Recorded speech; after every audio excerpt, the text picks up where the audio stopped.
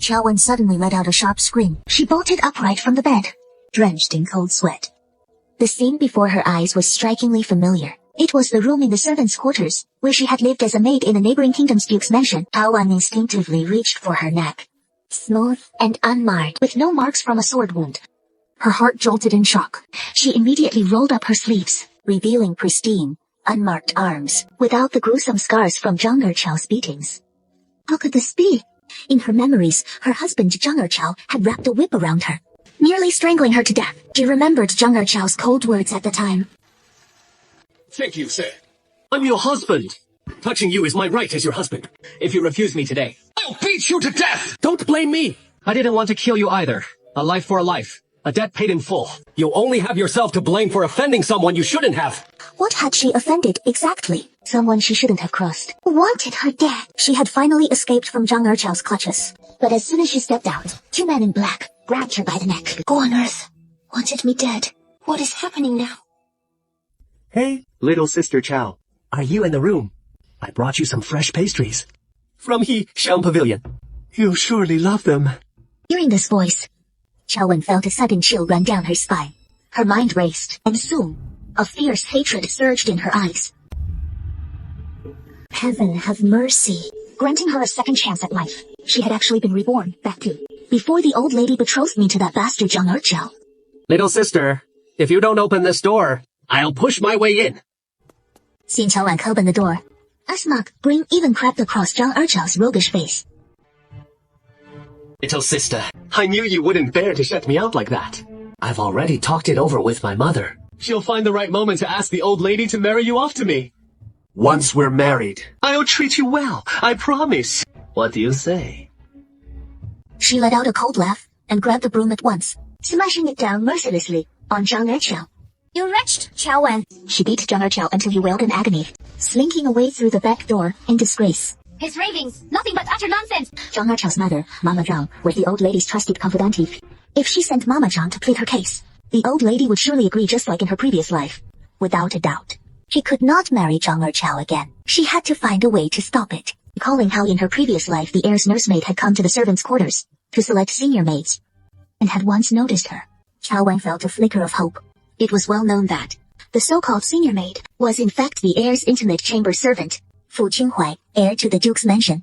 Handsome and refined, skilled in both scholarship and martial arts, was hailed as the capital's premier young noble. Logically speaking, becoming the heir's bedchamber maid should have been a coveted honor that every maid scrambled for. Yet the reality was quite the opposite. The maids fell deathly silent, desperately wishing to steer clear. There were two reasons. The first was that the heir shunned female company. No matter how many the nursemaid arranged for him, he has never laid a hand on her. Secondly, it is the Huanan princess, the most favored daughter of the current emperor, who harbors deep-rooted affection for Qinghuai. If she were to marry into the family, any maid who has ever served as the heir's bedmaid would never survive.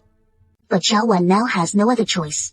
Her only way out is to seek out the nursemaid, and volunteer to become the heir's bedmaid. The heir has no interest in women, so he won't touch her. Once she avoids Zhang Erqiao, Xiao can then find another way to leave the duke's mansion. Xiao Wan weighed her options in her mind, planning to tidy herself up properly, and then go find the nursemaid. Just as she was about to turn and enter the room, a tall and upright figure suddenly stumbled and fell right in front of her. Heir apparent! Xiao Wan looked at Fu Qinghuai, who had suddenly leaned on her shoulder. He was so close that she could even smell the fresh, pleasant scent on his body. Heir apparent, are you feeling unwell? Help me back to my room. Fu Zhenhuai clenched his teeth almost painfully, forcing out these few words. Xiao Wan hurriedly supported him and returned to Kanglan Courtyard, where Fu Qinghuai resided. By now, it was already dark, and Fu Qinghuai preferred a secluded and quiet place, with only a handful of servants in the courtyard. Seeing Xiao Wan helping Fu Qinghuai back to his room, no nosy servants dared to step forward and inquire. After Xiao Wan helped him onto the bed, she let out several heavy breaths. Heir apparent. This servant must fetch Foxy right away. However, as soon as the words left her mouth, Fu Qinghuai suddenly reached out and gripped her wrist tightly. Xiao Wan was caught completely off guard and was abruptly pulled onto the bed by Fu Qinghuai, who pinned her down firmly, their eyes locking together as terror filled Xiao Wan's gaze in utter disbelief.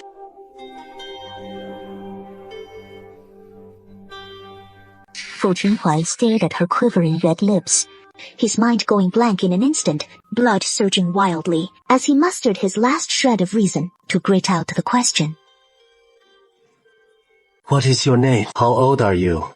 Have you ever been married? Chao Wan looked at him, his expression fierce as if he wanted to devour her.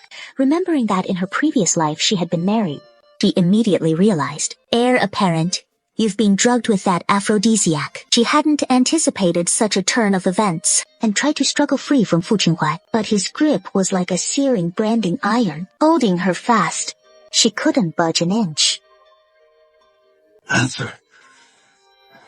This servant. Maid Chao Wan turns 18 this year. She has never been married. Fu Qinhuai only felt his mind in a haze. He could only hear the words never married. Those 4 words, like a sharp blade, completely severed the taut string in his mind. He flipped over, directly pinning Chao Wan beneath him, gruffly tearing open her clothes. Chao Wan initially wanted to push him away, but on second thought, she had always wanted to become the Shizi's bed-warming maid. If she pushed him away now, this chance would surely slip away. If it didn't work out, she'd still have to marry Zhang Erqiao. Thinking of Zhang Erqiao's whip, used for beating people, and looking at the strikingly handsome Shizi before her, Chao Wan closed her eyes. Becoming the Shizi's woman, she wouldn't have to leave the estate, at least before the Shizi takes a wife. She needed to find a way to uncover her own background, and why, in her previous life, someone had plotted so meticulously to kill her. The next day, the sky was fully bright. When the sunlight fell on her face, Chao Wan jolted awake and leaped up from the bed. The bed was already empty. With no sign of Fu Qinhuai, Chao Wan realized this was still Fu Qinhuai's courtyard. She wanted to leave in a hurry, but as soon as she got out of bed, her legs instantly gave way, and she tumbled awkwardly to the ground, knocking over a nearby vase as well. With such a loud crash, the nanny guarding outside immediately pushed open the door and entered. Seeing Chao Wan fallen on the ground, the nanny hurried forward to help her up. Oh dear, Miss Chao, you must be careful. Oh my, if you get hurt. Oh dear, this old servant is in trouble. How am I going to explain this to the young master? Nanny, this maidservant is not. Chao Wan didn't dare to take it, hurriedly speaking up to explain what happened. Oh, I know. Young master has already told me that he was set up last night and luckily ran into you. Otherwise, who knows what trouble he might have caused. Later, I'll take you to report to the old madam. And from now on, you'll serve the young master in Kanglan Courtyard. As for this monthly allowance, your stipend and benefits will all be raised a level. And if the young master is pleased too, perhaps he'll even arrange for you to become a concubine. And later, if you bear him a son or daughter, your life will be secure. Ding Nanny already knew it was the young master who made the first move, and Chao Wan finally felt secretly relieved. I'll follow your lead. That is good then. Go back and get ready, and I'll take you to see the old madam right away. She'll be formally recognized, the nanny said with a smile. Chao Wan nodded, returned to the room where she had been staying, packed her things, and followed the nanny to the old madam's courtyard. They hadn't even entered yet, when the nanny and Chao Wan heard Zhang Mama's voice from inside. Old madam, this old servant is being quite shameless. As you know, my husband met with an accident while driving for the household, and passed away young. I only have this one son, whom I cherish like the apple of my eye. He is just bewitched, and has fallen for a maidservant named Chao Wan in the household. When he got back, he refused to eat or drink, insisting on making a fuss with me, demanding to marry that maidservant as his wife. I really couldn't hold out against him any longer. That is why he is shamelessly begging the old madam for a favor. Greetings, old madam. The wet nurse and Chao Wan curtsy. The old madam glances at the wet nurse, and says with a smile, "What wind blows young mama into my courtyard today?" A spring breeze. Naturally, this old servant has come today to share some great news with you, madam. Oh, what joyous news has you so delighted? Haven't you always worried about the young master's health, believing the young master is nearly 20 and has no woman to attend him? Well, today, this old servant is here especially to tell you about it. Last night, the young master took a maid into his service. He specifically asked this old servant to inform you, madam. Ah, which courtyard's maid is she from? What a coincidence. It is the very one Zhang Mama was just begging for her son. Qiao step forward. Let the old madam take a good look. Qiao Wan then emerges from behind the wet nurse, slightly raising her face, yet not daring to meet the old madam's gaze. The old madam examines Qiao Wan closely, and sees she is indeed a fine beauty, with willow leaf eyebrows, apricot cheeks, a lotus face powdered fair, and peach-like blush, bright eyes and white teeth, rosy and delicate lips. A slender waist, graceful and slim enough to grasp. Even she feels a touch of fondness. Since it is someone Chenhuai values, just tell the steward, from now on, her treatment and stipend will follow that of a concubine. Old madam. Thank you, old madam. Zhang Mama, you heard that too. But this maid now belongs to Chenhuai. That Chenhuai boy, you've watched him grow up, and he is finally stirred with affection for once. I won't allow anyone to ruin it. I'm still waiting to hold my great-grandson. So go and talk some sense into your urchel. This old servant has come to her senses. What sort of gift did he even send? How could that possibly compare to the heir apparent claiming her? This old servant will certainly give him a proper scolding to make him see reason. Zhang Mama hurriedly agreed. Seeing this, the nursemaid bid farewell to the old madam with satisfaction. Who would have thought that just as they stepped out of the courtyard gate, they ran into Zhang Erqiao. Zhang Erqiao actually stepped forward right away, and grabbed Qiao Wen's wrist, all excited. Little sister Qiao, I've had my mother beg the old madam for her blessing to betroth you to me. We can become husband and wife right away. Aren't you happy? You bastard! Who wants to marry you? Get away from me, Qiao Wan scolded harshly. 防你和乔婉, it is an honor that I'm even taking a liking to you. Yet you don't know your place. My mother went to plead with the old madam, and the old madam will surely approve it. Once I take you home as my wife, I'll make sure to discipline you thoroughly, so you learn what the 3 obediences and 4 virtues truly mean. Just then, a majestic and chilling voice suddenly rang out from behind. What do you intend to discipline? Though not loud, it carried an innate nobility and an aura of authority that commanded respect without anger. This lowly one pays respects to the heir apparent. Fu Chenhuai placed his hand on Qiao Wen's shoulder and pulled her into his embrace. His gaze sharp and icy, fixed on Zhang Erqiao's face. He said word by word.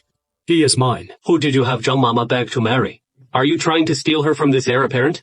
This lowly one dares not. I dare not. She is this heir apparent's woman. Even glancing at her is overstepping the bounds. Penalty 20 slaps to the mouth to etch it into your memory. Fu Chenhuai commanded coldly. Zhang Erqiao dared not disobey, and could only slap himself left and right, viciously delivering 20 slaps to his own face.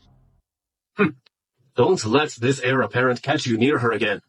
Fu Chenhuai saw that Zhang Erqiao had finished the 20 slaps, and only then did he command coldly. Zhang Erqiao felt like he had been granted amnesty, scrambling away on hands and knees, until he finally exited the estate. Only then did he dare lean against the wall and gasp for breath heavily. Isn't this second Master Zhang? I've heard a bit good news is on the way. But how did you end up like this? This is the chief maidservant attending the eldest madam, named Bai Ludo. She gets along well with your mother, Madam Zhang. Don't even bring it up. Look at that little wretch of mine. She is debasing herself willingly, refusing to be my proper wife. Yet she climbed into the heir apparent's bed. You say Qiao Wan climbed into the heir apparent's bed. Bai Lu said incredulously. How could that be false? The heir apparent said it himself.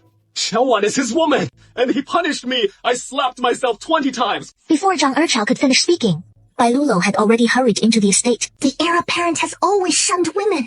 So how could he take a lowly maid from outside the walls?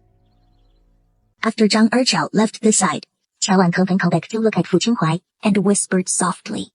Thank you, your lordship. Fu Chenhuai gazed at Qiao Wan's exquisite and lovely face. Even though the drug's effects had clearly worn off, a flicker of inner heat still stirred uncontrollably within him. I'm here. Go pack your things, and move to the common courtyard. Fu Chenhuai said in a deep voice. Qiao Wan lowered her gaze demurely and nodded, indicating her agreement. Fu Chenhuai led his page ahead and returned swiftly to the Kangguan courtyard. He had just sat down when a guard-like subordinate stepped forward to report. Your lordship. We've investigated thoroughly. The issue was with the wine you drank last night. The physician examined it, and it was laced with Huansa. The one who drugged it was the wine servant boy. After the subordinates subjected him to severe torture, He couldn't hold out and confessed. It was someone from the second young master's side who instigated it. He said. What did he say? They wanted to send you to Princess Huanan's bed, so the second young master would secure an official post from Princess Huanan. You would become her consort, and thus be barred from inheriting the title, killing two birds with one stone. Fu Qinhuai is the heir apparent of Duke Ling's mansion. However, the current Duke Ling is not his father, but his uncle. This is all because when Fu Qinhuai's father passed away back then, he was only 6 years old. Although he was designated as the heir apparent, but he was still too young, so he could only have his uncle temporarily assume the title for now. It would be returned to him after he came of age and married. But now that the uncle has held the title for so long, it has stirred up some improper ambitions in the second branch of the family, whether it is the uncle or his second brother Fu Hongbao. This matter should not be publicized. You must control the instigator and the accomplice who administered the drug. I intend to repay them in kind, using their own methods against them. Fu Qinhuai said in a somber tone. Guards carry out the orders. Fu Qinhuai paced back and forth in the room a few times, his gaze drifting out the window to the outside.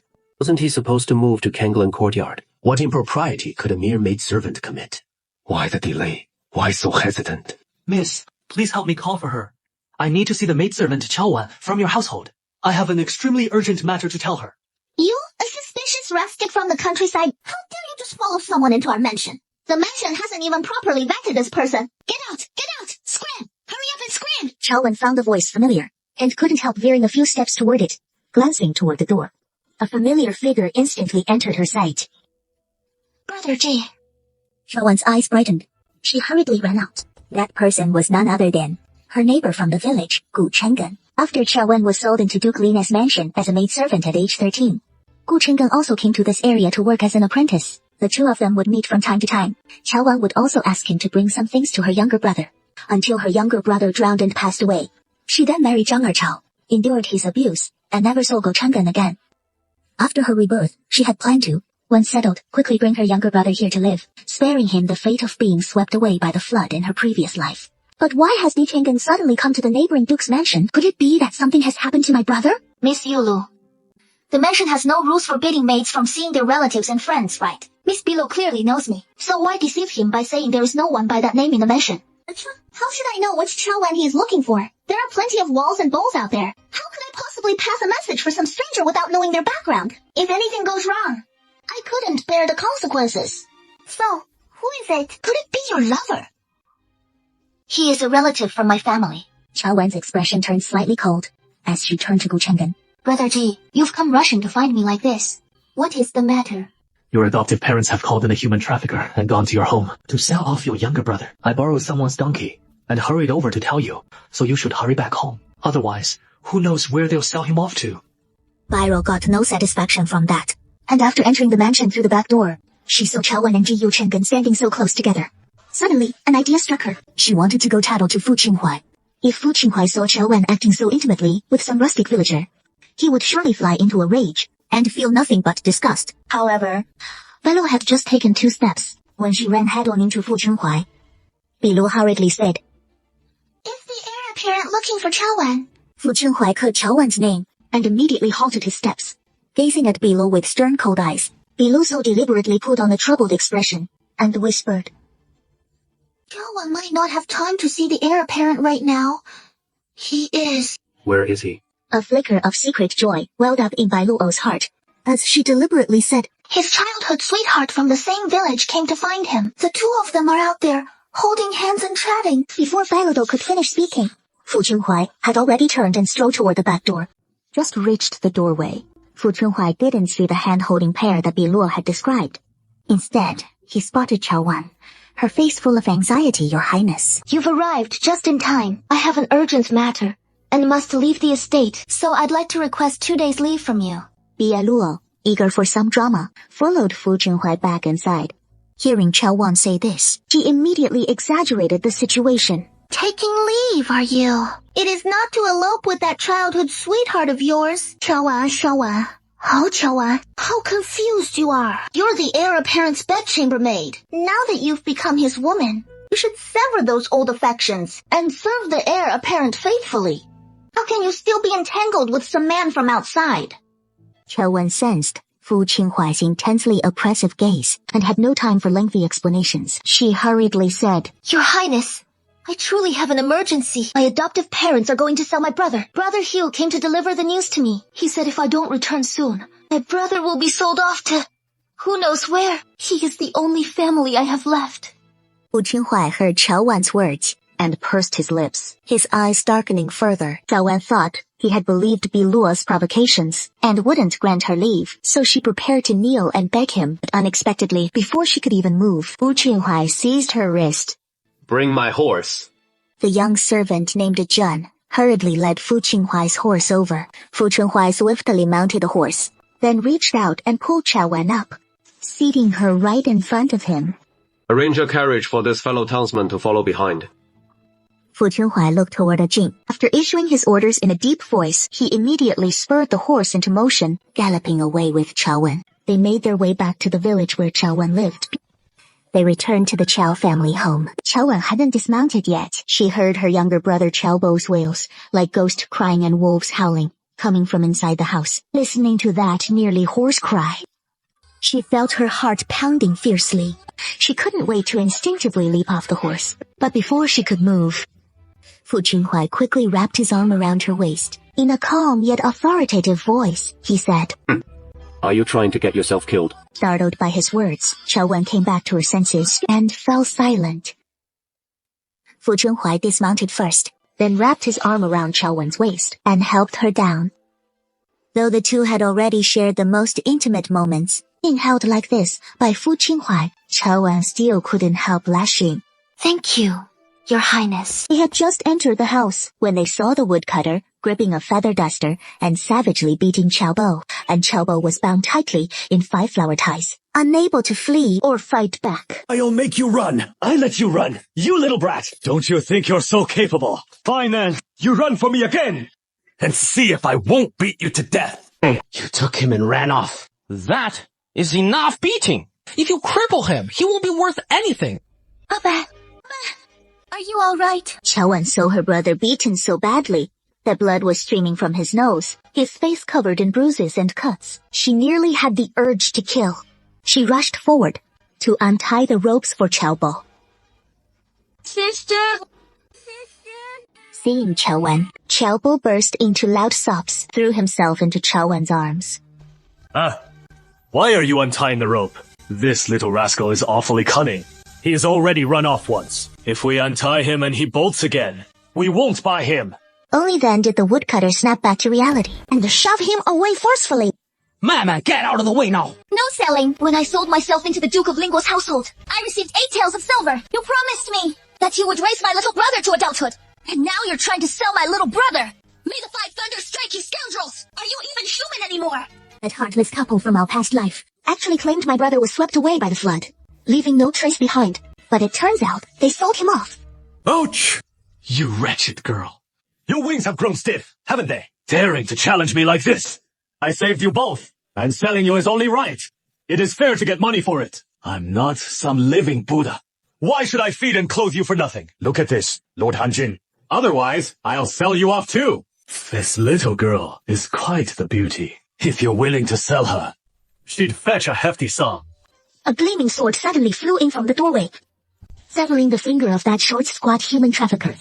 Fu Qinhuai strode in with a chilling expression, his gaze coldly fixed on the 2 traffickers. He said curtly, Get out.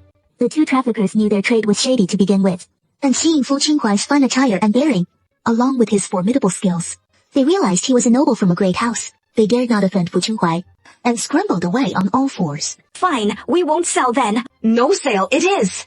Chao Mu's legs went weak as well, and she immediately said, Since you can't tolerate my brother anymore, then I'll take him with me. The 8 taels of silver from when I sold myself, minus the costs for our siblings' food, clothing, and daily needs, and over the 5 taels of silver to me. You ungrateful wretch. I've raised you 2 for so many years, and it cost me more than 3 taels of silver. That silver was spent long ago. I have no money, but I've got my life to give. Fine then. Since you refuse to hand over the money, I'll have no choice but to send you to prison. All these years, you've never once cared for my little brother. I just need to report this to the authorities, and you'll be branded as human traffickers, even if you 2 don't die for it. You'll rot away in the depths of the prison. That very moment, the carriage from Duke Ning's mansion arrived, driven by Jing. It had also brought back Jiyu Chang'an. Fu Qinhuai said coldly, According to the laws of our land, human trafficking is punishable by hanging. Ajay, take these two to the authorities. Xiao Fu and Xiao Mu never imagined that Xiao Wen, this wretched girl, had become so bold, and was truly going to have them hauled off to the officials. Terrified, they dropped to their knees with a thud. Noble sir, spare us! Spare our lives! You wretched girl! No matter what, we saved your lives, you and your brother, and now you're falsely accusing us of being human traffickers. Aren't you afraid of being struck down by lightning? Xiao Fu and Xiao Mu glared at Xiao Wen with eyes full of hatred. Reluctantly, they pulled out 3 taels of silver. Only 3 taels are left. The rest has all been spent. 3 taels will do. Settling my brother with my close friend Gu Chen will still cost money. Xiao Wen tucked the money into her pocket. She gave Xiao Fu and Xiao Mu a cold glance. Only then did she hug Xiao Bo and walk out the door. Now, my little brother has no place to call home, and I can't take him back to Duke Ning's mansion either. I can only entrust Brother Gi to look after my little brother for now. Xiao Wen turned to look at Jiyu Cheng'an. Gu Cheng'an is learning carpentry while bedridden, and he rents a small hut to live in. Jiyu Cheng'an quickly replied. Oh, that is no trouble at all. Abai can sleep with me at night. Fu Chenghuai, however, slightly furrowed his brow and looked toward Xiao Wen. I have a separate courtyard where your brother could stay in the Shizi's residence.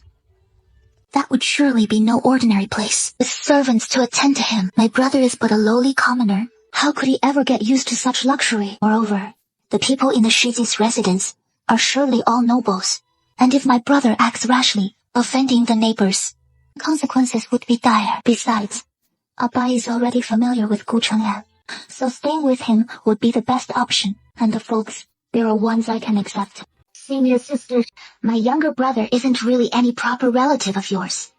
If he were to stay in your villa, and the people in the mansion found out, I'm afraid it would lead to gossip. Besides, he is quite familiar with Brother Gi, so if he stays with Brother Gi, I'll feel at ease. Once I find a suitable place, I'll come pick him up. Xiao Wen said softly. Since Xiao Wen had rejected him, Fu Chenghuai couldn't very well insist on having her brother stay in his villa. However, on the way back to the city, his face was icy cold, and he didn't say another word to Xiao Wen. Ajin drove the carriage, sending Jiyu Cheng'an and Qiao Bai to the entrance of his alley. Xiao Wen gave Qiao Bai several more instructions before finally boarding the carriage and returning to the Duke of the neighboring state's mansion. After alighting from the carriage, she still wanted to thank Fu Chenghuai for the physician's help. However, Fu Chenghuai merely gave her a cold glance, then pursed his lips and walked away without a word. When this young lord had just accompanied me back to rescue my brother, he clearly seemed quite approachable. So why has he suddenly become so icy? What exactly did I do to offend him? Xiao Wen felt somewhat uneasy in her heart, returning to her original room to pack her things, when a maid approached respectfully and said, Miss Qiao, just now, Nanny Yan instructed that you should go directly to Cannon Courtyard to stay, and not to pack the clothes here, as new ones have been prepared there. I've just offended the young lord, and going to Cannon Courtyard now might make him dislike me even more. Xiao Wen's mind was a bit restless, yet she had no choice but to head to Cannon Courtyard. The room Fu Chenghuai had arranged for her was very spacious, several times larger than the one she had lived in before, and there is even a private bathing area. Xiao Wen freshened up, then lay down on the bed, still unable to figure out why the young lord had suddenly turned cold on her. But since he had helped avert Zhang Erjiao's marriage and rescued her younger brother, she was content with that. She decided not to dwell on anything else. Xiao Wen relaxed and gradually drifted off to sleep. However, in that hazy state between sleep and wakefulness, a scorching, powerful arm suddenly wrapped around her waist from behind, followed by a man's low, slightly hoarse breathing against her ear. It made her cheeks flush with heat. Xiao Wen started top, quickly turned around, and met Fu Chenghuai's narrow, bright, ink-black eyes. It is me. Fu Chenghuai said in a deep voice. Without waiting for Xiao Wen to respond, he directly sealed her lips with his. As Xiao Wen grew dazed, she heard Fu Chenghuai's voice, slightly hoarse. Sir. I am the one who is your man, and from now on, you can only accept me. No one else will do. Xiao Wen was deeply dazed, unable to make out his words clearly, and simply yielded to him. She couldn't understand how the young lord, when sober, could be even more relentless than if he were under the influence of some potion. It was another night of wild passion. The next morning upon waking, Fu Chenghuai was still in bed, and as Qiao Wen opened her eyes, she met his deep ink-black gaze. Her face flushed red in an instant. She instinctively pulled the quilt tighter around herself, and whispered, Senior sister. My lord, this is my waist token. You can enter and leave at any time. Visit your brother, whenever you wish. Qiao Wan hadn't expected Fu Chenghuai to be so generous, actually permitting her free access to the estate. This is an immense favor indeed. He looked at Fu Qinghuai, flattered and astonished, and hurriedly said, Thank you, my lord. Fu Qinghuai snorted coldly, his expression calm and composed as he said, Do you remember the promise you made last night? With that, he draped on his outer robe and left Qiao Wen's room. My promise from last night. What did I promise last night? Qiao Wen immediately furrowed her brows tightly, lost in deep thought. Last night, it seemed the heir made me promise not to accept help from other men, and to only accept his assistance. Is that the promise he's referring to? Yes, the heir apparent could be. Because yesterday, he let Xiaobo stay with Gu Chang'an. He is feeling jealous. That couldn't be, right? I'm just a lowly bedchamber maid. Given the heir apparent's status and position, what kind of woman couldn't he have? How could he possibly get jealous over a little maid like me? Qiao Wen had now become Fu Qinghuai's personal bedchamber maid. Aside from attending to Fu Qinghuai, she had no other duties. She took out the savings she had painstakingly accumulated, along with the 3 taels of silver she had reclaimed from her parents yesterday, planning to settle Qiaobao properly. She grabbed her coin purse and headed out, only to run into Bi Luso right at the door. Oh my, you're heading out again. Yesterday you bewitched the heir apparent into taking you out, and today, right after he left the estate on business, you can't resist sneaking out on your own. Those who know say you're just a bedchamber maid, but those who don't might think you're some proper lady of the house, slipping out of the estate every few days. If the old madam finds out about this, you'll be in for a beating. The heir apparent has permitted me to come and go freely from the estate. I'm not taking leave, nor am I sneaking out. I'm afraid that disappoints you. What is so special about this Qiao Wen? Isn't it just that vixen-like face of hers? The Shizi is at a loss. He even made her his Tofeng maid and gave her a waist tablet to boot, allowing her free access to the manor. That is an immense honor. What gives her the right? Qiao Wen found the alley where Zhiyu Changgen lived, and specially bought some small wontons that Qiaobo loves most. And upon seeing Qiao Wen, Qiaobo was naturally overjoyed, dashing straight toward her, and throwing himself into her arms. I brought you some wontons. Come, eat them while they're hot. Brother, Ji, you have some too. You even brought some for me. What a generous gesture. You're too kind. For looking after my little brother like this, I can't thank you enough. It is just a serving of small wontons. After all, eat it while it is hot. Brother Gi, I want to rent a place for a bai. Do you know of any suitable spots nearby? Renting a place means spending extra coin, and having a bai stay with me means someone to look after him. Zhiyu Changgen said. Let's go check if there is anything suitable. If we find one that works, you can give up this place and live together with a bai.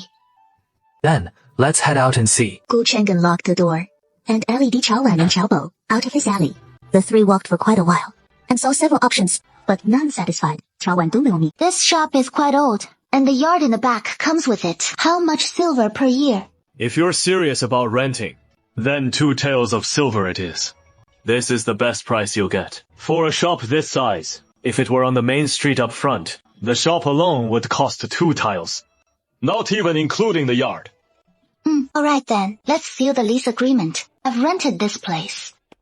Qiao Wen took the lease agreement and examined it carefully. For people like Father Qiao and Mother Qiao, they would never send their children to school. However, though Qiao Wen had lost her memories before age 9, she was literate. Later, she entered the Duke's mansion, picking up scraps from the young masters and ladies there, and occasionally finding some primer books. Qiao Wen reviewed them once more, so she knew all the basic characters.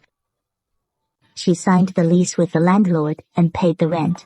Sister, you rented such a big place. How could Brother Gu and I possibly need all this space in a house this large? Miss Qiao, are you planning to sublet the front shop? That is why you rented it.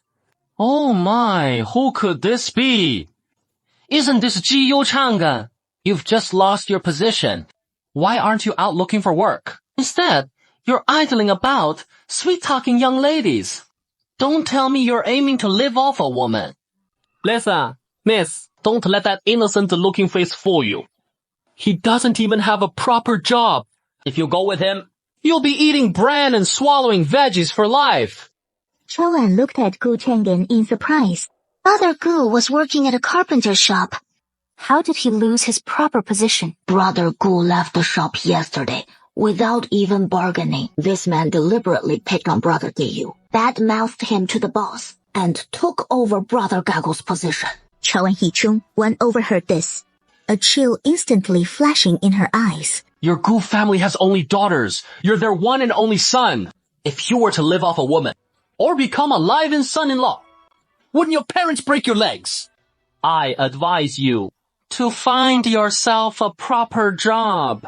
He has already found a job. No need for you to worry. See that? This is my shop. I plan to hire him as the chief steward here. 2 taels of silver a year. Brother Jiyu, I'm over here. Let me discuss with you how we'll run this shop. Chao Wan didn't spare the man another glance, and LED Gu Chengen straight into the shop. Thank you for bailing me out. This Wang Xuan is such a blabbermouth. Would go back to the village and gossip everywhere if we let him. My parents might drag me home any moment. And I wouldn't even have time to look for work. I'm not just helping you out. What I said earlier was true. As for me, I plan to start a small business in this shop, and I'm in need of someone reliable to manage it. As you know, with my current status, I can't keep sneaking out of the estate and drawing attention. But the shop still needs tending to, and Abo needs someone watching over him to ease my mind. Besides you, I truly can't think of anyone better. You're going into business. Have you decided what kind? Yes, I've thought it through. Once I secure the capital, I'll hand it over and let you handle things. But for these next few days, you and Abo should settle in first. With that, Chao Wan handed the keys to the shop and backyard to Jiyu Cheng'an. Gu Cheng'an never expected Chao Wan to trust him so deeply, a warm surge filling his heart. Chao Wan turned her head to look, and spotted a carriage parked not far away. She didn't dare say another word to Gu Cheng'an, giving him a quick glance, signaling him to take Chao Bo inside, then quickened her mincing steps to reach Fu Qinhuai's carriage. Your Highness, why are you here? I came specifically to find you. Fu Qinhuai said with a straight face, extending toward Chao Wan a hand with distinct knuckles, long and perfectly proportioned. Chao Wan Jihui immediately reached out her hand. Fu Qinhuai took Chao Wan's hand and pulled her into the carriage. Once inside the carriage, Fu Qinhuai still hadn't released her hand, and Chao Wan eagle balance. She fell straight into his arms.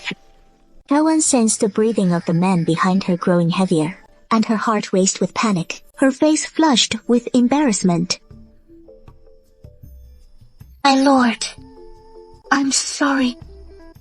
It is not a pressing matter. Recently, I rented a courtyard outside the mansion, and specially brought my younger brother out with me. However, last night, Brother Gu came to deliver a letter without asking for leave, and lost his position. So I invited him to stay over, to look after Abai. I apologize for troubling the heir apparent to come out and find this servant girl. It is truly a grave offense. Next time, I will surely return to the mansion earlier. Only then did Fu Qinhuai raise an eyebrow, and said in a deep voice, No matter. I came out especially to find you. To take you to watch a fine play. To think the heir apparent has such an elegant interest in watching plays. However, the place Fu Qinhuai took Chao Wan to was not a theater, but a restaurant. Aren't we sitting down to watch a play? Why have we come to a restaurant? What would you like to eat? Take a look. All right. You can't read, can you? I'll have the waiter come in and recite it for you. No need. I know few characters. I can still make out the menu. Then in the future, for the matter of grinding ink in the study, you can take it on. No wonder they say the capable are given more tasks. If only I hadn't admitted to knowing a few characters. She glanced at the menu and ordered a few dishes, then turned to Fu Qinhuai again.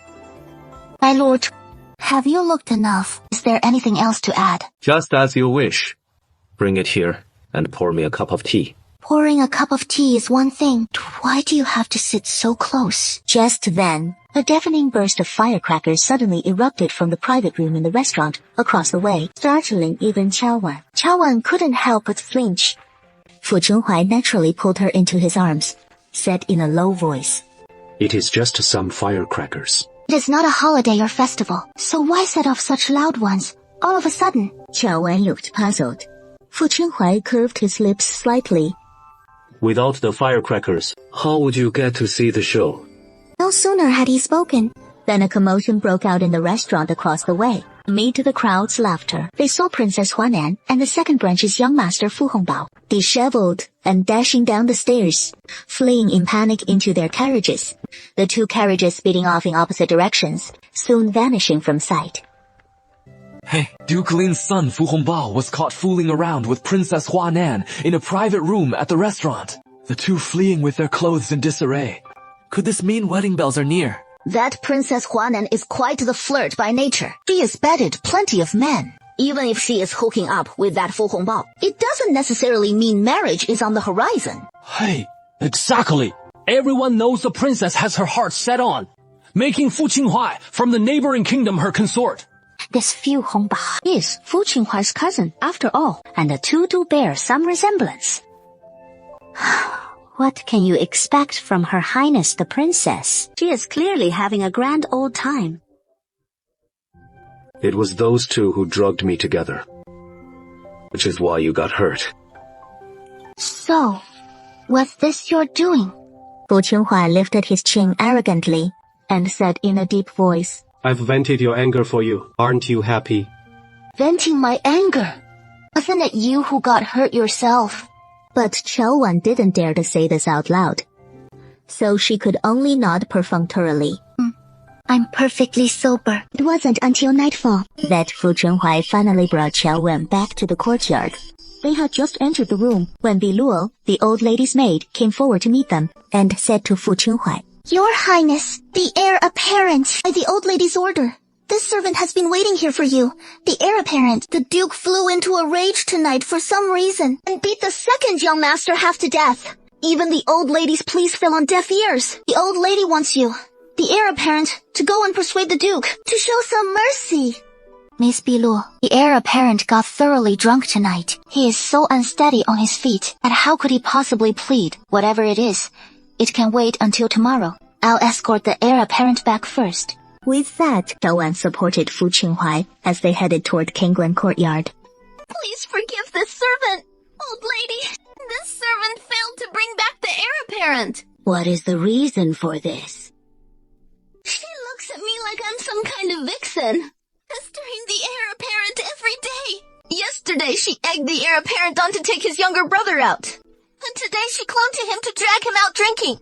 The heir apparent got dead drunk and could barely walk straight. If this keeps up, I'm afraid before the principal wife even enters the household, that little wretch Qiao Wan's belly will swell up first. If I serve you well, could the Shizi grant me one request?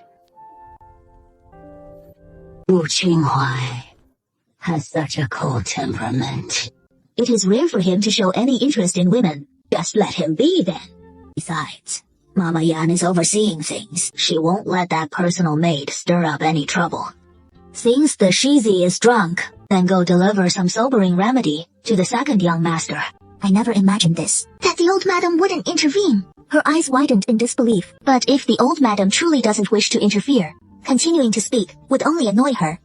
The prior agreement to send her as a concubine to the Shizi would become even more uncertain. This servant understands. Meanwhile, Qiao Wan helped Fu Qinghai onto his bed and specially brewed some sobering tea for him. Shizi, have some sobering tea. Do you really think I'm drunk? After all, I did drink. Few sips might make me feel better. Fu Qinghai took a cup and set it down on the nearby table. Suddenly his gaze turned hot and ambiguous as he looked at Qiao Wan. Qiao Wan felt a pang of fear at that look in his eyes. Every time he gazed at her like this, she always felt as if the Shizi wanted to devour her alive, skin and all. I think what would truly comfort me right now isn't this cup of tea. It is you. You know what to do, don't you? Fu Qinghai's voice was hoarse and raspy, a flicker of desire burning in his eyes. Qiao Wan inwardly groaned. Having served in the Duke's mansion next door for so many years before, the Shizi had always been upright and self-respecting, elegant and pure-shunning women. Who would have thought that once he tasted the forbidden fruit, he would become like this? But as his personal maidservant, this was simply her duty. He can't refuse me. And she also wants to borrow some money from the Shizi. If it were me, if I serve him well, can the Shizi grant me one request. A promise. Fu Chunhuai was in high spirits and let out a soft chuckle. Chao Wan drew closer to him, gently undoing his ropes, then blew out the lamp. The next day when Chao Wan awoke, she caught a fresh fragrance. The moment she opened her eyes, she lifted her gaze and saw Fu Chunhuai, already dressed impeccably, sitting on a stool and sipping the now cold sobering tea. She felt a bit uneasy. See me, sister. My lord, the tea has gone cold. This servant will brew you a fresh pot. You rest. Last night, you said this cheesy promised. What request do you have? Yesterday, I took over a shop and want to do business, but I lack the capital. So I hope the Shizi can lend me 1,000 taels of silver. I'll repay the principal plus interest by New Year. 1,000 taels of silver for Fu Chunhuai was merely a drop in the bucket, not worth a mention. He untied his money pouch and tossed it straight onto the bed, then turned and left. Chao Wan eagerly opened the pouch and looked inside. More than 1,000 taels. It held full 5,000 taels in silver notes. Shizi is far too agreeable, so generous and lavish. He is truly endearing. Boss. I've got the capital. Brother Gi, now it is time for you to help me out. Hire 2 reliable helpers to run errands for you. Then buy a carriage. With the remaining money, buy up all the cotton you can for me. Buy cotton. Gu Chen'an looked at Chao Wan in confusion. Autumn hasn't even arrived yet, and it is still the height of summer. What good is cotton right now? Isn't this just throwing the money away? Trust me on this. Take all this money and buy up every bit of cotton you can. Then rent some warehouses to store it all. Buy as much as there is, even from farther away. Even old, last year's cotton, stale oranges, the bad stuff. Bring me everything you can get your hands on. I had you do this for a good reason. This money is mine. I want to make money more than anyone. You just need to follow my instructions. Got it. I'll handle everything properly.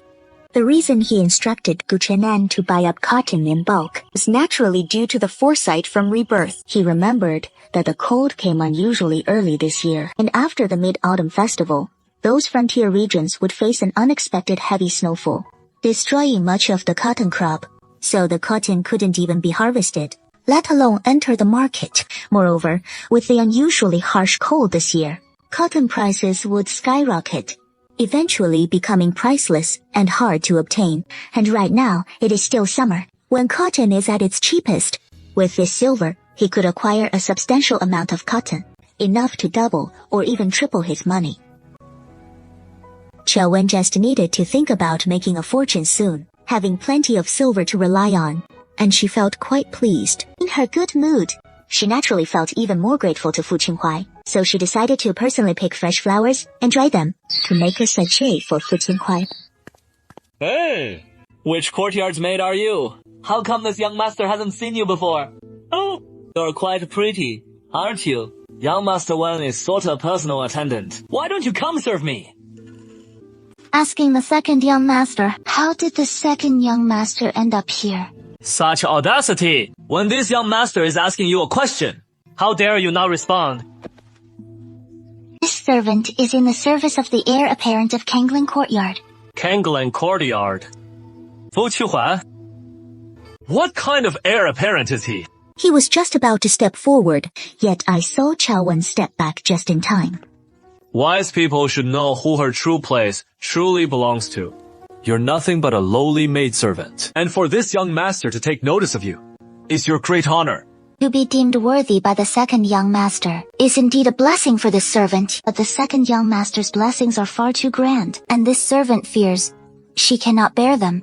If the second young master has no further business, then this servant will take her leave. My family's young master is still waiting for this servant. After her rebirth, she had received Fu Chunhuai's care many times, and without Fu Chunhuai, Chao Wan might have been sold off to who knows where by those 2 black-hearted adoptive parents. Chao Wan is someone who always repays kindness, and she harbors deep gratitude toward Fu Chunhuai, so she won't tolerate others belittling him like this. This servant has heard that the second young master is still under house arrest. If the duke or the old madam finds out you're wandering about everywhere, they might punish you again. If the second young master has nothing else, you should head back soon. However, in Fu Hongbao's eyes, this appearance is nothing but blatant seduction. He immediately yanked her into his embrace, greedily inhaling the scent from Chao Wan's body. How could Fu Hongbao tolerate being treated this way by a lowly servant girl? His face immediately flushed with rage and seized Qiao Wen's wrist. He glared at her and scolded fiercely. You ungrateful wretch! How dare a lowly thing like you shout in front of this young master? Are you tired of living? A snow-white petal fell onto Qiao Wen's shoulder, sliding along the smooth fabric to Qiao Wen's ample chest. Fu Hong followed its path with his gaze, his eyes widening instantly in astonishment. If you obey this young master obediently, this young master will forgive your insolence in defying your superior. Otherwise... Since this servant has erred, I shall go to the heir apparent to receive my punishment, and won't trouble the second young master to intervene. Please release me, second young master. She struggled forcefully several times, but still couldn't break free from Fu Hongbao's grip. Her wrist throbbed with intense pain, the corners of her eyes reddening, tears glistening in her eyes, as if they would fall at any moment. However, to Fu Hongbao, this appearance seemed like even more blatant seduction. He immediately yanked her into his arms, greedily inhaling the scent from Qiao Wen's body. In broad daylight, how could Qiao Wen truly fall into his embrace? She could only continue to struggle. Second, young master, please conduct yourself properly. Otherwise, this servant will call for help. Calling for people? Even if this young master deals with you right here, no one would dare to say a word. With that, he leaned in to kiss Qiao Wen's face. Qiao Wang, in her panic, took advantage of his momentary distraction and kicked Fu Hongbao squarely in the knee. As Fu Hongbao winced in pain, his grip tightened even more. Qiao Wen 怕惊色, disregarding everything else, she headbutted Fu Hongbao's shoulder. Fu Hongbao staggered back a step from the impact. Qiao Wen immediately sank her teeth into the back of his hand. Fu Hongbao cried out in agony. You wretch! How dare you bite me! He swung his other hand to strike Qiao Wen, but she couldn't dodge in time. The slap was about to land on her face. Qiao Wen squeezed her eyes shut, bracing for the slap to fall. But after a moment, there was no pain on her face. She cracked her eyes open slightly and saw Fu Qinghuai, his face darkened with anger, grasping the hand that was about to strike. Fu Hongbao was gasping in pain. Heir apparent. Fu Xin, you dare! Heir apparent. I'm all right. If you don't release your grip, the second young master's hand will be ruined. If you dare to struggle again, it won't just be a broken hand. With that, he kicked Fu Hongbao away, grabbed Qiao Wen's hand and led her away from the scene. Fu Xiaohuan, wait for me!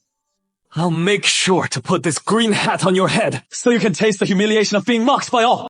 Just arrived at Tanglan Courtyard, Fu Qinghuai immediately pinned Qiao Wen against the wall, leaning down to kiss him deeply, until Qiao Wen in his arms was kissed until his face flushed red, leaving him breathless and emitting an unbearable moan. Only then did Fu Qinghuai reluctantly release him.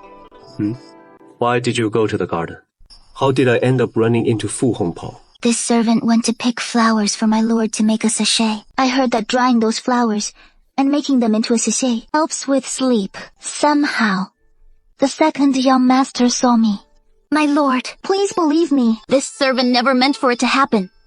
Even so, you still won't have it. In Fu Qinghuai's heart, a certain string seemed to have been plucked. It even kept me from sleeping soundly at night. With petals still scattered on his chest, he plucked out the petal. Fu Qinghuai kissed him greedily and intensely while scooping him up into his arms, heading toward the room. My lord, it is not even dark yet. Fu Qinghuai paused at his words, wondering how he had become like this. He felt a surge of secret annoyance. Even in broad daylight, he still wanted to thank my lord, and at that moment, he smiled, seeing him staring blankly at him. Qiao Wen's heart tightened, wondering if Fu Qinghuai truly intended to proceed. But the next moment, Fu Qinghuai simply took a deep breath, steadying his own breathing, and rested his head against Qiao Wen's chest, closing his eyes. This servant's status is lowly, yet my lord pities me, loving and protecting me. No matter how fine others may be, none can surpass my lord's place in this servant's heart. Good, as long as you know. From now on, except for me, no one else is allowed to touch you, especially Fu Hongbao. Got it.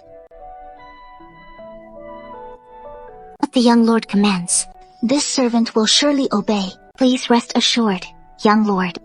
Don't move. Just stay lying down like this for now. The hands on his waist suddenly tightened. Fu Qinghuai's breaths came one by one, hitting against his chest.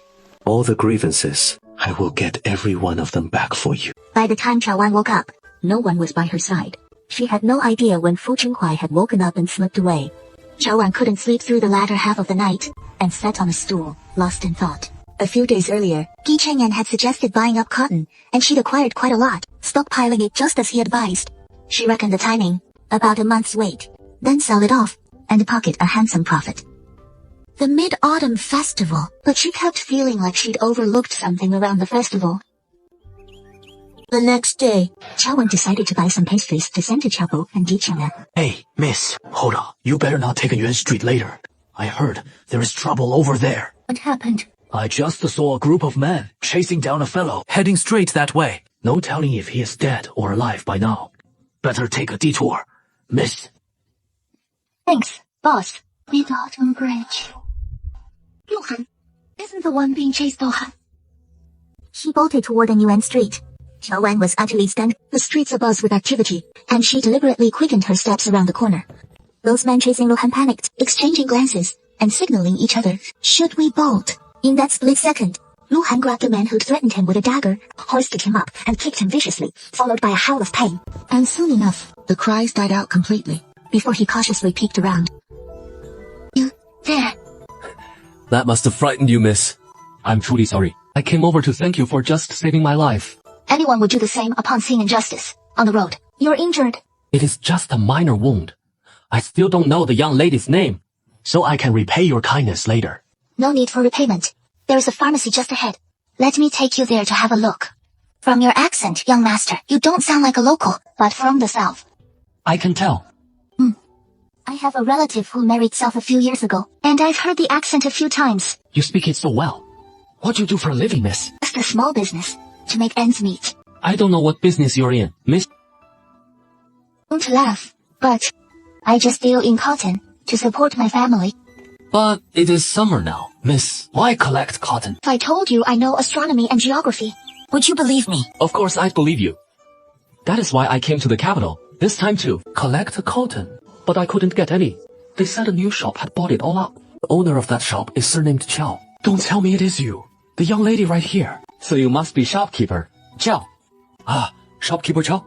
Do you have some time? I have a business proposition. If you're interested, we could collaborate. Business is business, of course. But first, you should tend to that wound. The pharmacy keeper soon treated Luhan's wound, and dispensed some medicine. After thanking him, Luhan left the pharmacy. He asked, Little shopkeeper, do you know of a good inn nearby? I'm afraid I can't stay at my previous one anymore. Preferably one with guards. There is one. Please follow me, young master. I know shopkeeper Chao has connections in Jingzhou, and also has shops, and I happen to have a business deal I'd like to partner with you on. If we can reach a partnership, once it is sealed, we'll surely make a fortune. Think about it. The two chatted freely for about half an hour, and finally settled on the partnership. Over the next few days, Chaowan would seek out Luhan in her spare time, but at that moment, he was utterly unaware that every action he took with Luhan had already caught someone's eye. That day, as dusk fell late, the two had just wrapped up business talks in the outskirts of the capital, and on their way back, they ran into a few street thugs blocking their path, with Luhan stepping in to handle them. In the midst of the fight, Chaowan got tangled with one of the thugs, and the sleeves of his robe were torn in a scuffle. So Luhan simply shrugged off his outer robe and draped it over him. Worried it might not be safe for a young lady like her to head back alone, he escorted her all the way to the gate of the heir's mansion. It is getting late. Shopkeeper Chao, you should head inside. I owe you my thanks today, young Master Lu. Chaowan nodded, as she slipped off the outer robe from her shoulders, and thanked him once more, and turned to enter. She looked up to see a man in a dark patterned robe, standing at the gate of the heir's mansion, his gaze fixed on her. The man's deep, brooding eyes made Chaowan's heart skip a beat, and instinctively she gathered her skirt hem and hurried after him a few steps, calling out softly. Shiji! That man was none other than Fu Qinghuai. Her call echoed, but Fu Qinghuai ignored her, instead flicking his sleeves with a cold snort, before turning and striding away. Chaowan hurried after him, knowing the other had surely misunderstood. Li followed her to the study, wanting to explain everything clearly, but was stopped at the door by two guards. Without the Shizi's orders, no one is allowed to enter. Shizi, young master Lu and I were just discussing business together and ran into some trouble on the way back. Miss Chow, the Shizi says for you to go back where you came from, and not to shout and cause a scene here. A bowl of soup, slightly seasoned. He knows about this matter, and Fu Qinghai is still fuming. I'm afraid no matter how much I say, he won't listen, and besides, his clothes are torn right now.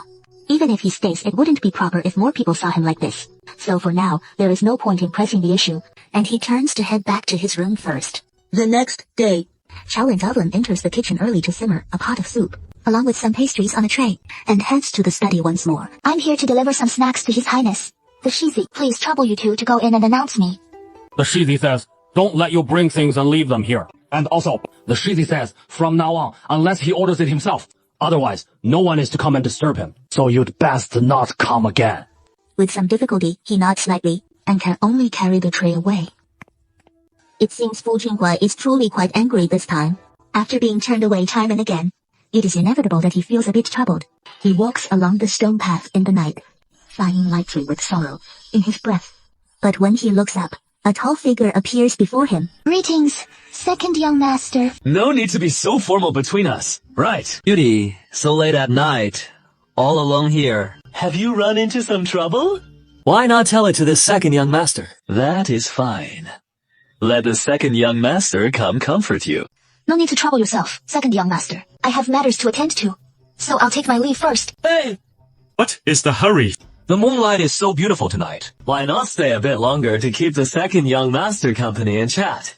What other business does the second young master have?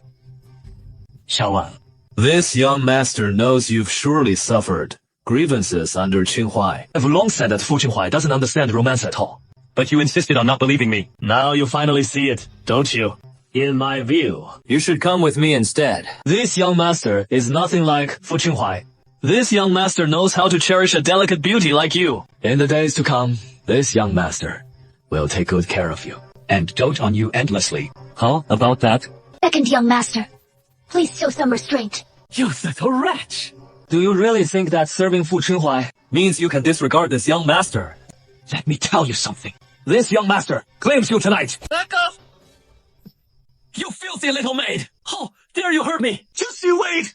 I'll call my mother to save me! I'm finished! Xiao Wen stared at his retreating figure, her heart filled with real fear. The second young master is the madam's most treasured son. She had injured him tonight.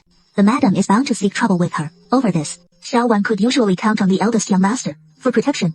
But now with him in a foul mood, he might not even bother with her.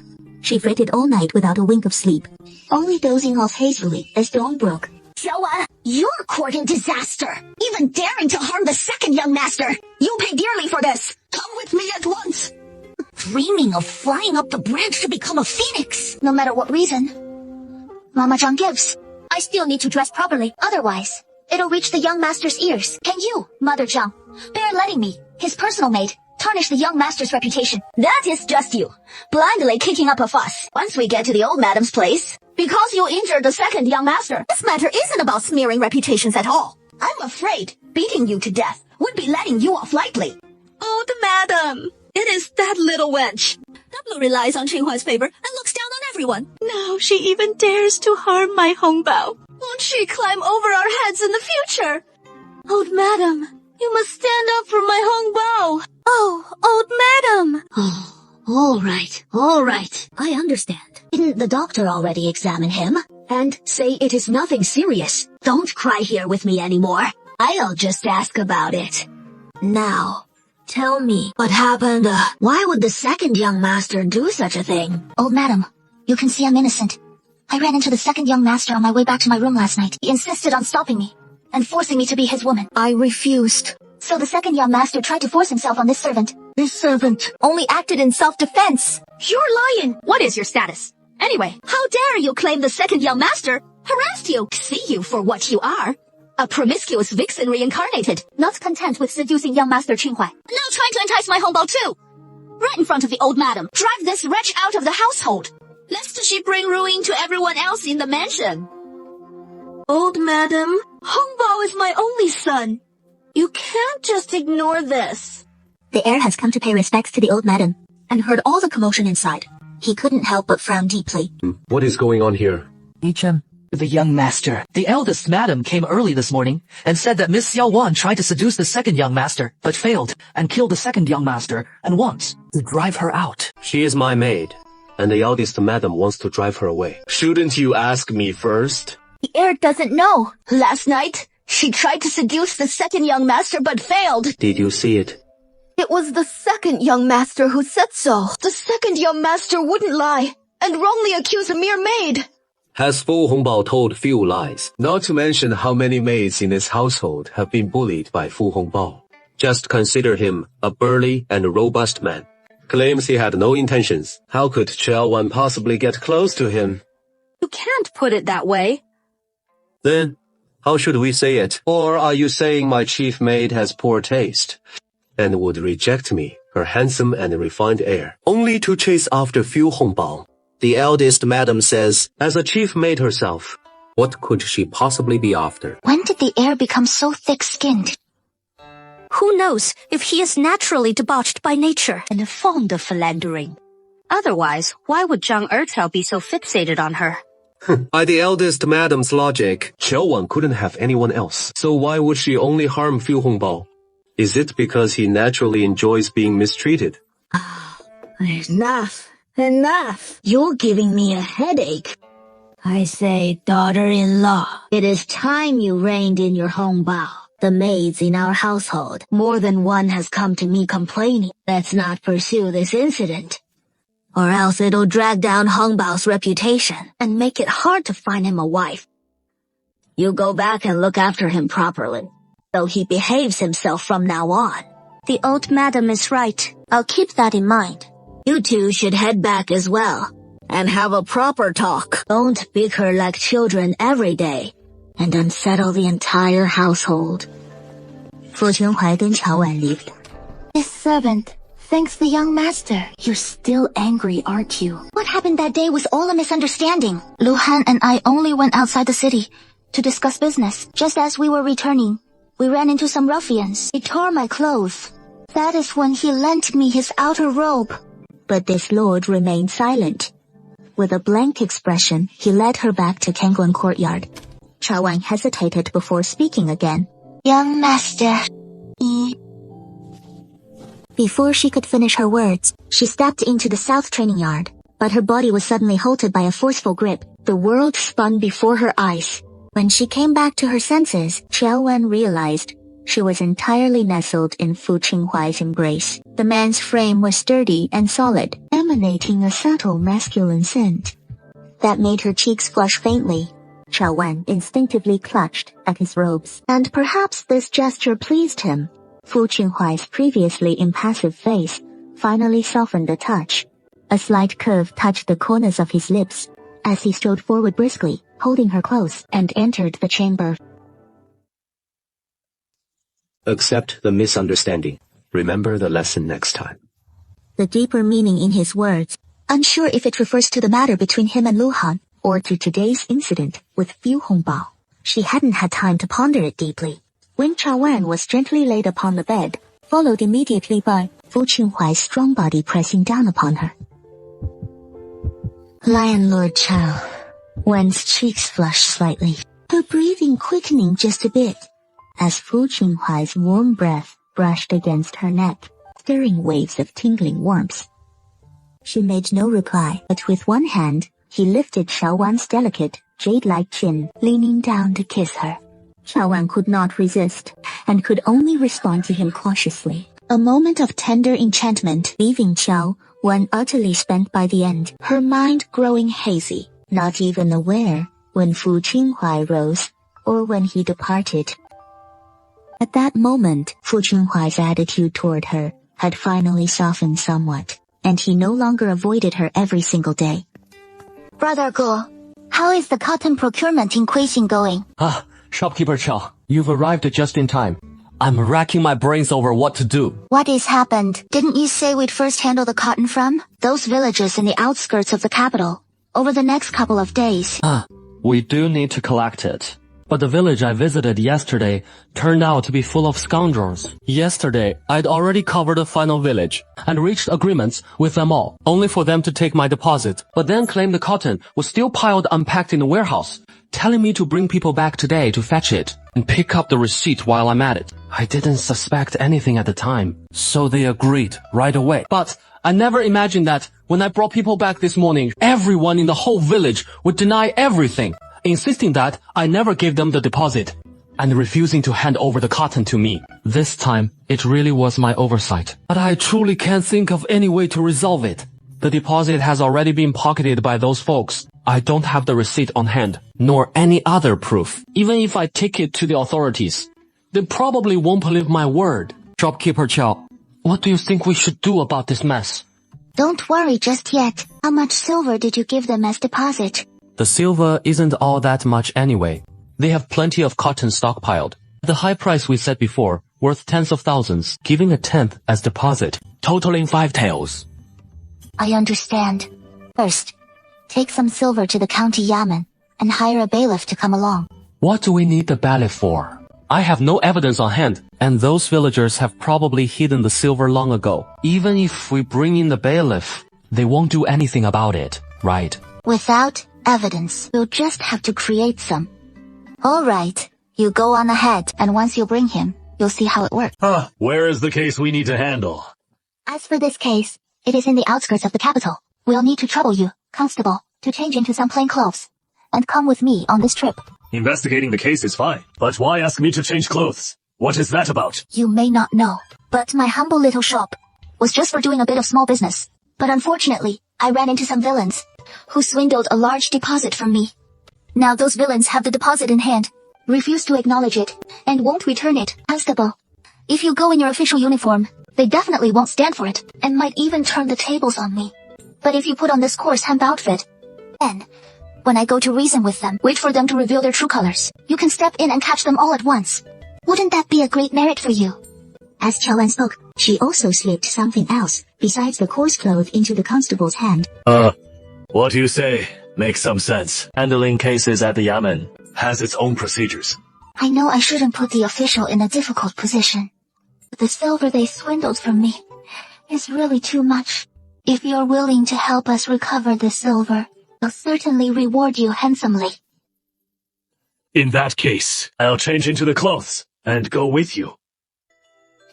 Just wait here confidently. I'll be right back. Who are you people? Are you the village head here? We've come from the capital to collect cotton in these nearby villages. What cotton at this time of year? None. Get lost. Hey, wait a minute, village head. But I clearly heard from the neighboring village. So you have cotton here too. Have you already sold it to another merchant? Let me tell you, that other cotton merchant, he is from out of town, and his offer isn't fair. You'd be better off selling to me than to him. I can offer a higher price. So they're not in cahoots. You want to buy cotton too? Yes. This deal was mine to begin with. Village head, you haven't sold your cotton yet, have you? Sell it all to me. I'll pay double. Of course. We have cotton. Plenty left over from last year. This morning, the out-of-town merchant wanted to buy it, but I haven't sold it to him yet. Good thing you didn't give it to him. He said my price for the cotton is more reliable. So where is the cotton now? Could you take me to see it? Of course. Here it is. This is my shop assistant, as you know. A young woman like me out buying cotton. It is not always safe. So I need to bring an assistant for safety. You're right about these troubled times. It is indeed unsafe. The cotton's all here. Take a look around. This cotton looks great. I'll take it all. I keep my word. How much did that out-of-towner offer you? I'll double it. For all this cotton, he offered 50 taels, and the deposit was 5 taels of silver. If we double that, that is 100 taels. Then no need for a deposit. I can pay the full amount in silver right now, and later, I'll send people to pick up the cotton. Hey, wait a minute. What I said won't be false, but you're not deceiving me, right? That out-of-town merchant really offered 50 taels for your cotton. Of course, that is true. Miss, What do you mean by this? You claim it is 50 taels, but I heard from the next village it was a different amount. The cotton yield in the next village is about the same as here. That out-of-town merchant only paid 30 taels. Village chief, who wouldn't have heard I'm willing to pay double, and deliberately hiked the price to swindle me. would you? No, not to mention this season. Even in the depths of winter, all your cotton combined wouldn't sell for 100 taels. I know that. But that out-of-town merchant truly paid 50 taels. How can you prove that? This. If you don't speak up and accept this price, the most I can offer is 60 taels. I mean what I say. This money can't just be thrown away, swindled like that, right? Hey, wait. No, don't. Miss, you did say it yourself. As long as I can prove he paid 50 taels for this cotton, you'll pay 100 taels to take it all. Right. I keep my word.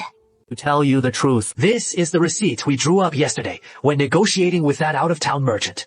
It is all clearly written there. They prepaid a deposit of 5 taels of silver first. Then, with another 45 taels of silver, take our village's cotton, along with this receipt. Since you've already struck the deal, and taken the deposit, and signed the receipt, why not sell the cotton to him?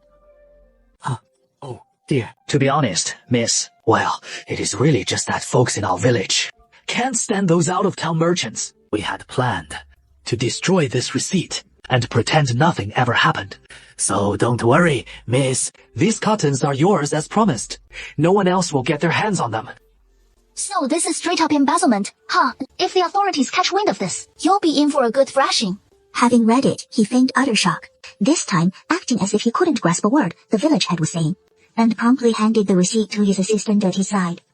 Meanwhile, he'd already slipped those 5 taels back into his money pouch. Constable, sir, you heard all that, didn't you? He took our family's 5-tael deposit, but now he is denying it flat out. He wanted to pocket all our silver too. What are you talking about? Jiang Xiaoshuan, where is the Zhangcheng Yamen? Runner, the evidence is clear. You embezzled the merchant's deposits. So come with me to the Yamen. Quick. Master Gua, this is all just a misunderstanding. We never meant to embezzle it. Absolutely not. If you've got something to say, you can explain it back at the Yamen. Hey, wait a minute. If not for the constable today, we wouldn't have gotten our silver back. But what about the cotton in this village? They agreed to sell it from the start. Now, about this batch of cotton. That is easy to settle. Since they've already promised to sell, then this batch of cotton is yours. Once I escort this old man back to the prefectural Yamen and file the case, I'll have him set a fair price and sell the whole batch to you. Old village chief, you don't object, do you? Oh, I wouldn't dare. Afterward, he slipped some silver to the constable, asking him to help seal the deal. At a price fully half what it was worth, allowing them to haul away all the cotton from the entire village. Qiao Wen returned to the Shizi's mansion under the cover of night. She had just stepped through the gate when she collided head-on with a shadowy figure. Are you blind? Qiao Wen hadn't even had time to react when she heard a sharp slap as a heavy blow landed across her face. You insolent lowly maid! Did a dog eat your eyes? This servant simply didn't see clearly and offended the princess. Please forgive this servant, your highness. Since you're a blind lowly maid, drag her away and gouge out those eyes. You dog, feeding wretch of a servant. This servant meant no offense. I beg the princess's mercy and to overlook my mistake. I didn't take your life outright, which is mercy enough. Yet you dare to speak up. The scolding ended as the maids attending Princess Huanan stepped forward, grabbing her arms, with the intent to drag her off to a secluded spot. She is under my protection as the Shizi. Let's see who dares to touch her. Everyone froze in place, instinctively turning toward the source of the voice, only to see Fu Qinhuai, who had appeared at the gate unnoticed, striding toward them with purpose. Qiao Wen spotted him like a lifeline in the storm. While the attacking maids were still stunned, she quickly broke free from their grasp and rushed straight to Fu Qinhuai. Fu Qinhuai caught her smoothly, pulling her into his arms, as one hand gently touched the red mark on her cheek. Are you all right? Qiao Wen slowly shook her head. Princess Huanan, such impressive authority that you're disciplining servants right here in my Shizi's mansion. Shizi brother, you've misunderstood. Just now, this slave girl was blind to her surroundings and bumped right into me. So I was merely thinking of giving her a slight punishment. If you're sincere, the princess may return home and reprimand her own servants. But this girl is under my protection. If she offended the princess in any way, the princess can tell this heir apparent. It seems the princess has nothing more to say. Then this heir apparent will take her and leave first. Princess, go investigate thoroughly and find out exactly what status this little wretch holds. Meanwhile, Qiao was pulled all the way back to Kanglan courtyard and finally breathed a slight sigh of relief in her heart. She ignored the pain on her face and cautiously glanced at Fu Qinghuai before speaking. Thank you, Your Highness, for saving my life just now. Before she could finish her words, she saw Fu Qinghuai release her and directly turn to rummage through a cabinet in the room. Not long after, he held a small porcelain vial and turned back around, looking down at Qiao Wen from above. Close your mouth. Lift your head.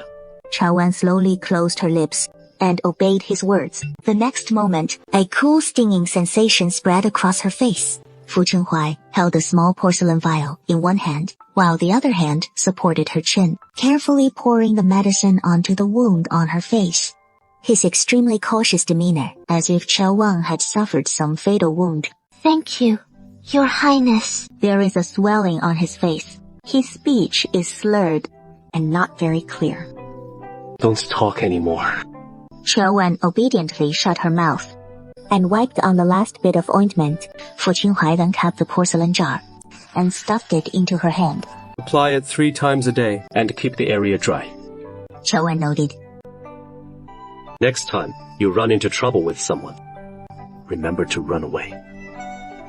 As far as you can, come back and find this heir to help you. Got it? Yes. Qiao Wen couldn't find words to argue, nor did she dare quarrel with this lord. She could only agree. But if she really provoked someone as important as today, even if she wanted to run, she probably couldn't escape. She'd be caught and sent to the executioner's block. Have you had supper yet? Qiao Wen kept shaking her head. Qiu Baifeng instructed the kitchen to serve some light porridge. Soon, a maid outside responded. Before long, steaming hot dishes were brought to the table. Qiao Wen, ever perceptive, stood up from her chair. This servant will attend to your supper. Sit down. Eat up. Qiao Wen was momentarily taken aback. Your Highness, this goes against the rules. Just sit and eat. Qiao Wen had no choice but to fall silent and obediently sip her porridge until she finished. After Fu Qinghuai bathed and changed clothes, he pulled her to the bedside. Qiao Wen's face, still marked by injury, flushed slightly. Your Highness, this servant still has a wound on her face. How does a wound on the face prevent one from sleeping? Fu Qinghuai paused at her words, playful glint suddenly appearing in his eyes. She glanced at him. Qiao Wen opened her mouth for a moment, not knowing what to say, and could only let him have his way. Then she saw Fu Qinghuai remove his outer robe and simply pulled her into his embrace, tucked in the quilt, and closed his eyes. Sleep. Now. Nestled in his arms like this, in a daze, not knowing how much time passed, she too began to feel sleepy. She drifted into a deep slumber until the next morning when daylight fully broke. My lord, this servant wishes to go out for a bit. What for? The little business this servant runs still needs some follow-up matters attended to. Very well, then go ahead. Thank you, my lord. This Shizi will go with you. What? Your little business. This Shizi can't witness it. Speaking of which, the capital for your business was provided by this Shizi, wasn't it? This humble servant pays his respects to the Shizi. Fu Qinghuai nodded, casually, and glanced around, then selected a seat on his own and sat down, before finally turning to Qiao Wen. Just carry on with what you need to do. No need to mind me. What about that batch of cotton from last night? It has all been transported back, hasn't it? And where is Lu Han? Master Lu said there is still cotton in another village outside the city that hasn't been fully collected, so I've sent 2 assistants out of the city for it. The 8,000 catties of cotton from the 10 Lai area are nearly all accounted for, and most of it has been transported back already. Oh, by the way, the current warehouse can't hold all this cotton, so yesterday I went to the end of the alley on nearby West Street and rented 2 larger warehouses. I was planning to inspect them later. But now that you're here, why don't you go take a look instead? Then, I'll go check it out. Once Lu Han returns, you two can first store the remaining cotton. Once I've inspected them, We can move it over. Shizi. Please, go ahead. Thanks to this Lord's grace, Chao Wen, today I went out by carriage. Why did you suddenly decide to get into the cotton trade? As the saying goes, summers are scorching hot, and winters bitterly cold. This year, the weather in Xia capital has been quite variable, so who knows? It might be even colder come winter. Stocking up on some cotton now. When the right season arrives, we might fetch a good price for it. It is nearly autumn now, so perhaps, my lord, have the household servants prepare more charcoal as well. Now that you're the head maid of Kanglan Courtyard, just arrange it as you see fit. Go to the accounts room for whatever silver you need. Upon hearing this, Chao Wen paused slightly. She knew full well that she was now the Shizi's Tongfang maid. Compared to ordinary silk, it makes the maidservant seem a bit more noble. However, matters of the Kanglan Courtyard have always been managed by Mama Yan. Suddenly hearing him say this was rather unexpected. Yes. Not long after, the carriage pulled up on West Street. You're shopkeeper Chow, who sent someone yesterday to pay the deposit, right? Yes, that is me. Follow me. The steward squinted his eyes and stared at her for a moment longer before finally looking away. He turned around leisurely and retrieved the key from behind, leading her outside. This is the place. Take your time looking around. Thank you. Your Highness, this place isn't very clean. Why not stay in Ning instead? It is better to wait outside for now. You do what you need to. Chao Wen had no choice but to hold her tongue. She stepped into the depths of the warehouse, first checking the corners. The warehouse is entirely dry overall, though there was a light rain a few days ago. Now, there is no trace of dampness, so the conditions meet the standards. Lost in thought, before she could speak, she heard a sudden bang nearby. She turned back to look, only to realize the warehouse door had been locked shut. The door must have been locked from the outside by someone.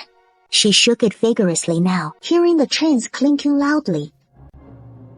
Fu Qinghai hadn't responded yet when white smoke began seeping slowly through the door crack. It carried an acrid, burning stench. Instinctively, she covered her mouth. Someone set the place on fire! The blaze outside must be fierce, as thick smoke poured in rapidly, in mere moments. Most of the warehouse interior was shrouded in dense smoke. Chao Wen's breaths came faster and more labored. She spun around and pounded on the door with all her might, but her strength was too weak. She could never force it open. Let me do it. His strength far surpassed hers. He positioned himself behind the door and delivered a powerful kick. A thunderous crash echoed, and the door shuddered, splitting open in a wide gap. However, there was still an iron lock barring the way outside. It snapped shut again, almost immediately. Fu Qinghai raised his leg once more and kicked hard. The smoke is growing thicker and thicker. Even the surroundings are beginning to heat up, as if the fire outside is about to burst in. Chao Wen felt anxious inside. Her consciousness began to fade gradually, just as she could no longer hold on and was about to collapse. A loud crash echoed in her ears once more. This time, the tightly shut door was finally forced open. The light from outside poured in, along with the crimson flames. It was at that moment Chao Wen could no longer hold out. Her body swayed to one side, just as she was about to collapse onto the ground. A pair of strong arms wrapped around her from behind, pulling her tightly into his embrace. Coughing. Chao Wen was choking uncomfortably on the smoke. Through her teary, blurred eyes, she vaguely saw Fu Qinghai's face, slightly disheveled from the smoke. Just one glance, and she lost consciousness. In the end, she only remembered Fu Qinghai, who seemed to carry her out of the blazing warehouse. Lie back down. Don't get up. After glancing over, she turned her head and saw it was Smoke. Tian Mama approached, holding a bowl of medicine. The doctor said your body was nearly ruined by the thick smoke, so you must rest well for the next few days, and no more rushing about. Understood.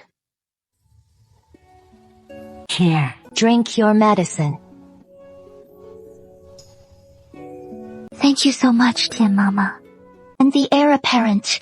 The heir apparent is fine. After returning and taking some medicine, he left the estate again. Before leaving, he specifically instructed me to look after you carefully. You too as well. How did a simple outing turn into such a mess?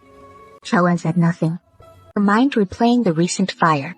She felt the same doubt stirring within. That warehouse was one Go Chang'an had helped select, so it shouldn't have had any issues. But why, when they arrived, someone set fire to it from outside? Were those people targeting me or Fu Qinghua? And if their target was indeed me, then is the mastermind behind it the same as the one who caused my tragic death in my previous life? Is it the same person? Chao Wen fell deep into thought, her mood growing heavier until a cool male voice broke through her thoughts, carrying a familiar crispness.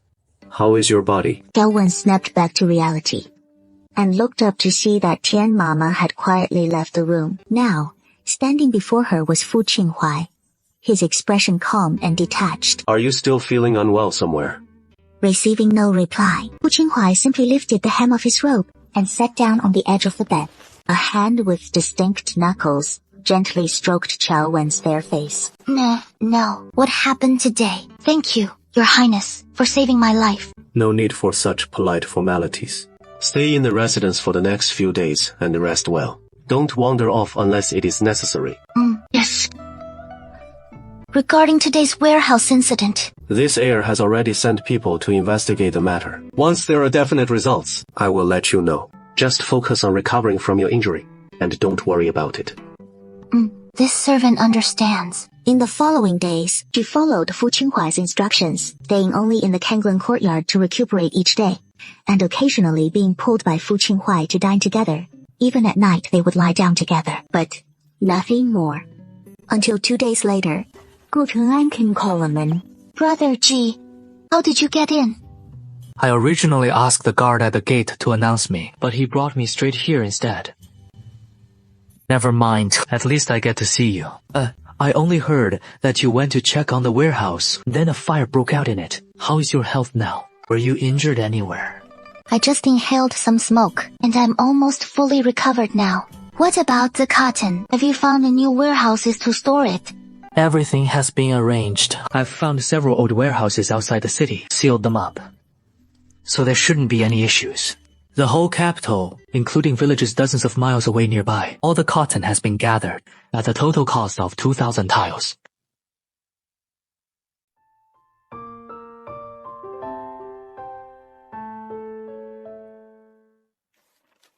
Lu Gongzi has also collected a portion. He said he is planning to go to the neighboring county to see if he can acquire another batch. He took 1,000 taels from us, and now there are still 2,000 tiles left. It is all here. As for the remaining money, please trouble Brother Gu to go back and find me a few skilled embroiderers. Buy some fabric back, select some good cotton, and hurry to make a batch of winter clothes.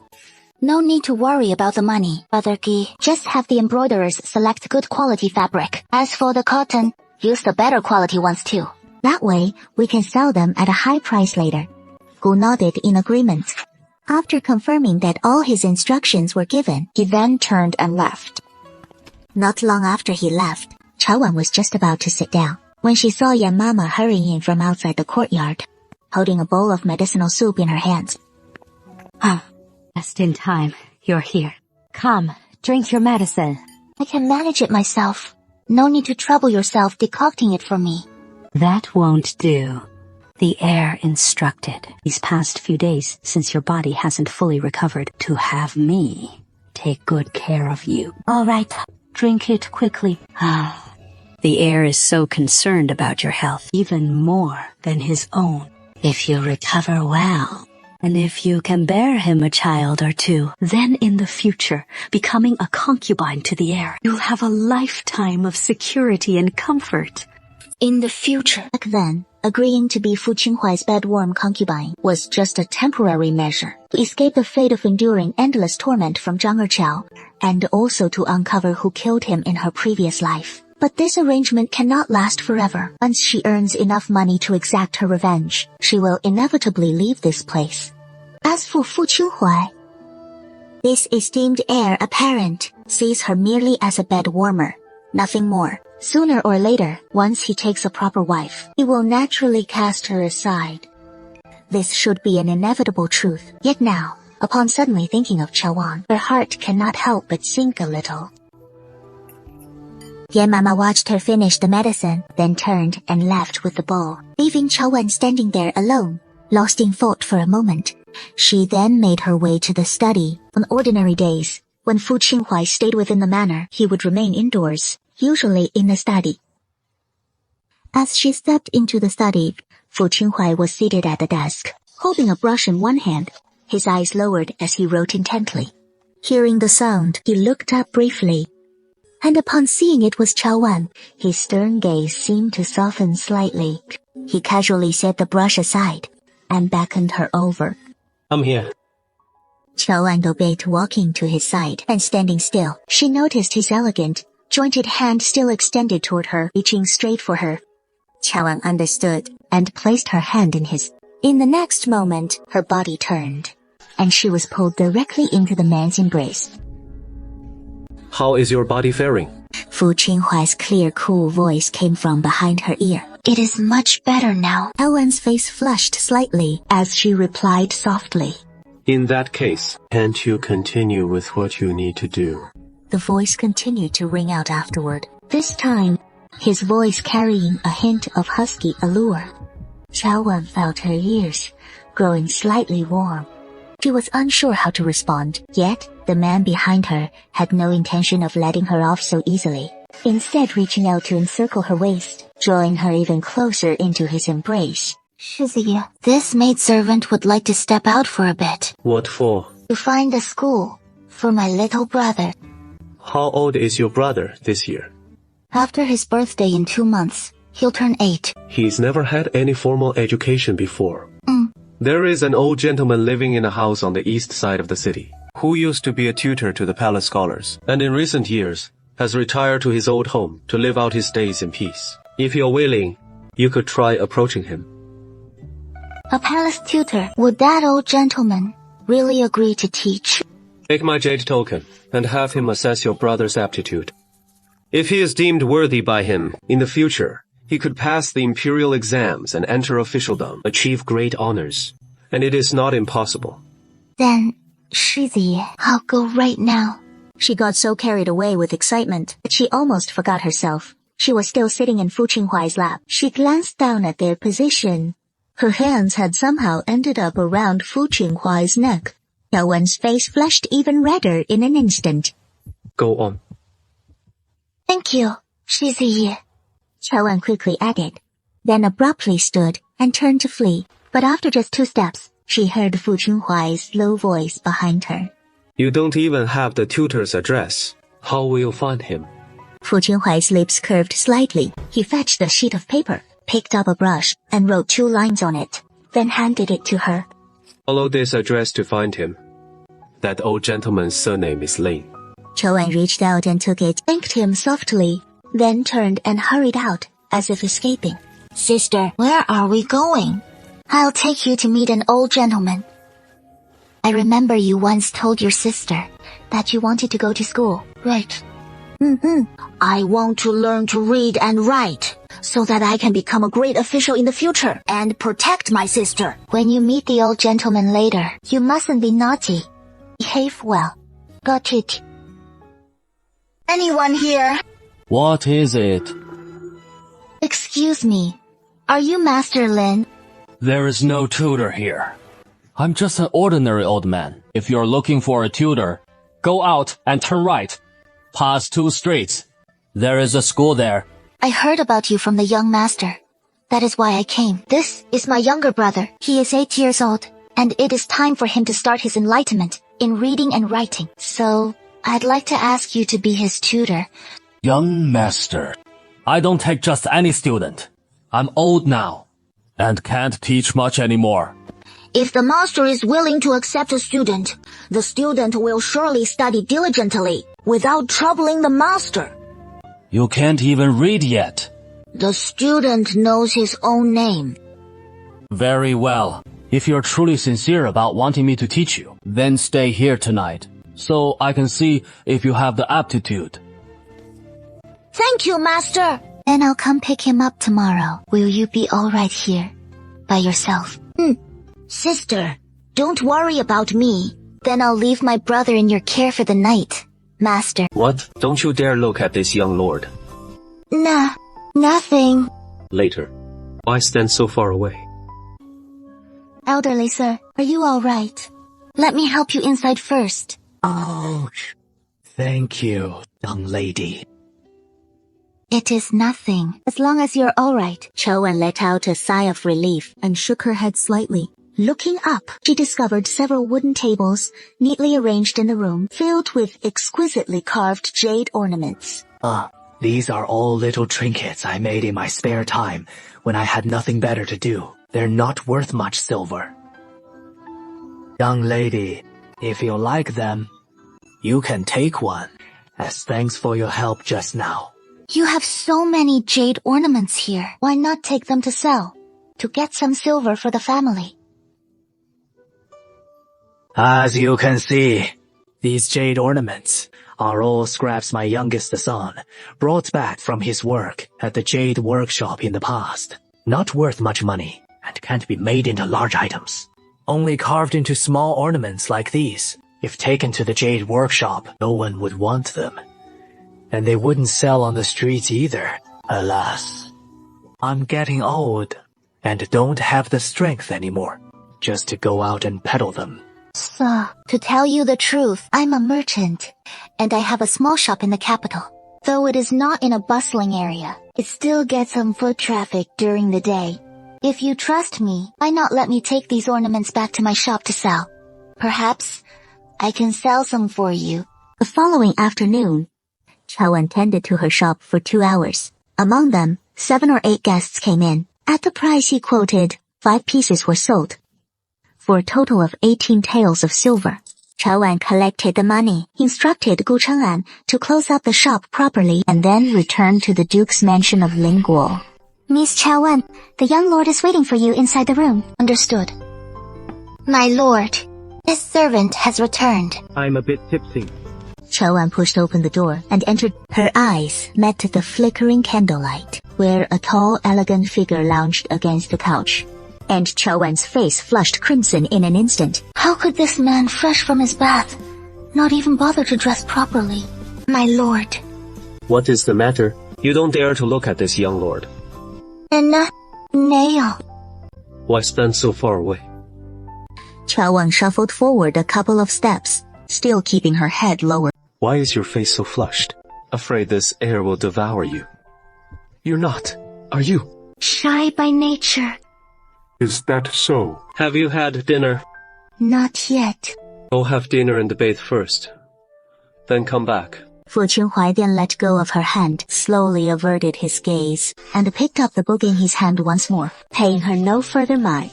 His tone was casual and indifferent, as if it were a trifling matter. Yet, Chowan still remembered his words from earlier that day, and understood the implication in what the man was hinting at next. She felt her face grow even hotter. She knew full well that this was part of her duty, something unavoidable. And not the first time by any means, yet she still felt she could never get used to it. Thinking this to herself, she didn't dare delay, turned and went to the outer room for dinner, then filled the bath bucket with water, washed her body clean, and finally returned to the room to find Fu Qinhuai. The heir extinguished the lamp and approached. Chowan did as told, blew out the oil lamp, and walked over, and as soon as she reached the bedside, she was suddenly pulled in. The next moment, her entire body fell into a unique embrace, filled with his distinctive scent. Save some strength. You can call out later. The next morning, when she awoke, the spot beside the bed was already empty. Only Chowan lay alone on this grand bed that wasn't hers. Chowan quickly rose, dressed herself, and hurriedly left the Duke's mansion once more. Chaobo was still with Master Ling, so she had to go fetch him first, along with the silver for that old craftsman. Ah, it is you. Old sir, I've come to deliver your money. This is the money from the jade ornaments, sold yesterday. Oh my, so much. Oh, no, that is not right. Oh no, my humble wares aren't worth even 2 taels of silver. Hey, how about this? You were the one who sold all these for me. I only want to recover a bit for the craftsmanship, and the rest goes to you. How could I accept that? These jade ornaments were all crafted by your own hands. How can you give me so much? If not for you, these wouldn't have sold at all. Please wait a moment. I'll keep a little of the reward for selling the bath items for you. But I can't take so much. So Kobo 8 taels of silver, and we'll do the same in the future. What do you think? For helping sell these jades, the silver we get, I'll take 1 tael per piece as my commission, and the rest is all yours.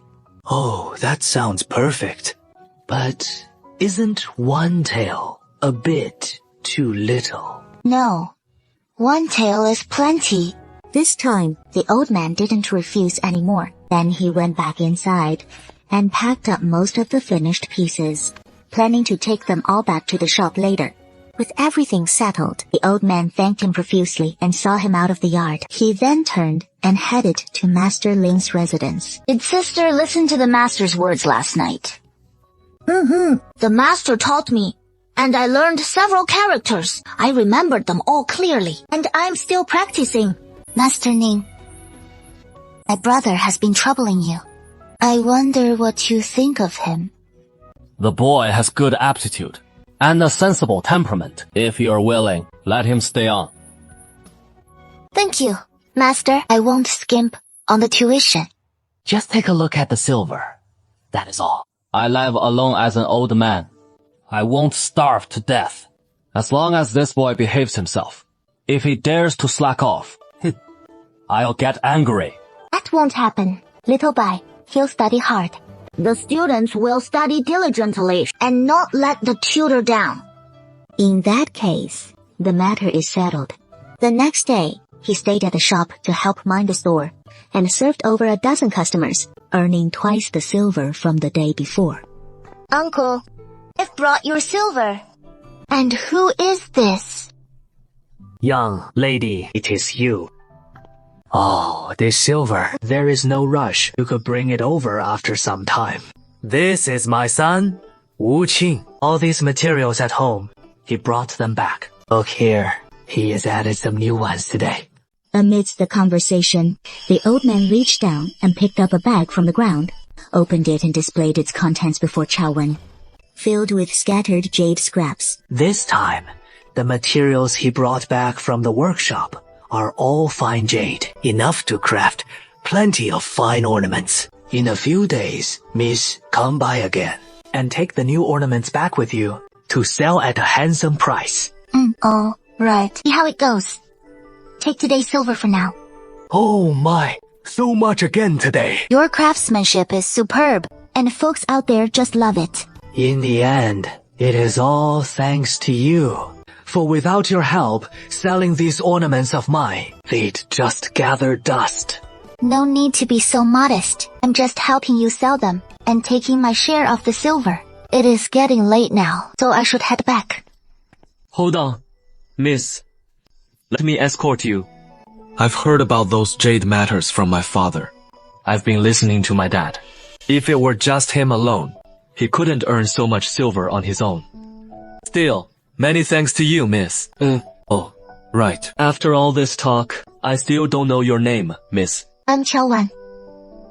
No need for thanks. It is just mutual benefit. You saw those materials just now, miss. And I'm sure you can tell. They're not the offcuts I brought back from the Imperial Stone Workshop. Those corner scraps are at most walnut-sized, and the workshop won't let you take any more. But the pieces the old man showed you earlier are of excellent quality, many palm-sized, and that one bag of raw material alone is worth a good deal of silver. I'm just helping the old man sell some jade, things that Chiyu shouldn't meddle in. I won't say any more about it. No. Miss Chao, don't get me wrong. I ask you to come out here, not to warn you, or anything like that. Those materials, I bought them from elsewhere. I've already resigned from my position at the Imperial Stone Workshop. These aren't any secrets. In fact, I haven't figured out how to tell my father yet.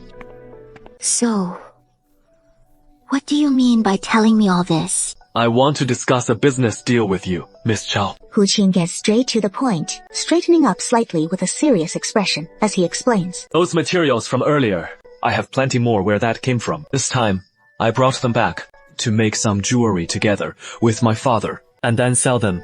The problem is, I only have the supply, but no place to sell them. But now, miss, you have a shop. You want to partner with me long-term and have me sell your jade ornaments? Yes. Miss, you can rest assured.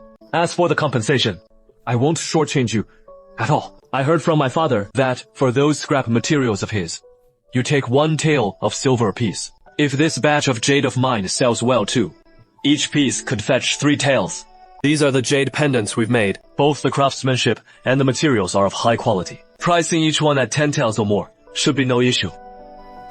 If you're willing, Miss Chow, you can take them back first and have a look. Bring them to your shop and see if anyone takes a liking to them. Of course. The cooperation can proceed. Place the jade pieces you wish to sell right here, and I'll come by from time to time to collect them. I'll take this one to the shop first, and keep it there, to display, and sell alongside the other small jade ornaments. Then it is settled. All right, Miss Chow. Father's face lit up, and she smiled, saying, after bidding him farewell, Chow Wan in high spirits, pocketed the jade pendant, and turned to head toward the Duke's mansion. Suddenly, a flurry of hurried footsteps echoed from behind her. She instinctively glanced back. In the alley she had just emerged from, a figure dashed inside in haste, gasping roughly as he ran. From a distance, Chow Wan peered over and could make out that the figure was a middle-aged man. More importantly, she had seen the man just a few days prior. It was he who had led her to the warehouse, putting both her and Fu Qinhuai in mortal danger, the very steward responsible. But why was he here? Chow Wan wondered, and instinctively ducked around the corner, watching the alley intently. Judging by his frantic demeanor, he seemed to be fleeing for his life, evading some pursuit. Could someone be out to harm him? The thought had barely formed when the answer came swiftly. As the steward reached the middle of the alley, another shadowy figure leaped down from above, a long sword gripped in hand, raised high, and plunged into the steward's back. A brief cry of agony rang out for just an instant, and the next, the steward fell utterly silent, collapsing to the ground. Filthy blood pooled all over the ground. The man in black confirmed he was dead. Only then did he slowly sheath his sword. He turned and leaped away. He quickly departed the scene. Unable to heed her fear, Chow Wan trembled as she turned and hurried into the distance. In the end, she mustered all her strength and broke into a run. She didn't know why the steward had been killed. That day, Fu Qinhuai had said he would investigate, and what had come of it since then? She was simply terrified. Having watched a living man die right before her eyes, she was so frightened. She wanted nothing more than to hide somewhere. Why are you running in such a panic? Shizi. It is a nightmare. Over there, it is that steward. He was killed. Don't be afraid. After saying this, he turned and signaled to the guard following behind him. Go and check. Hu Wei responded, and headed there at once. Fu Qinhuai didn't linger either. He half supported her as he turned and boarded the carriage behind them. I'm scared. Shizi. That steward. He was run through and killed with a single sword stroke. Who could have done this? Could the person behind us be connected to me as well? Chow Wan asked softly, as if murmuring to himself, or perhaps speaking to Fu Qinhuai. Could that person be the same one who killed him in his previous life? He still harbored one final question in his heart, the most crucial one of all. Yet, Chow Wan could not voice it. He was afraid, but his fear was for the present moment. He was still too weak, having not yet gathered enough strength to protect himself. Fearing that after barely being reborn into this life, he might not have time to develop the ability to survive before meeting a tragic end once more. I will look into this matter. No matter who is behind it, just remember this. I, the heir apparent, will ensure nothing happens to you. So there is no need to be so afraid. My lord has already investigated, and the records only mention an introduction to the relics. On the deceased, aside from some clothing, there was also a bird relic, and nothing else. Further investigation revealed that upon returning to the Duke of Linguo's mansion that night, Fu Chunhuai kept Chao Wan by his side the entire time. Right up until after dinner, he directly led her to lie down together on the bed, embracing her as he closed his eyes and drifted off to sleep. He said little throughout the entire night, yet he held Chao Wan securely in his arms the whole time. That night, Chao Wan had thought that chilling scene would keep him from sleeping, but curled up in his father's embrace, he surprisingly slept soundly, falling asleep after closing his eyes and resting until dawn. The next day, Chao Wan woke up, as always, alone. He dressed himself and touched his empty waist. Only then, suddenly remembering, in a set of clothes he wore yesterday, there was also the jade pendant given to him by Wu Qing. My mind was too chaotic yesterday that I completely forgot about it. Chao Wan hurriedly ran outside, returned to her own room, rummaged through the clothes, and felt around in the pocket there. However, the spot where the jade pendant should have been was now completely empty, with nothing there. Could it be that I ran too recklessly yesterday and lost it? Jade pendant is lost, and there is nothing he can do. He had no choice but to go back to Hu Qing's house. Miss Chao, you... That jade pendant from yesterday. I accidentally lost it. I'm truly sorry. For the jade pendant, I'll compensate you at the usual price. You'll give me another one, and I'll take it to the shop. Lost it? No. No need. That jade pendant isn't worth much silver. If it is lost, it is lost. No need to compensate. I have 2 new ones here. You can take them to the shop as well. How can I possibly do that? Losing the item was indeed my fault. Please accept the silver. Chao Wan took the jade pendants, but not giving him a chance to refuse. She reached out and stuffed 20 taels of silver into his hand before turning around and leaving.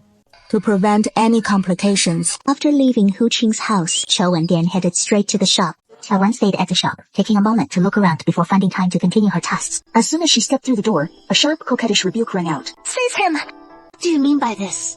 What do you mean? Huh? You know full well what you've done, don't you? The old madam has summoned you. The eldest madam has been waiting for quite some time.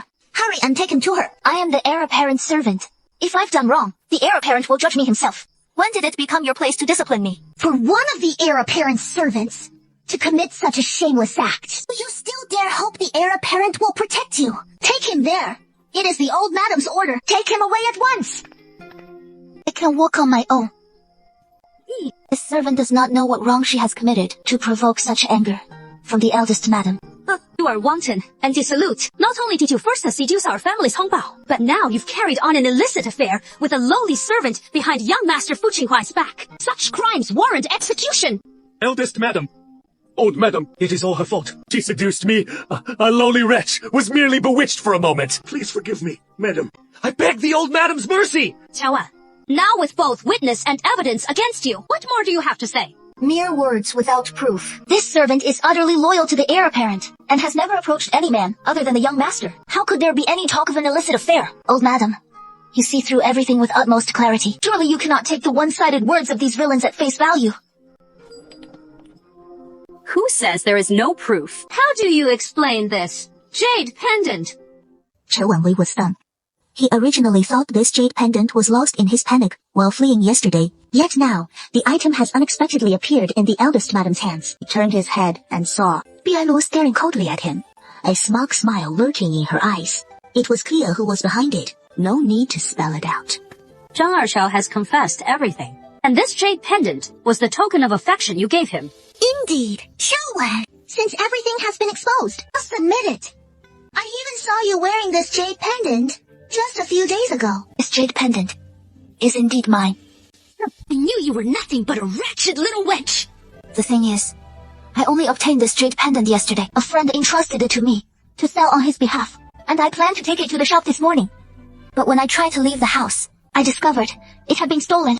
Old madam, this maidservant has never done anything to betray the young master. That's sounds all well and good, but who knows if you're just lying? You and I are both mere maidservants in the Duke's mansion. Who would entrust a lowly maid like you to sell a jade pendant for them? Little one, even if you're making excuses, at least come up with a better one. With death staring you in the face, you still dare to argue. Drag this fickle, wanton wench away from me. I have evidence. As it happens, I've also brought back 2 jade pendants from the shop today. This should be sufficient proof, wouldn't you say? Even if you were selling them on behalf of others, who's to say you didn't pick one from those for sale and give it to him? What kind of evidence is that? You little wretch. Zhang Erqiao has already confessed his crimes. I advise you not to stay stubborn. Quickly confess all the sordid deeds you've committed. This madam can still spare your life by merely expelling you from the mansion. Of the heir apparent, I only obtained this jade pendant yesterday, and at that time, the heir apparent was already aware. The heir apparent's words, do they not count as evidence? Qiao Wan Dublin then continued. Those words are utterly false. Yesterday Fu Qinhuai brought him back to the mansion and kept consoling his troubled mind. Yet from start to finish, he had no idea this jade pendant was on him. Yet his demeanor remained steadfast and composed. Don't think you can brush this off with your stubborn temper. It is simply the truth. Yesterday, I was in the outer chamber, with the heir apparent by my side the entire time. If the eldest madam does not believe me, have the eldest master ask the heir apparent himself. Never mind. It is but a trifling matter. No need to disturb the heir apparent's peace. This girl has a gentle and steadfast temperament, which this old madam has witnessed firsthand. As for today's affair, it must be this Zhang Erqiao who is to blame. I recall he once owed to marry the Qiao girl. Is that not so? Indeed. Likely he harbored resentment in his heart, and seized an excuse to steal this jade pendant, intending to falsely accuse the Qiao girl. Drag him away, give him 20 strokes of the board, and expel him from the mansion. Old madam, I didn't take the initiative!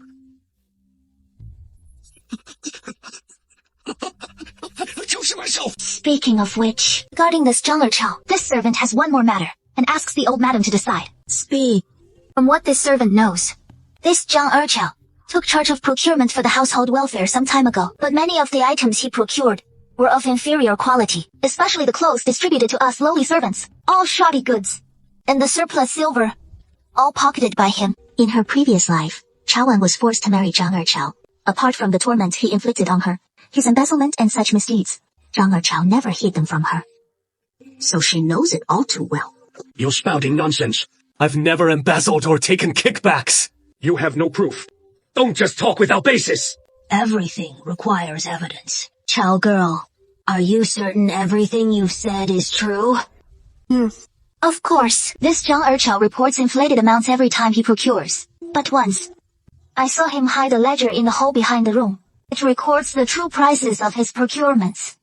The old madam need only retrieve that ledger and compare it with the household accounts to see if it is true or false. This habit of Zhang Erqiao's was also something she discovered in her previous life. When going out to procure and dealing with outsiders, one must record the quantities clearly to avoid being cheated by the merchants outside.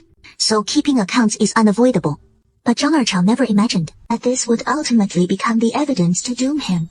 He couldn't understand that ledger he had hidden so securely. Even his own mother, Zhang Mama, didn't know. How did Qiao Wan learn of it? Yet, no one could answer this question. Do as the maid suggested. Go and search for it. Old madam, this wretch has falsely accused me. She must have realized our dealings have been exposed. So she seized this pretext to slander me, to drive me from the estate and cut off future threats. Whether it is true or false, once the servants have investigated, we shall know upon their return. If your conscience is clear, you need not fear any consequences. It was not long before a servant returned from outside, holding a somewhat tattered ledger in both hands, presenting it to the old madam. Old madam, this was found in the very place Miss Qiao Wan described. Take it to the accounts office, and have the steward compare it carefully if he truly took kickbacks. Then break his legs, and ban Shengfengdu capital. Today's matter ends here. I am weary. You may all withdraw. 谢谢爷. I heard you were taken away by Bilua. Why didn't you have someone notify me? Did the heir apparent come looking for me? After all, you're a maid in this heir's courtyard, of course. I can't just let you go missing without a care. Thank you, heir apparent. However, I'm fine. The old lady didn't make things difficult for me. For such a minor matter, there is no need to trouble the heir apparent. Fu Qinghai frowned slightly, as if he wanted to say something. Seeing his expression, she swallowed the rest of her words and spoke up. Let's head back. Qiao Wan followed suit, stepping up to walk beside him. And just like that, the little interlude passed. That day, Qiao Wan took on the job, delivering a jade pendant to the tea house in the west of the city. He entered carrying the wrapped jade pendant, following the customer's earlier instructions. After delivering the item to the private booth on the second floor, she turned to leave. Just as she stepped out, she heard a familiar voice. For 3 months now, business has been sluggish. Haven't you tried to find a way to fix it? What is the situation? It is not that we haven't wanted to turn things around, but lately, the tea house next door hired a chef from the western regions. Their dishes are quite innovative, drawing away most of our customers. We've kept dropping the prices on our dishes, and even tried running promotions to lure customers back. The effects only last a day or two each time. Inside the booth, the man seemed to sense something, and instantly turned his head to look. His gaze met Qiao Wan's just outside the booth. Qiao Wan felt a bit awkward for a moment, unsure whether to leave or what to do. Come in. How did you end up here? There is some business at the shop, so I came over to deliver some goods. Since you're here, why don't you join us and listen in? This tea house is one of my properties, but business has been sluggish for the past 3 months.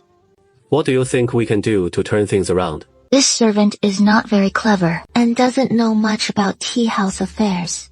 I'm afraid I shouldn't venture an opinion. No matter. Just speak your mind. As he spoke, he glanced at Qiao Wan again.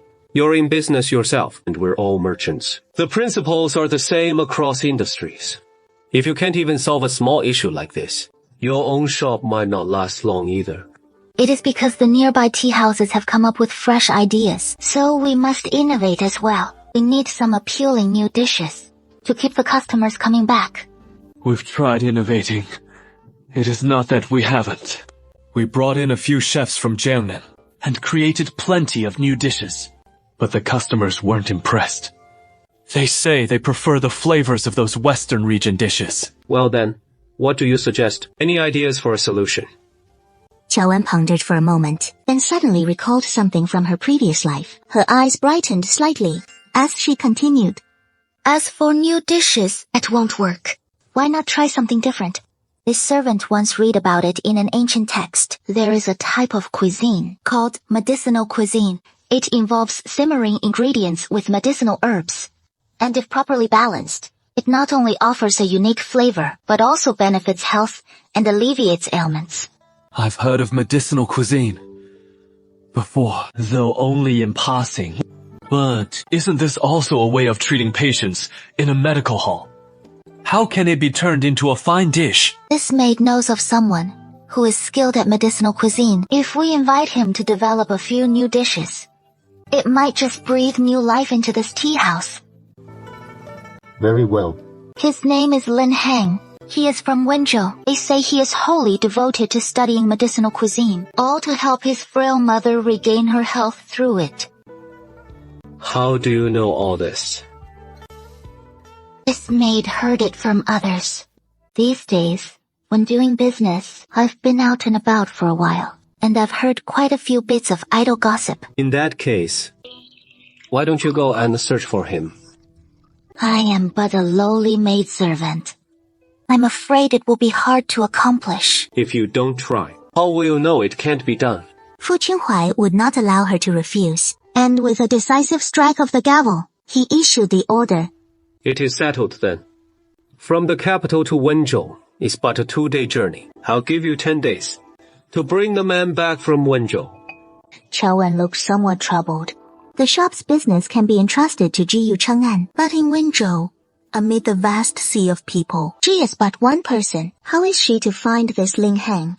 Whatever amount of silver you need, just ask me for it. You need only do your utmost. Yes. Do you have no other matters? In that case, then return together with this heir. Tomorrow, I'll arrange a carriage to send you to Wenzhou. The two sat in the carriage, one in front and one behind. How much do you know about tea houses?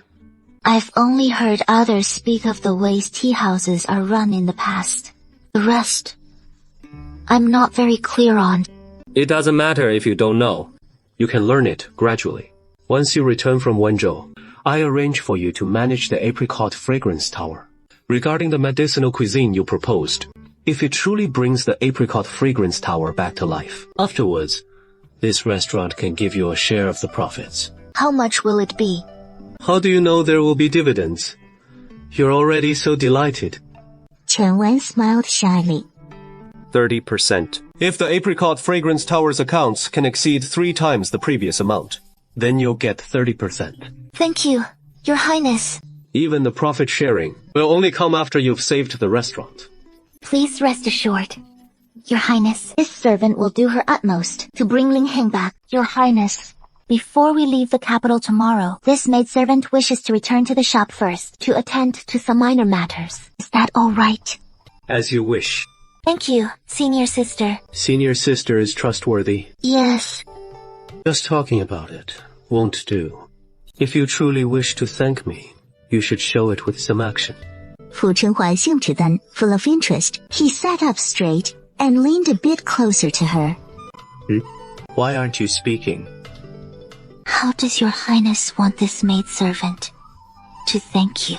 Fu Chenhuai pondered for a moment, as if he were truly mulling it over seriously for a while, before finally raising his hand to her lips and gently rubbing them a few times, full of suggestive meaning. Zhou Wan's delicate little face flushed red like a cooked shrimp. She lowered her head slightly, steeling herself for quite a while, before lifting it again, and lightly kissing the corner of the man's lips. The next moment, as she finally pulled away, her chin was firmly gripped by Fu Chenhuai. The man pinched her chin and pulled her back, his gaze deep and intense, before kissing her fiercely once more. Chao Wan instinctively tried to struggle, but the man's movements were too dominant, and in no time at all, her words and resistance melted away between their lips. After an unknown amount of time, the carriage that had been gently rocking finally came to a stop, and the coachman's respectful voice came from outside. We've arrived at the residence. Fourth Master. Your Highness. Let's go. Wenzhou is not far from the capital, and equally prosperous, with crowds of people bustling about everywhere at this hour, full of lively energy. All right. Little miss, where shall we head next? Do you know where the person you're seeking resides? I don't know. There is no rush for this matter. Let's find an inn and settle in first. What would the honored guest like to eat? Let's order some dishes. First, would you prefer to dine in your room or in the guest rooms upstairs? Right here. Then. Lately, over by U-Bridge, there is a rouge shop that is about to go under. Do you know which rouge shop? Haven't heard of it. Oh, it is all just women's vanity items. What is there to know about it? Aren't you just chatting idly? Word is that shop's crooked boss mixed something into the rouge. Some bizarre unknown substance, which ruined the face of the Life family's daughter, the richest man's girl. Now the shop will pay dearly. I reckon its owner is headed for real trouble too. That's serious. What is that shop's name? If I'm not mistaken, it is called, Red Manor. Chao Wan had been listening absent-mindedly at first, but at this, she suddenly paused and turned around, glancing at the two chatting men. Just like medicinal cuisine, Red Manor would one day become a rouge shop famous across the land, from Zhangyan to the north. But even now before its rise, why was a place of such future renown on the brink of collapse? Chao Wan, full of questions, wanted to hear more, but the pair beside her had already risen with sighs and left after settling the bill. Please take your time, miss. Wait. Brother Xia, I want to ask you about something. Go ahead. Around here, does anyone run a medicinal cuisine spot or the like? Medicinal cuisine isn't something you hear about often. Never heard of it myself, but I do know there is someone nearby who really likes cooking with herbs. Not sure if that is what you meant, miss. Then, where is that person now? I don't know where he lives. But that man likes to come to our inn in the evenings to take 1 or 2 useless chicken bone frames, or other fish heads, and the like. Wait until evening and come down to see. Maybe she'll run into him. Alright. Thanks. It is only noon now, and there is still some time until evening. Qiao Wan wasn't about to sit idly by. After lunch, she got up and left the inn. Wenzhou is equally a land of prosperity, with wealthy merchants and businesses everywhere, since she's come all this way. She couldn't just chase one lead and turn back. And then there is red manners rouge and powder, which has always been a must-have for young ladies from prominent families. She has thought about it too, but only after she has saved up enough capital of her own to venture into the rouge business. Now, an opportunity has come knocking right to her door. She inquired as she walked along, and soon arrived at the shop's location. Smash it! For this young lady! Smash it, huh? Today, I don't want to see anything here left intact. Stop holding back! Just smash it all! Miss Liu, what are you doing? How dare you even ask what I'm doing? You think I'm some easy one from your shop? My face wouldn't end up all pockmarked like this. I'm here to smash your shop without reporting you to the authorities and having you arrested. That is already me being polite. I've told you before, everyone's constitution is different. Some people's skin can't handle the herbal ingredients in the rouge and powder, and it might cause an allergic reaction. So before taking it home, you should test it on your hand first. Besides, even if something did go wrong with your face, and it really was our fault, I already compensated you with silver the other day. Why come stirring up trouble again? What good is a bit of your measly silver? I've been treating my face for 7 straight days, and there is no improvement. Keep smashing for me. Fine. Not a single box here is allowed to stay intact. Don't smash it. Stop smashing. If you think the compensation isn't enough, then tell me how you want this settled. No need for that. As long as this shop of yours keeps open, I'll smash it every time it opens. If you don't want me causing you trouble, it is simple. Close the shop right now. Pack your things and get out of Wenzhou. And it is best if I never see you again. Qiao Wan had been standing at the door watching the whole scene, and by now, even more people had gathered to watch. She slowly stepped forward a couple of paces and picked up a box of rouge by the door. Qiao Wan gently dabbed a bit on and rubbed it on the back of her hand. The rouge's faint red quickly colored the back of her hand, but she felt no discomfort at all. I've used the rouge for so many years and never had any issues, but it just had to be yours. That caused a problem on my face after just one try, and you still claim it is not your fault. Why do other rouges also contain some medicinal ingredients? Why is yours here so much more expensive? I see you've thrown in all sorts of messy stuff, leaving this young miss in such a state. Miss Liu's voice was shrill, and after another round of scolding, she finally called it quits, taking her entourage and leaving. Qiao Wan frowned slightly, and in the end, she didn't enter. Noting that the day was growing late, she turned and headed back to the inn. Miss, I'm truly sorry. I didn't see the path clearly just now. Sorry, I was at fault too. This chicken, let me compensate you for it. No. No need. Do you have any live chickens raised here? Please have the waiter catch a live chicken for me. Right away. Really, no need. This was entirely my fault from the start. Money's already been paid, so don't refuse it. May I ask your name? Sir. I'm Yang Tian. Are you taking this one home to make soup? Yes, my mother's legs and feet aren't doing well, and a friend told me that using these chicken bones with some herbs to brew a soup can help improve her condition. What is your brother's name? Why are you asking? To tell you the truth, today I heard the waiter here mention you. I'm very interested in the medicinal cuisine you make. If possible, could you introduce your brother to me as well? His name is Lin Heng. I can make the introduction, but he works at other people's homes during the day and doesn't return until late at night. Even if I take you there now, you still won't be able to see him. I can wait for him. That wouldn't be appropriate. If I bring you back, Brother Lin Heng will beat me to death. Then, could you please pass a message for me? That I can do. I'm from the capital. We have a tea house in the capital, and we're very interested in the medicinal cuisine he makes. If possible, I'd like to invite him to come work as a chef. Tell him, if he is willing, to come find me at this inn tomorrow. I'll be here all day. Thank you for your trouble. This time Yang Tian didn't refuse again, reached out to take the item, and readily agreed to his request, then turned and left the inn. Qiao Wan didn't idle about either, asked the waiter about Wenzhou's most renowned medical hall, then turned to have the coachman drive the carriage to take him there. I have a box of rouge here, and I'd like the doctor to take a look. What are the ingredients in it? This is just the fragrance from some common mountain flowers. But it seems Poria cocos has been added as well. I can't make out the rest. Doctor, I'd also like to ask, if using Poria cocos could cause someone to develop redness and swelling on the face, or break out in a red rash. Yes, of course there are. Some people who are innately intolerant to this medicinal ingredient, incompatible with it, and upon contact, their skin will redden and swell, and others who will itch all over after consumption. This condition isn't severe, just requires proper conditioning, and rest for 7 or 8 days to recover. Don't think your tears will sway me. I already gave you a chance yesterday. Wait a minute. I think I know why your face looks like this now. Miss Liu. You know. To tell you the truth, I have a friend just like you, Miss Liu.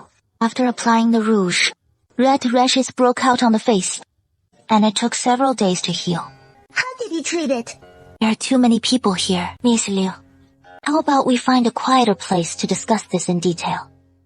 You'd better have something real to say that convinces me, and not just to help this black-hearted shopkeeper by making up excuses to deceive me. Otherwise, I'll drag you to the authorities too. My friend, a few days ago, went through the same ordeal as you, Miss Liu.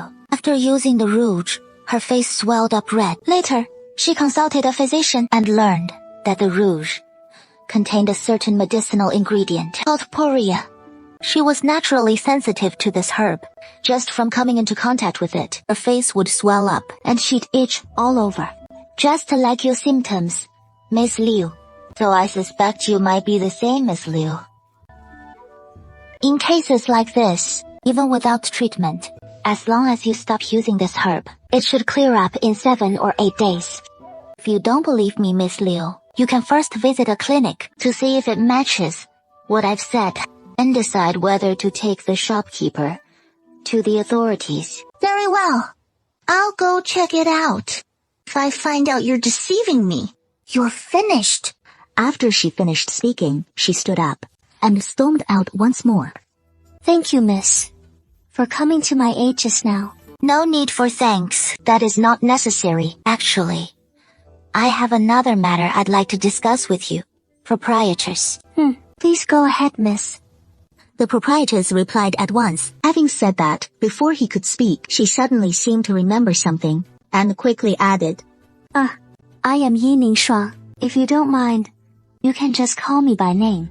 Miss Ningshuang, I am a merchant by trade. This time coming to Wenzhou, I came here to do business as well. Seeing that, Miss Ningshuang, your rouge here is excellent, but alas, the shop is too small, so I imagine the earnings are modest. Might you be interested in partnering with me, Miss Ningshuang? To be honest, I am all alone in this vast Wenzhou, with nowhere to settle, and only this one modest skill to my name. That is why I opened this little rouge shop back then, just to earn a bit of money, to make ends meet. I truly have no grander ambitions. You can take your time to consider it, miss. Barring any surprises, over the next 6 or 7 days, I'll still be in Wenzhou. If you change your mind, feel free to come find me anytime. Not long after, Miss Liu returned from outside. Miss Liu, you've surely been to the clinic by now. What was the result? You were spot on. Don't call out. Your Highness, how did you come here? Just to have some fun. How is the progress on that important matter? This servant found someone acquainted with Lin Heng and asked him to inform Lin Heng about the hiring once he returns. It is delayed. I don't know if that person failed to relay the message properly or if Lin Heng himself is unwilling. We haven't seen him yet. Important matter, wait and see. Then what about you, Your Highness? This prince has nothing to do these past couple of days, so I can stay here and keep you company. Actually, there is no need to force it. If you're unwilling. No, this servant is honored that Your Highness is willing to stay. It is this servant's good fortune. Is that so? Since you're so delighted, this prince will allow you to be a bit more bold. He reached out and pulled her forcefully, and Chou'an naturally tumbled into his embrace. And didn't your mother tell you what to do in a moment like this? What does this mean? Mother never mentioned it. Well then, this prince will teach you personally. At a time like this, you should do it like this. As he spoke, He pinched Chao Wen's chin, half forcing her to turn her head toward him, then leaned down slightly, and a kiss landed on her lips. It was just a light peck before he pulled back a little. Next time, don't hold back. This prince is quite particular, so you should take the initiative yourself. Understand? The next second, an even more passionate kiss followed. Your Highness. How about a little daytime romance? This servant suddenly remembered that Lin Heng's friend should be arriving soon, so I need to go down and check first. Unable to care for the prince, Chao Wen pushed him away and stood up. She ran out, as if fleeing in panic, leaving only Father Qinghai seated in his original spot. Gazing at her back, panicked like a lost fawn, he found it somewhat amusing he didn't chase after her. His eyes narrowed slightly, staring at the closed door of the private room, gradually composing his expression. Coming to Wenzhou was no pleasure trip. Naturally, he hadn't told Chao Wen that yesterday, urgent news had arrived from the capital. When a band of fierce bandits had raided a nearby prefecture, the bandits began their plundering. Even after the looting, they torched the entire nearby trade route. He couldn't put into words his feelings at the time.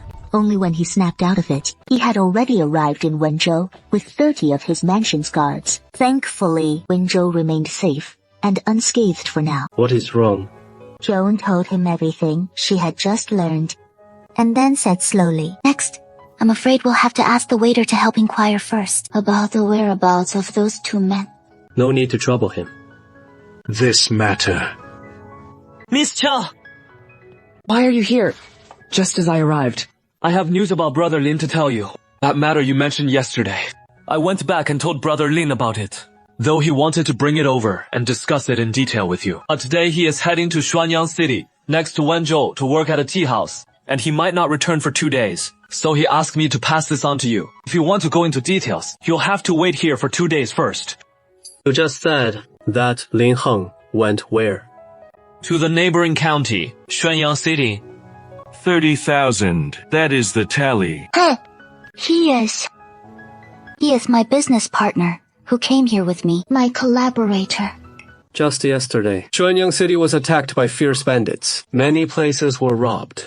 And worse still, many civilians were killed to silence them. What? If Lin Hao happened to run into those bandits, I'm afraid he is in grave danger now. How could this happen? No way! I have to go find him! Brother Lin has always looked after me so well. I can't let anything happen to him. Hey, don't be so rash, going alone like that. Even if you do go, how can you possibly save him? Even so, I can't just abandon him. Where exactly did he go to work? Do you know? I know. He went to help out in the kitchen of the tea house over there. I've delivered goods there a few times myself. I've brought a few guards along. You can have them go with you.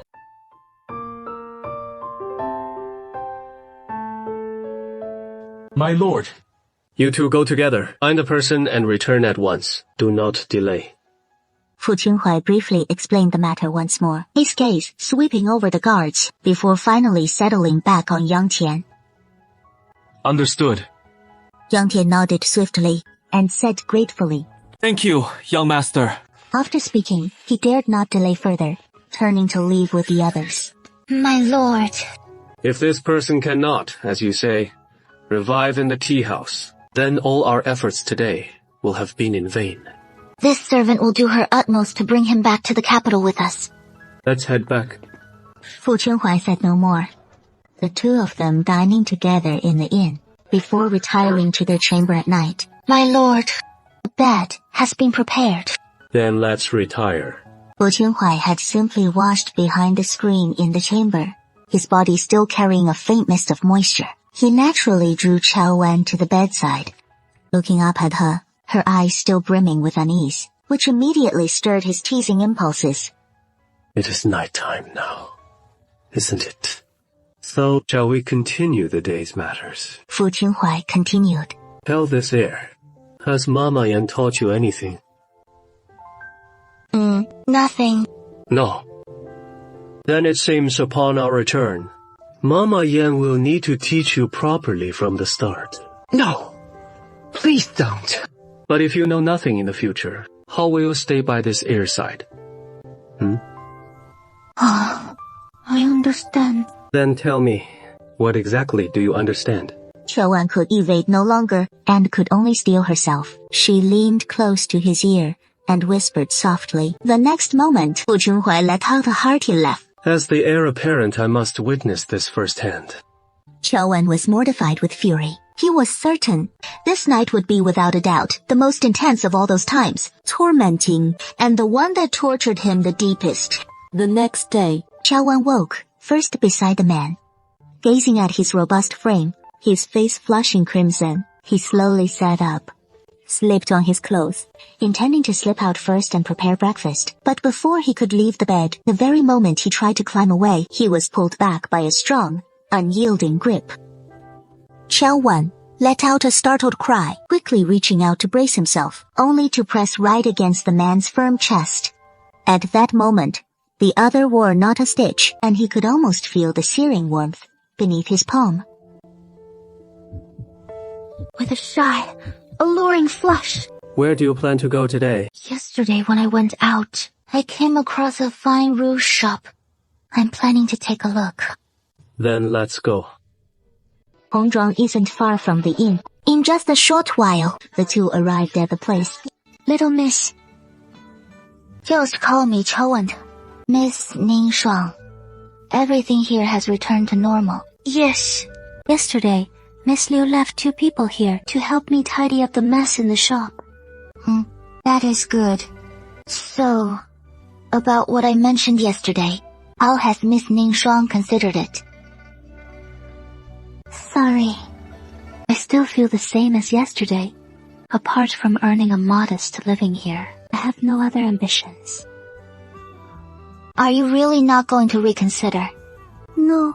Ning Shuang was just about to shake her head, but in the instant she looked up, she saw another tall figure entering from outside. That figure stood tall and graceful, dressed in a light blue brocade robe, with stern brows and eyes. Ning Shuang was momentarily stunned. A moment later, her originally fair face flushed red in an instant. Weren't you supposed to be outside? With nothing much to do, I just came to look around. What is wrong with you? Nothing. I thought a customer had arrived. I wonder who this gentleman is. He came with me. I sincerely hope to collaborate with Miss Ning Shuang. Everything from yesterday, I assure you, it all counts. If you feel there is anything unsuitable about it, or if you have any requests, you can discuss them with me. No need to rush your refusal. In that case, I'll think about it some more. She had just refused so firmly. What is this now? Young lady, if you're not in a hurry, come with me to the back room first and sit for a bit, and have a cup of tea. The young master isn't weak, so why not join us? These rouges are all rough handmade products. I've made myself. There is nothing worth seeing. No need. Miss Chow and I might take a while to finish our chat. It wouldn't be right to keep the young master waiting outside. So please come in, young master. Fu Qinghuai's brows furrowed even deeper. He glanced at Ning Shuang, and in the end, he stepped inside. Came by here yesterday as well, wanting to discuss a business partnership with Miss Ning Shuang. He now seems a bit more at ease. So our conversation might drag on even longer. Senior sister, why don't you head back first? With that, Qiaowan had no choice but to leave. In the pause between their words, Ning Shuang emerged from inside, carrying a pot of tea. It is still nothing special. The tea leaves are all sun-dried by me myself. Please don't mind, you two. Miss Ning Shuang, could you tell me, what is it that is still holding you back? If there is any difficulty, perhaps I can help you resolve it together. There is not really anything. I just think running this little shop of mine isn't so bad. And if I rashly try something new, only to fail, it would be more loss than gain. You can rest assured about that. As long as Miss Ning Shuang agrees to the partnership, I promise to bear all future losses myself. If anything goes wrong, I'll take full responsibility. What do you say? Young lady, let's discuss in detail how we might collaborate. My idea is to first expand the red attire shop. Here in Wenzhou, I can provide the silver to help you, rent a new storefront, and then promote it further. He spoke with utmost seriousness. He seemed oblivious to Ning Shuang, listening absent-mindedly. But the tea I have here, the young master looks down on it. No need. You two carry on. I'll take my leave. First. Are you heading back to the inn first? Yin Yingshuang raised her hand, wanting to call her back. However, Fu Chenhuai walked swiftly, and in the blink of an eye he had already left the back hall. It seemed he had gone quite far. Then let's continue. Little miss, I heard everything you just said. Please allow me to consider it on my own for a while, and I'll give you my answer later. Is that all right? Then take your time to think it over. I'll come back later. Did the prince finish the discussion so soon? He said he'd need to consider it further. Your Highness, are you upset now? No. That is good then. But the next moment, Fu Qinhuai seemed to have touched a raw nerve. His expression suddenly darkened again. Seeing his bewildered face, sure enough, this prince's thoughts are truly inscrutable. She glanced at the man beside her, who had quickened his pace, then at the bustling streets around them. Suddenly, Chawan seemed to spot something useful. She quickly took 2 steps forward, stopping in front of a stall, took out some silver to buy something, then hurried back. Fu Qinhuai stared at her with slight confusion. The next moment, Chawan held up 2 glistening cakes and offered them to him. As thanks for today, let me treat you to some osmanthus cakes. Her tone carried a cautious note of appeasement. Sure enough, that was too impulsive. After all, who doesn't know the prince is of noble birth? How could he possibly stomach pastries from a street stall? As she pondered this, Chawan was just about to withdraw her hand and say something to smooth things over, when the next moment, the man lifted a piece of osmanthus cake to his mouth. He chewed it silently a couple of times and swallowed, letting out a cold snort under Chawan's slightly stunned gaze. He spoke. Is it bad? The next time back at the estate, I'll make some for you. All right. Run! Robbers! What is wrong? Robbers are attacking from up ahead. They're armed with knives. They're slashing at anyone they see. Oh no, run for it! Robbers over there too! Stay back! Chaos broke out all around, terrified screams mingling with sobs. As if someone had fallen and been hurt, the chaos engulfed the entire street. Senior sister, we should go first. He was just about to ask something, and the next moment, the man let out a cold snort. He grabbed his hand and dashed forward. After sprinting for a stretch, they ducked into an alley. Hey, look, there are 2 more stragglers on the side.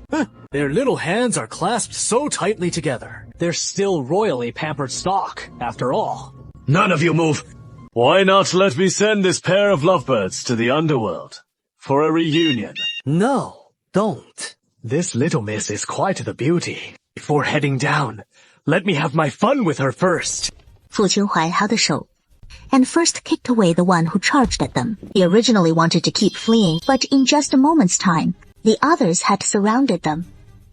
Qinhuai frowned and had no choice but to release Chawan's hand first, snatching a blade from one of the bandits' hands and engaging them in fierce combat. After what seemed like an eternity, the last remaining bandit was felled by a single punch from him, and the Fu Qinhuai took Chawan's hand once more. Let's go. The 2 dashed out of the street, continuing their journey far away until they reached an open clearing, when someone called out softly, over here. Hurry over. Thank you. You 2 hide well for now. Those bandits might pass by at any moment. Chawan nodded and turned to look at Fu Qinhuai, just about to say something to him, but saw the man clutching a spot on his abdomen tightly, his face deathly pale. Your Highness, you... Go sit down first. You injured. Is it serious? Let me see it.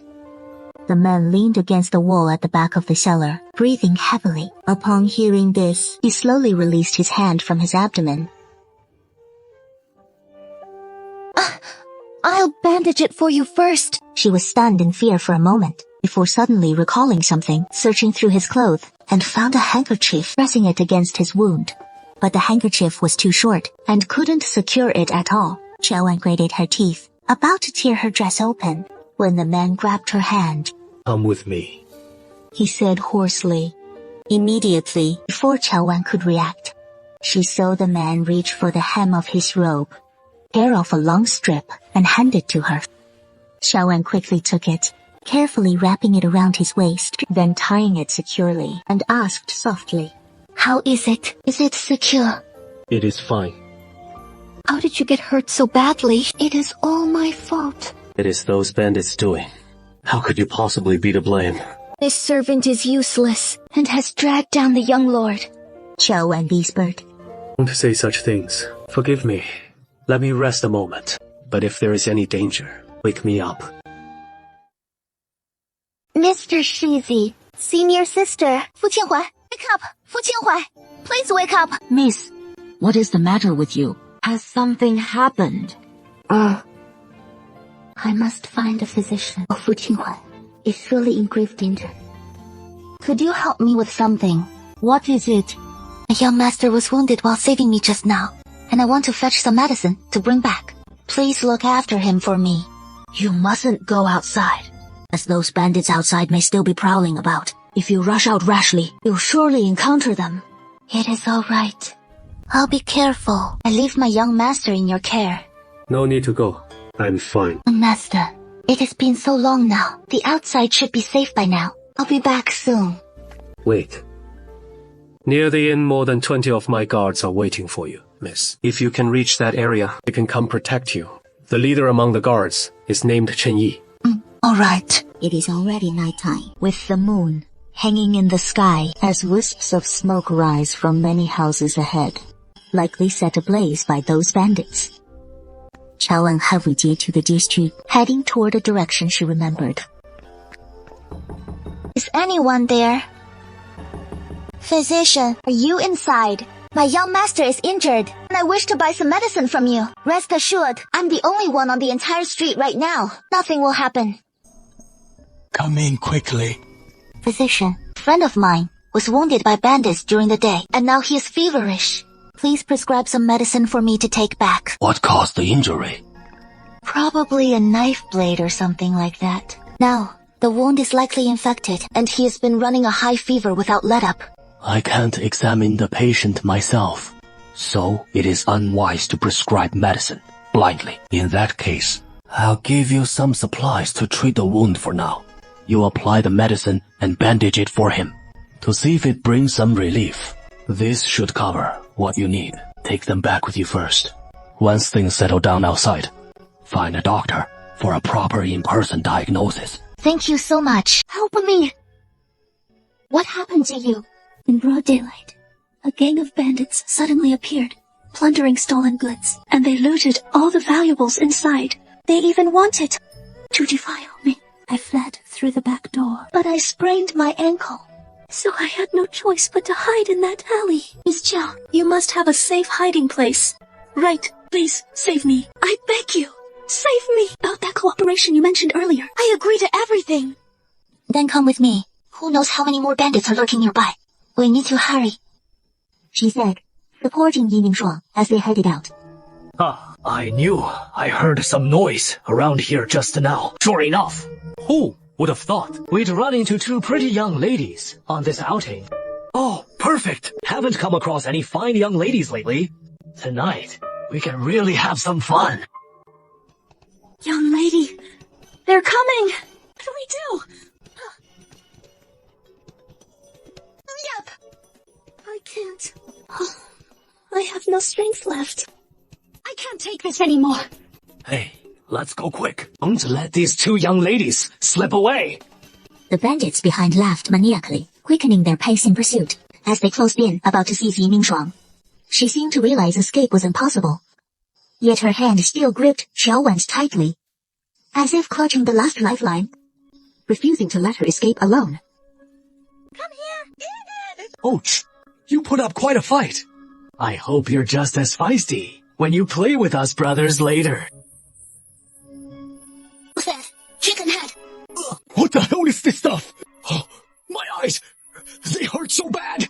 Xiaowen breathed a sigh of relief inwardly. Fortunately, when fetching medicine from the old physician earlier, I'd grabbed 2 extra bottles of hemostatic powder, originally fearing Fu Qinhuai's wounds might need more. Who would have thought it'd prove useful in a moment like this? Run! Near the inn, over 20 of my guards are waiting. If you can just reach that area, they'll protect you. The leader of the guards is Xiao Chenyi. Quick, chase them. Don't let these two young ladies escape. Little miss, they're catching up fast. What do we do? Run even faster. Ye Ningshuang's hand was seized once more. Tears welling in her eyes, she clung desperately to Qiao Wan. Little miss, please save me. Chenyi!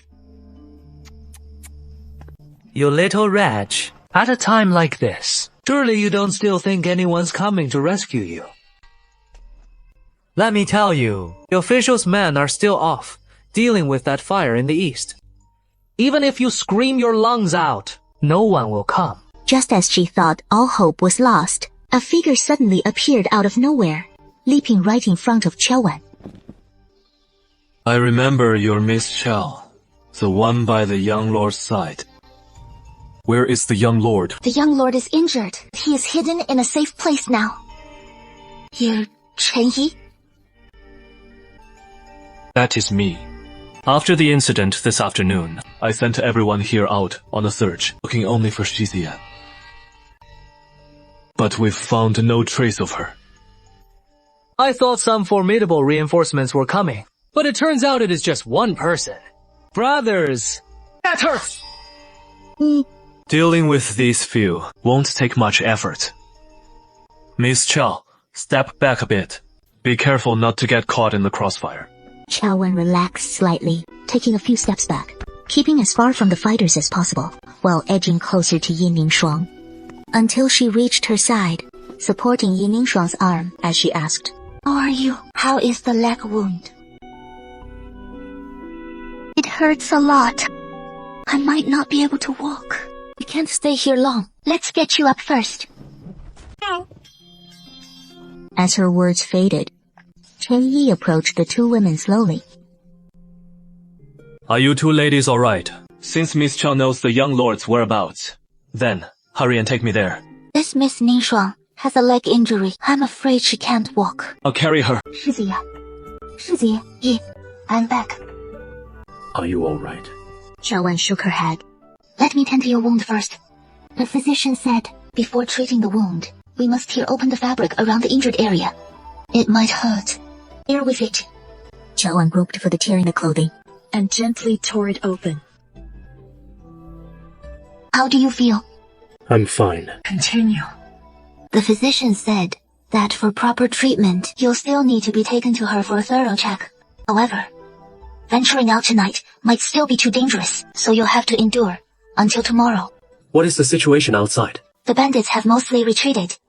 On my way back, I found Chen Yilang, and he is keeping watch outside the cellar now. Young master, Miss Qiao has been rushing about all night. She must be exhausted. Why don't you rest first? In the latter half of the night, I'll look after this young master for you. No need. I just want to lighten Miss Qiao's burden a bit. I mean, no harm. Why must you resist so? The wound has already been tended to. After that, just rest well. No further care is needed. Brother, Miss Ningshuang's leg is injured, isn't it? You should find a place to sit and rest soon.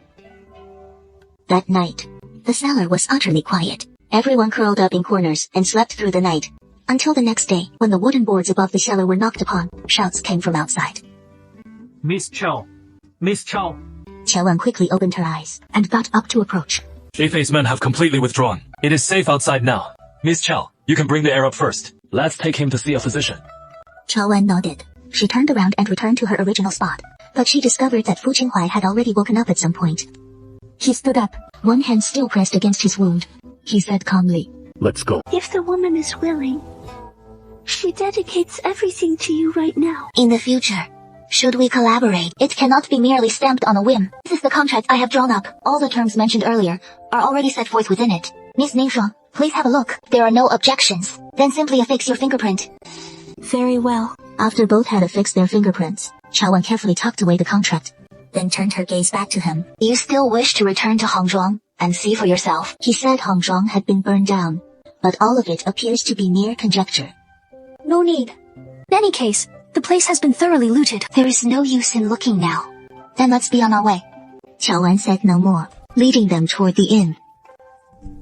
Young master, Ning Shuangsheng was born without any support. Like a piece of duckweed adrift in the world. I thought my entire life would be fraught with such suffering. Until I encountered you, young master. You are the only one Ning Shuang wishes to entrust her life to. So young Master Qin has taken me in. You should know that Xiaowan belongs to me. Third uncle, is this how you repay him?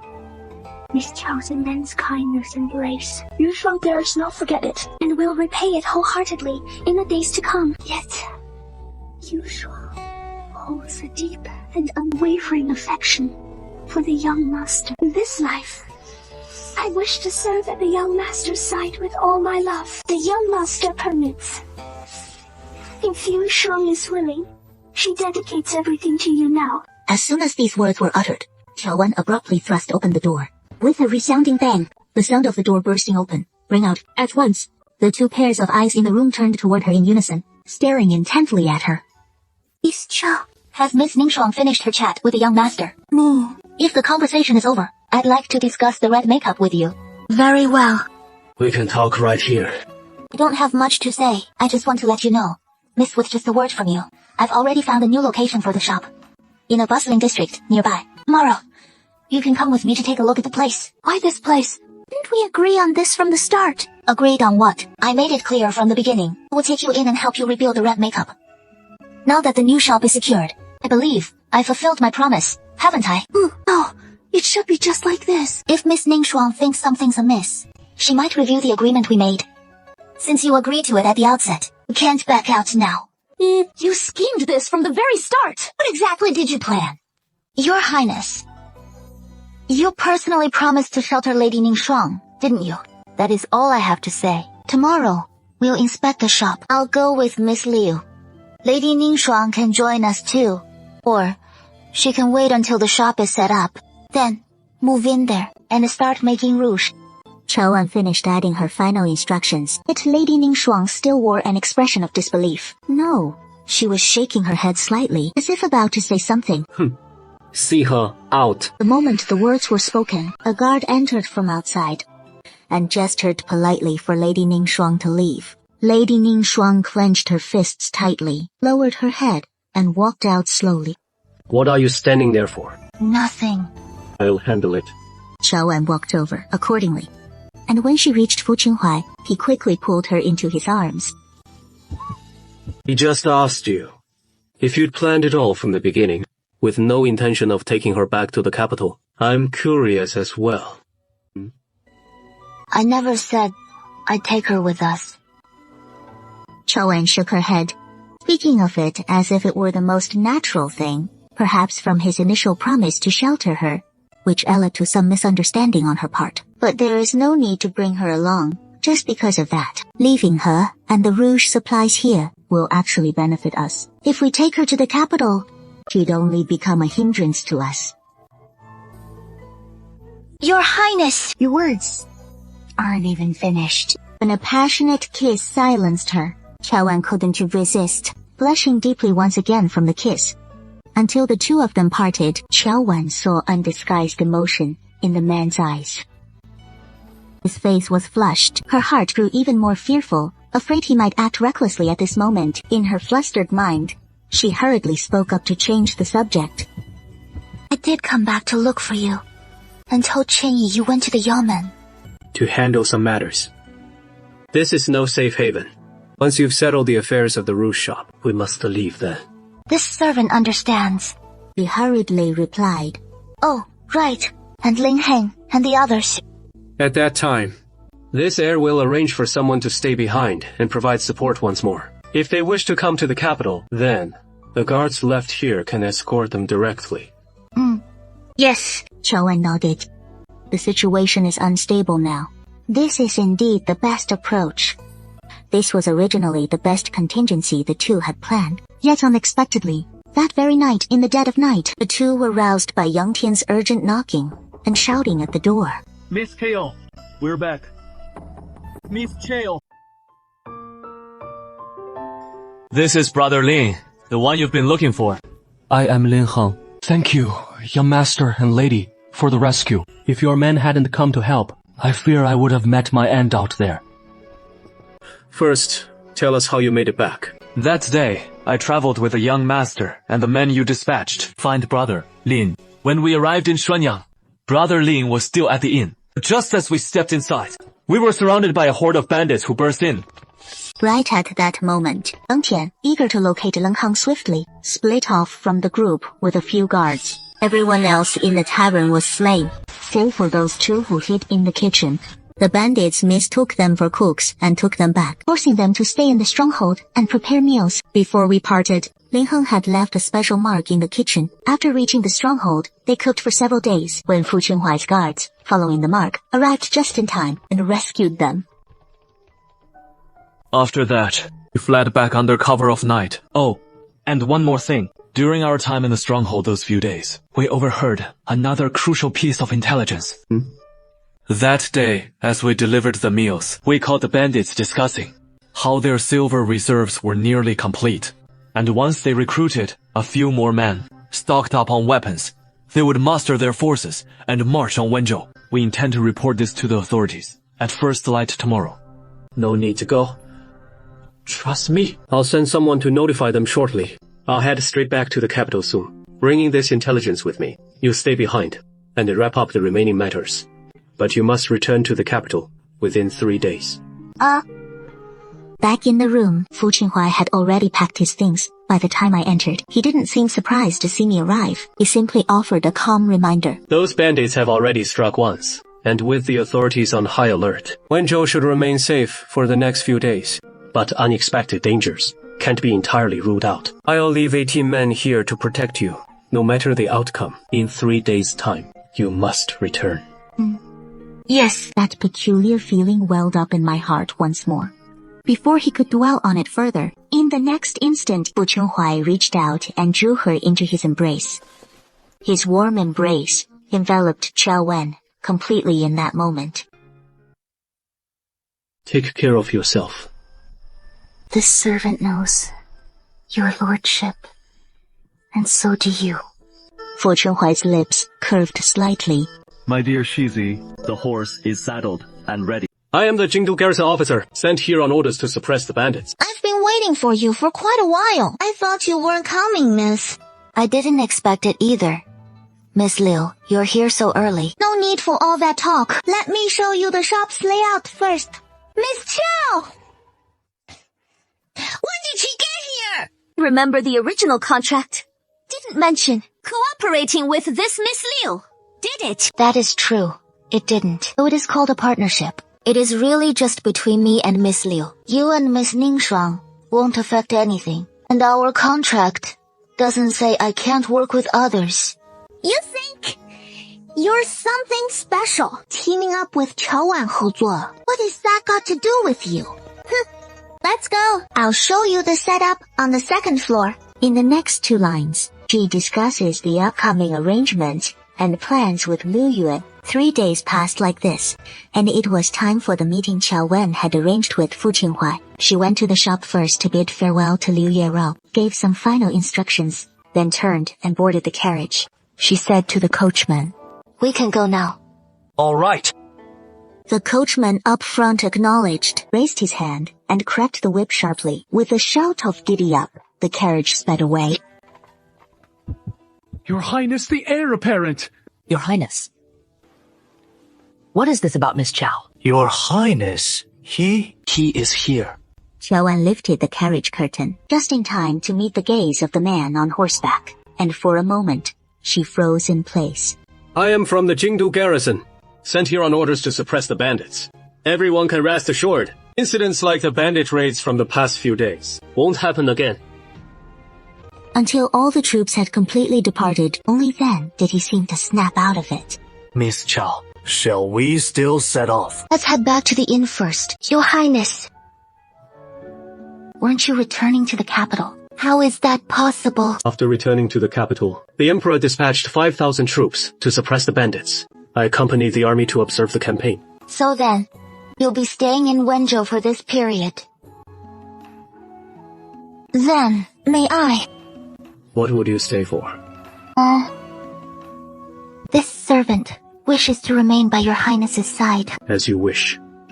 However, For these next few days, you must remain within the city, and do not venture even half a step beyond the walls. If there is any matter, come find me at the garrison camp near the city gate. It is about Your Highness's injury. What are you worried about me? I cannot stay too long. Those guards I left with you earlier. If you need to go out on errands, remember to take a few along with you. The servant understands. 乔婉应声 acknowledged. 傅清怀才恶魔 turned and left the inn, likely heading out of the city once again. Outside the city, at the garrison camp, Chawan's carriage came to a stop at the entrance to the military camp. She took the food box and alighted from the carriage, but before she could approach, 2 guarding soldiers had already hurried over to her. Who goes there? What do you have there in your hand? What is your business here? Understanding. I'm here to see His Highness, to deliver some things to him. As she spoke, she drew from her person the identity token Fu Qinghuai had given her before, and showed it to the 2 soldiers. This was also the arrangement Fu Qinghuai had made before their parting that day, so that, when she came to find him, she could present this token, and the soldiers would let her pass. Follow me. The prince should now be conferring with the general inside the tent. Please go in. The scouts we've dispatched have nearly completed their reconnaissance. We've only just arrived a short while ago. This is precisely when the troops' morale is at its highest. We anticipate that, in 3 days, we will launch the assault. Who goes there? This maidservant has come to bring mung bean soup to the prince. It is my household maid. Since she is one of the prince's attendants, escort her aside and let them have a proper talk. It is true. No food. Your Highness, I'm sorry. I didn't know. This tent is one I sponsored. If you have any further business with me, you can come straight to this tent and wait. Yes. About Hagish. He recalled the things he had overheard that he shouldn't have, his mind still in turmoil. Don't dwell on what happened earlier. I'll explain it to the general later. What made you think of sending mung bean soup all of a sudden? It's a scorching sun these past few days. The weather's getting hotter and hotter. This servant thought soldiers stationed in camps like this outside the city must be even more uncomfortable. The kitchen at the border inn prepared some mung bean soup and sent it over. Did you make this yourself? Your skills are impressive. If your highness likes it, this servant will make more tomorrow. Just now, in the command tent, the general's words, did you hear them? No. Really? I really didn't. This servant heard nothing. It's best if you didn't. You're clever. The soup is good. But if you're to make it, wait until we're back in the capital. These next few days, stay in Wenzhou City and wait for my return. Don't leave the city unless absolutely necessary. You must not leave the city, because they're about to launch a campaign against the bandits. Right, this servant understands. You should head back as well. Yes. Your Highness, please be very careful. Don't worry. Go on, head back. Taowen nodded and said no more, left the tent, boarded the carriage, and returned to the city. In the following days, he remembered Fu Qinghuai's words well, and didn't venture out of the city again. He scarcely left the inn at all, only going to Hongzhuang when necessary to check on the renovations. The shop front is all set up now. What do you think? It is just as we envisioned. Quite satisfactory. I personally oversaw the completion myself. So naturally. It couldn't be subpar. That said, have you decided on a date for the opening? Miss, something terrible has happened. That was the voice of Liu Yueru's personal maidservant. Master, something has happened to the master! Butterfly! What exactly happened? Explain it clearly! Didn't he set out yesterday with the caravan and its escorts? How could anything go wrong? It was on his way out of the city that he was captured by those bandits outside the gates. Just now, one of the escorts who accompanied the master returned with a message. He said the entire caravan was seized. Everyone except him was taken. The bandits declared they would hold the master hostage to threaten the capital's garrison. How could this happen? Didn't he deliberately avoid the usual route and take a path far from those verming bandits and the army's mountain trails? How was he still captured? This servant doesn't know the details, but that is the situation as it stands. Madam went to the temple to offer incense yesterday, and she hasn't returned even now. The eldest and second young masters are out handling business matters, and haven't come back either. The household is left with just a few concubines, and it is already in complete chaos. Miss, please think of something quickly. Has it been exposed? Not yet. The concubines said they've reported it to the officials. The officials might not intervene anyway. We're not allowed to spread word of this. Let's report it to the officials first. And wait! These days, the government's troops are almost entirely deployed to protect the citizens inside the city. Even if we go to the officials, I'm afraid they won't be able to do much. Then, how can I just abandon my father? That is not what I meant. At a time like this, to save your father, the only way is to seek help from the Capital Guard forces. Because the camp is so heavily guarded, even if we go there, they won't let us in, will they?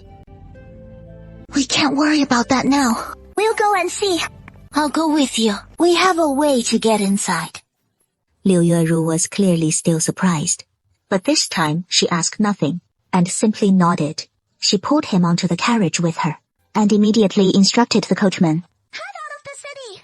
With a shout from the coachman, the carriage started forward. Less than half an hour later, it stopped outside the city, at the military camp entrance. He presented his identity token. This time, the guarding soldiers let them pass promptly. But as Liu Yueru prepared to follow, she was stopped by two soldiers drawing their swords. You may enter, but no one else. He is the one the heir apparent wishes to see. This man has urgent matters to report to the heir apparent. Are you sure you want to block him? If the heir apparent blames you later... Please, go ahead. Arriving at the entrance of the command tent, he was about to speak. When he opened his mouth, the curtain of the military tent ahead was suddenly flung open. Again. You are the guard general. This is a military camp, after all.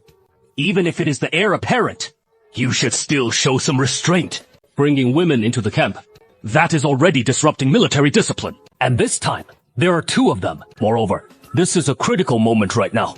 How can we allow such recklessness? No, that is not it. My lord, you have come with vital intelligence about the bandits. You know the general is leading troops to suppress the bandits. Now my father's life is entirely in the hands of those bandits. I beg the general to save him. Once the bandits have hostages in their grasp, they will surely use them as leverage to threaten us. If we sit back and do nothing, I'm afraid it will undermine the general's authority before his men and leave him vulnerable to their threats. I have a plan. We can rescue the hostages before entering the capital. Would the general care to hear it? Let's go inside and discuss the details. The garrison will handle this matter. You should return to the city and await news quietly. Yes. In the center of the street, rows of soldiers stand in perfect formation, with some dragging prison carts behind them, filled with battered bandits in chains. Leading them all is the commander, yet Fu Qinhuai is nowhere to be seen among the crowd. Could something really have happened to him? Tao Wenyu forces a smile, but her heart grows ever more uneasy, just as she feels at a loss. A low, steady male voice sounds in her ear. What are you looking for? Your Highness, why are you here? With Lord Defender's triumphant return, this prince came back to the inn to find you, but you were nowhere to be found. So what were you searching for just now? This handmaiden heard that Lord Defender has returned to the city and wanted to come see for herself. Last night, I heard Lord Defender was back. What about my father and the others? The villagers from the stronghold have all been safely rescued. They're over there. Thank you, Your Highness. Let's go take a look. Yes. You nearly scared me to death. I told you before not to rush out and make a scene. You never listen. All right. It is all father's fault. What happened before was all thanks to you. And when the chance arises later, I'll thank you properly. But there are still matters to attend to at the Xinru estate, so I'll take father home first. Chao Endama nodded, showing her understanding. Then, as if remembering something, she added a reminder. Tomorrow, the Rouge Pavilion opens, so come early. Tomorrow? Isn't that a bit sudden? Tomorrow is the perfect time. with the bandits outside the city eradicated, and the people's fears completely dispelled. Isn't this just when those young ladies from wealthy families will start venturing out again? The perfect day for leisurely strolls and reunions. What is that supposed to mean? 2, 3. When does the Shizi plan to return to the capital? Anytime. Then may this servant visit after tomorrow. Weren't you just discussing it with that merchant's daughter? That you're opening the shop tomorrow. Why only think to ask this Shizi now? This servant knows the Shizi is such a kind person. You'll surely agree, right? He said nothing, head held high as he strode onward, all the way back to the inn, yet she heard not a single reply, nor did she know what he truly meant. Shizi, about what you just asked. I can agree to it. But what will you offer in exchange? This servant after tomorrow. This servant will present a gift. Will that do? What? 3. This Shizi merely wants to remind you. Don't forget the osmanthus cake you mentioned before. What were you thinking?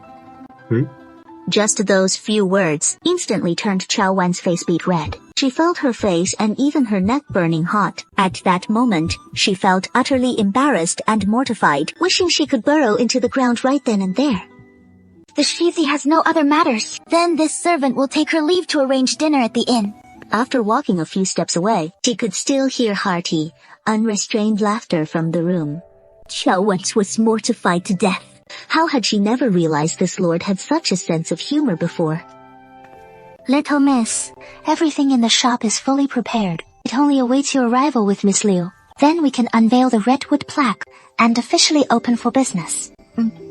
Good. Little miss, this time, the garrison has come to Wenzhou to suppress the bandits. That young lord has come as well. Isn't that so? So, what of it? Then, is he staying at that same inn as before? You know you don't care for me, Miss Chao, and that your heart is set on that young lord. But that young lord did once come to my aid. I simply wish to see him once more. I too know the young lord's ways, and that he holds no favor for me. Shall not entangle myself further. The aid you speak of, does it refer to how his subordinate Chen Yi, at my behest, once tried to rescue you? Don't make a sound. I mean no harm. Who are you? I just saw you at the Imperial Court. Are you running a shop with Li Ningxuang? You bear a striking resemblance to him, both of you. I am her sister, her full sister, of the same parents. I am Yining. She's no good person. Opening a shop alongside her, sooner or later trouble will arise, and she will turn on you and bite back. Hangzhuang, this shop was originally founded by me single-handedly in the beginning. It was I who brought her in to manage it together, but in the end, she betrayed me. I passed down most of my craft to her, originally planning that, once we saved enough money, she could open a branch store, so that we sisters could both enjoy better days ahead. Yining spoke, a flicker of pain and hurt in her eyes. Her expression exceptionally sincere and heartfelt. But just then, Yi Ningxuang met a man with ill intentions, who claimed to be the son of a wealthy family, deceiving Yi Ningxuang, instigating her to withdraw all the money from the rouge shop, claiming they would elope together. I tried to stop her, but instead, she branded me a hindrance and joined forces with that deceiver. They tricked me into the bandit stronghold, led by Shu Fei. In my early years, when I was caught in dire straits, I had studied under a physician, learning to identify some medicinal herbs, and on ordinary days, I could tend to the injuries of the bandits in the lair. Otherwise, I fear I would not have survived until now. Young lady, I know this plea of mine is improper, but now I have no other recourse. I beg you. All the rouge formulas that Yi Ningxuang knows are essentially adaptations of my own rouge creations, and I know far more than she does. Please help me. I can use these formulas to help you build a business, and guarantee that the rouge shop I run will thrive thousands, nay, millions of times more than the current red makeup. I can agree to it, but first, you must prove to me that everything you've just said is true. Very well. My home is in the capital, and I must return this afternoon. If you truly wish to partner with me, I'm afraid you'll have to accompany me on this journey. No problem. As long as I can reopen the shop and exact my revenge, I'll do whatever it takes. Young Master Ming holds only you in his heart. I, Ming She, seek no status for young Master Ming. I only beg you to show great mercy and keep young Master Ming by your side. Young Master? If you don't leave now, don't blame me for being unkind. Don't kill me! I'll go right now! With that, the onlooker scrambled to his feet, tumbling and crawling as he fled. The man's passionate lips pressed directly against his. The young lord enters. Chow and Feng breathed a sigh of relief, pushing the door open and stepping inside. Chow Wan looked up abruptly, glancing toward the source of the sound, where a massive screen stood, and behind it, the shadow of a jade tub came into view. Atop the tub leaned Fu Qinghuai himself. What are you standing there stunned for? Come here, girl. The young lord is bathing, so this maidservant won't disturb you. I'll wait outside. Lord Wu, you've arrived just in time. Chow Wan didn't want to approach, yet she dared not disobey, standing at a distance caught in a dilemma. You refuse to come in. Are you waiting for this young lord to come out and fetch you? There were only the two of them here. Chow Wan had no doubt about his words, and could only steel herself and walk over. Young lord, are you asking this maidservant to serve you your ink jade? She reached out and picked up the ladle from the tub, her movements stiff as she scooped it up, the water gently pouring over the man's broad shoulders and down his back. Yes. Chow Wan bit her lower lip lightly. Her face flushed as vibrant as a ripe, red fruit. Then, she picked up the cloth from the water, gently draping it over the man's back. To wipe him down. She had only wiped for a short while when the man soon made a new demand. Just wiping the back is enough. What about the other places? Chow Wan closed her eyes briefly, then reached forward again, wiping along the man's shoulders and neck, followed by his chest and abdomen. Fu Qinghuai watched her with keen interest the entire time, admiring the shifting expressions on his face. Just as Chow Wan was on the verge of losing control and dropping what she held to flee, she saw the man suddenly reach out and yank her back. A forceful pull came over her. Chow Wan didn't even have time to resist, as her whole body lost balance, and she tumbled straight into the wooden tub. She panicked for a moment before Chow Wan finally snapped out of it and tried to climb out. But before she could even move, the man grabbed her by the waist. With one hand supporting Chow Wan's waist, he drew her close from the front, pulling her entire body into his embrace. Then, with his other hand, he swiftly untied the sash at Chow Wan's waist. Shall we bathe together? Chow Wan wanted to refuse. She didn't want to bathe. She just wanted to escape this room right now. But as soon as her mouth opened, emitting a faint sound, the next moment, her chin was forcibly turned toward him. The man's heated lips pressed directly against hers, sucking, relentlessly, plundering, and nipping with an air of unyielding authority and a touch of wild ferocity. After Fu Qinghuai silenced her unfinished words with his lips and teeth, he didn't allow her to utter another complete sentence. But moments later, the vast chamber began to echo with muffled moans. The room filled with an atmosphere of intimate springtime allure. Unbeknownst to either of them, however, outside Kanglan Courtyard, at that very moment, a figure leaned against the wall. Listening to the faint sounds from within, they clenched their teeth in fury. The hatred on their face was almost impossible to conceal. Wishful thinking! This hairpin was a gift from me to him that year in Jigiri. I had just opened the Rouge Pavilion. With no experience, I didn't know how to do business. I was even bullied by the local tyrants. At that time, he stayed by my side, saying that no matter what, he would stay with me and wouldn't let anyone bully me. So, what do you plan to do next? I said, I don't want to continue. I'll wipe him out completely. Will you be angry? I said from the start, how you deal with him is your business.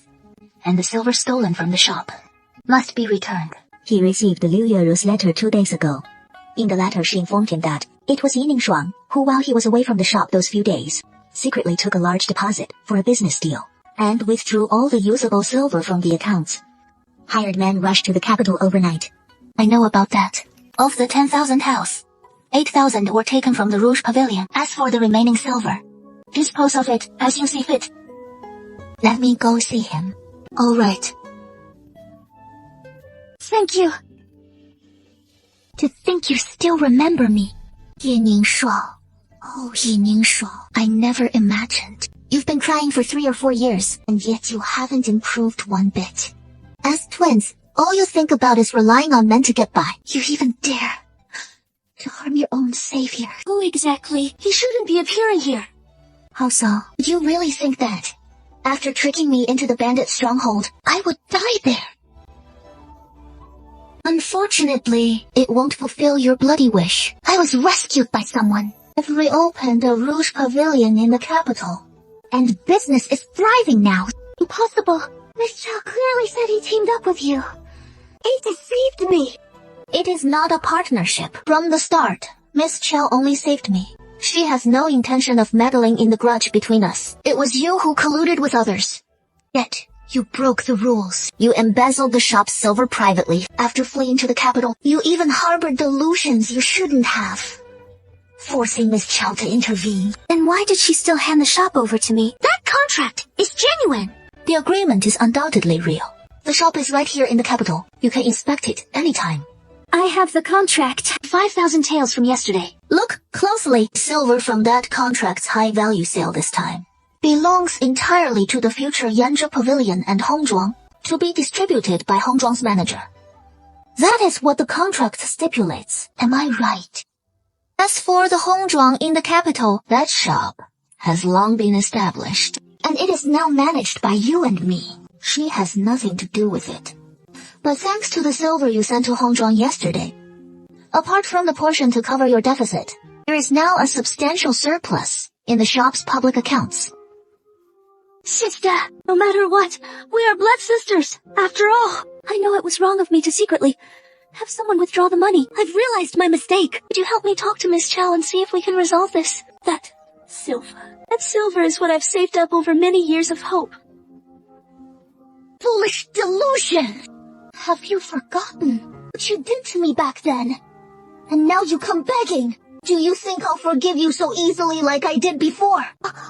I've come today precisely to inform you. The silver you've disbursed during this period, consider it as compensation for me and Miss Chow, and depart from the capital forthwith. I shall no longer hold the past against you. But if you refuse, don't blame me for showing no mercy. I just want to see the Crown Prince, even if just for a moment. Please, brothers, go and announce me again as Yanner. Back in the mountains, Crown Prince saved Mingyu's life. If I can't see the Crown Prince today, I won't rest in peace, even in death. The Crown Prince isn't someone you can just see whenever you want. If you're sensible, get out of here now. We won't hold it against you. Otherwise, don't blame us for not being polite. If I can't see the Crown Prince, I absolutely won't leave. Oh, what is going on with you? Miss Chow, we don't even know where this woman came from. She is insisting at the mansion gate that she wants to see the Crown Prince. No matter what we say, we can't get her to leave. Let me talk to her. It is all because of you that I'm in this state, and now you're pretending to be merciful.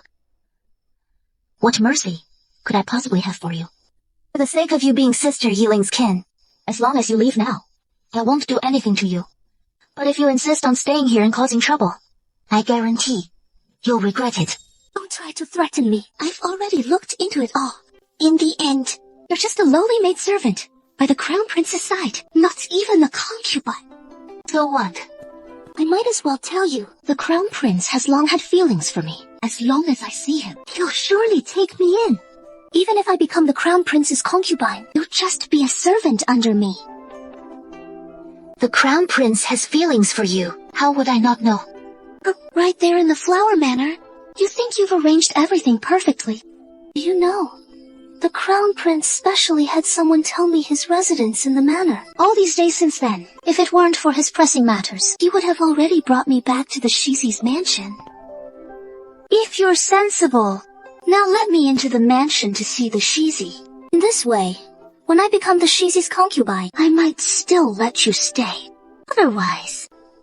What will you do otherwise, Shizi? Shizi, this Zhao has targeted this maidservant time and again, and even tricked this maidservant out of all my savings over the years. Shizi, you must stand up for this maidservant. She scammed you out of your savings. Yes, it is her. Don't be deceived by her innocent appearance. This woman's mind is vicious. Staying by the Shizi's side. Who knows? One day she might harm you too. Is that so? What does this have to do with you? This maidservant is only thinking of you. That day, you sent someone to tell this maidservant about your residence in the mountains. Doesn't that mean you intended to take me in?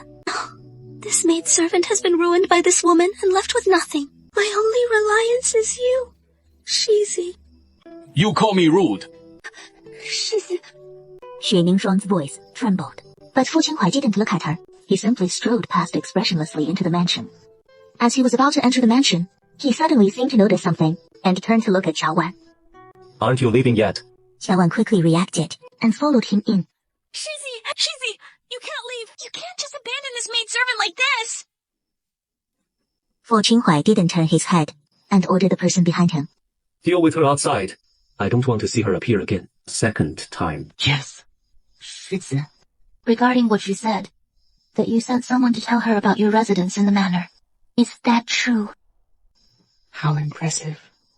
This servant girl was merely a bit curious. That is all. I didn't send anyone to tell him anything, but clearly, someone informed the true master of this mountain estate, and reserved a side room in the courtyard for a few days. Little beauty, I'm here! Is anyone there? Is anyone there? What is this place? Let me out! Quick! Suddenly, the clanging of chains echoed from outside the door, followed by the door being shoved open. A short, stout figure appeared before her. It can't be you. After clearly seeing the man's face, Xiao Wei's heart jolted in shock. Her face instantly paling, she stood up, unable to hold back, and retreated a few steps. The man before her was extremely obese, dressed in a garish golden robe. His face twisted in a lecherous grin. 'Twas Chen Yuanhuan, who had been negotiating business with Liu Xing just yesterday. Hey, little beauty. A day without seeing you. And I've missed you to death.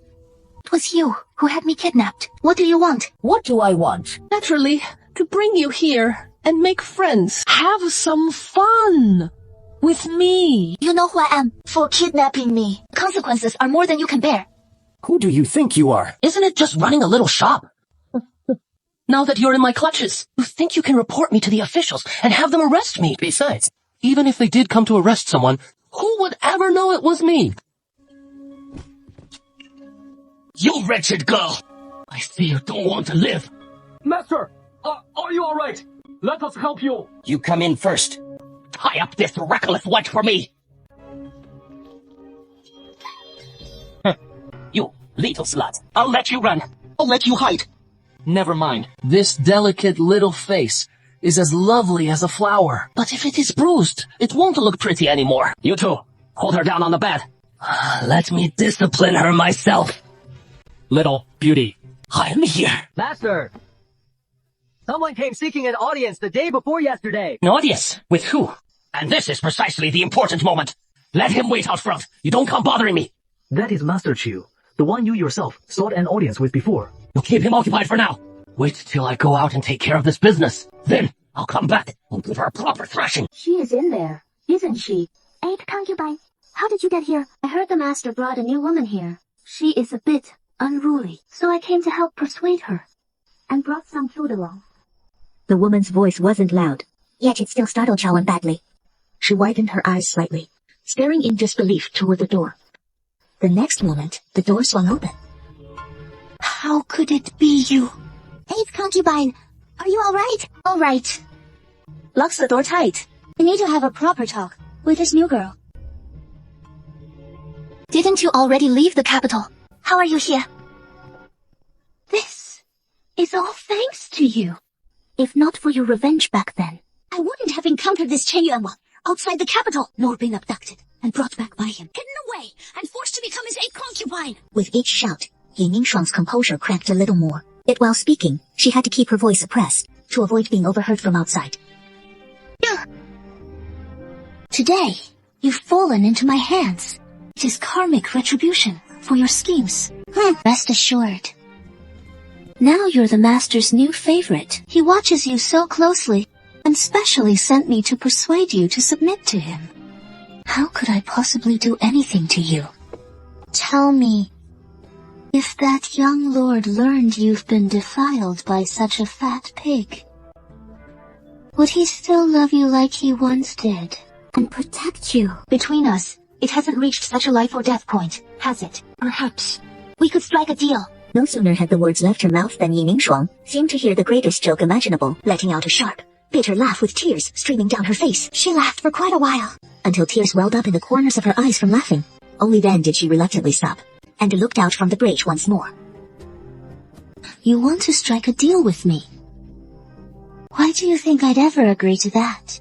I wish you'd die crushed beneath that fat pig of a man. These words made Xiao Wan furrow her brows once more, but she still maintained her composure, taking a deep breath. Don't you want to break free from this Chen Yuanwei? After all these days, have you truly grown content to stay by his side as his 8th concubine? How could I? In that case, why not join forces with me? Help me find a way out. And I swear, once I'm free, I'll send someone to rescue you. Plus, I can give you a sum of money to return to Wenzhou and reopen a root shop. Why should I trust you? I wish I could kill you right now and subject you to death by 1,000 cuts. You may not believe me, but you must know you're isolated and without allies in Kyoto, and I am your only hope of escaping. Huh? I agree. But remember this. If I discover you're deceiving me, even as a ghost, I won't let you off easily. Eat some of this food first. I'll handle things with Chen Yuanwei. At that moment, my personal maidservant will come and lead you out. She quickly left the room, and gave brief instructions to the servants outside. Then all fell silent. After finishing, he opened the food box, and devoured all the simple dishes inside. Leaning against the bed, he waited quietly. It is the master who sent us to escort the lady inside to the front courtyard. Hurry and come out. Do you need us to hold you down? No need. Our 8th concubine has already convinced him. Oh, that is fine. That is fine. Let's go. The two proceeded one behind the other, winding through the mansion several times, all the while moving cautiously, until they reached a courtyard near the edge. A courtyard. The maidservant suddenly halted, pointing to the courtyard ahead. Go in. Aren't we supposed to leave the mansion? Before he could finish, without waiting for a reply, he turned and bolted in one direction. From the pitch-black courtyard, 7 or 8 household guards emerged one after another, and lunged after him. Xiao Wan couldn't get far in just a few steps, before his path was blocked, and he was dragged into the courtyard. At that moment, the lanterns in the courtyard were suddenly lit. Yi Ningshuang, arm in arm with Chen Yuanwei, stood in the courtyard. A charming and delighted smile crossed her face. Yi Ningshuang said, "You deceived me." Deceived you? So what? How few were the times you deceived me in the past? Would I have sunk to the sorry state today? Isn't it all thanks to you? Last time you drove me out of the capital, nearly costing me my life at the hands of beggars outside the city walls. If not for encountering Chen Yuanwei, I would have perished out there long ago.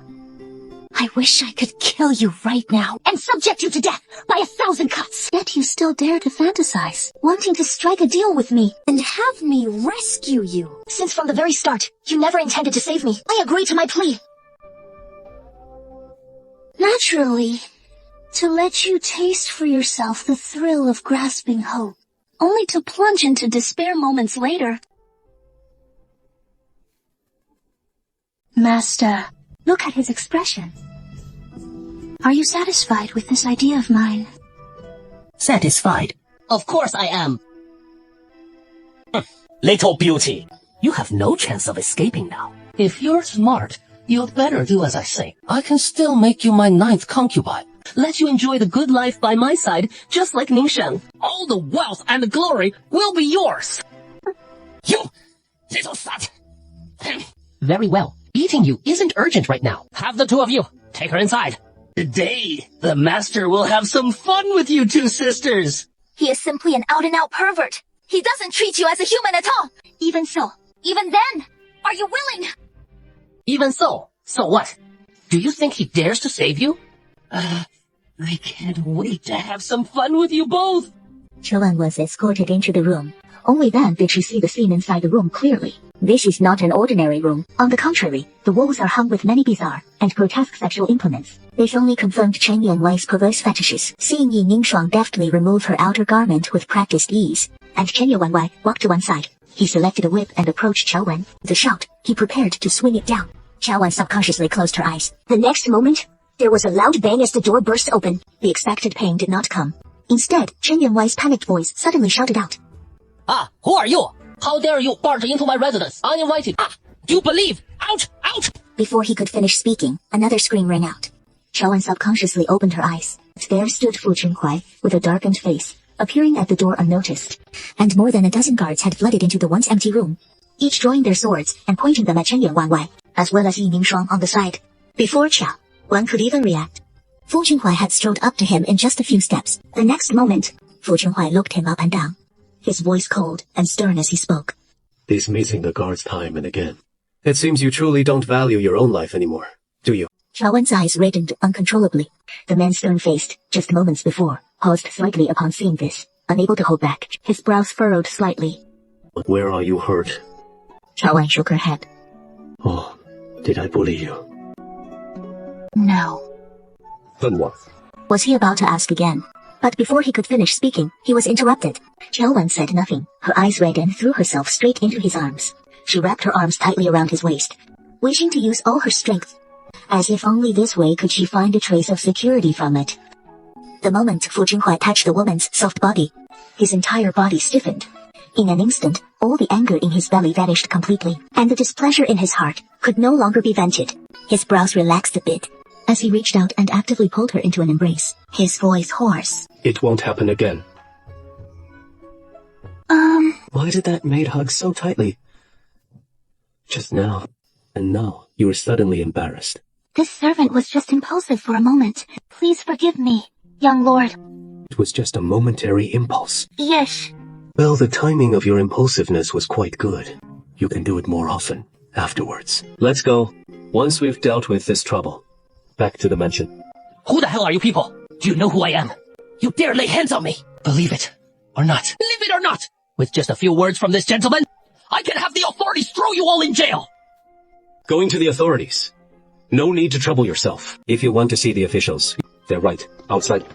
Young lord. Yes, it is there. Take him away. Fu Chunhuai waved his hand. Today, I as the Shizi, reviewed the official records. Miss Chen Yuanwei, in the past, whether in matters of silver or money, or the etiquettes in his household, has had anomalies, more or less. There must be something suspicious here. So, you all go and investigate it. Yes. Let's go. Shizi, please save Mingyu as well. Mingyu was captured and brought here by Chen Liuwei. She has endured endless humiliation. No, she has nowhere left to turn. She would rather stay by your side and work like an ox or a horse. Even if it is just as a cleaning maid servant, it would be fine. Please take her in. A flash of disgust passed through Fu Chunhuai's eyes. Without a second thought, he kicked her away. He said coldly, Hey. You can't treat me like this. If it weren't for you ordering me out of the capital back then, none of this would have happened. That was your own doing. Before she could finish, Qiaowen let out an exasperated snort. Then he sneered. Moreover, didn't you just say it yourself that you were willing to stay by that fat pig's side? I was forced just now. In front of the town squire, I had no choice but to say that. But from the start, I was Qianwan, the one he abducted. Qianwan, tonight, I helped save you as well. So consider this as repaying the favor I owe you. Please plead for me on behalf of this poor soul, will you? Help me? How have you helped me? If it weren't for the suggestion I gave to Chen Yuanwei, which delayed things for you for a while, you wouldn't have escaped unharmed until now, when you were finally rescued. Very well. I can help you this once. Consider it repayment for this twist of fate. I can arrange for someone to take you back to Wenzhou. After that, whether you live or die, will be your own affair. Didn't you say it was the Shizi who drove you out of the capital back then? Which led to all this. Then, I'll give you a chance now to personally escort you back to Wenzhou. As for whether you live or die after that, that is your own affair. No way! Yi Ningshuang wanted to say more, but no one was willing to hear it. A glint of satisfaction flickered in Fu Chunhuai's eyes. As he raised his hand and waved, the guards below immediately understood, stepped forward, and rebuked Yi Ningshuang, dragging her away. Miss Chow, the old madam summons you. This servant greets the old madam. Closer. I've heard that recently. The heir has also entrusted the charity hall's affairs to you. Previously, Fu Chenghuai had handed some shops over to him to manage. As the old madam is well aware, I've heard you found work for everyone in the charity hall, providing a plan for their future livelihoods. Yes. Indeed, it is a fine accomplishment. And not only that, Miss Chow has also arranged for better meals for everyone in the charity hall and prepared nourishing soups for the women with children. Lately, the charity hall has been running even more smoothly. I always knew you were a clever girl, with a natural talent for business. And now you've managed the charity hall so well, truly lightening the heir's load considerably.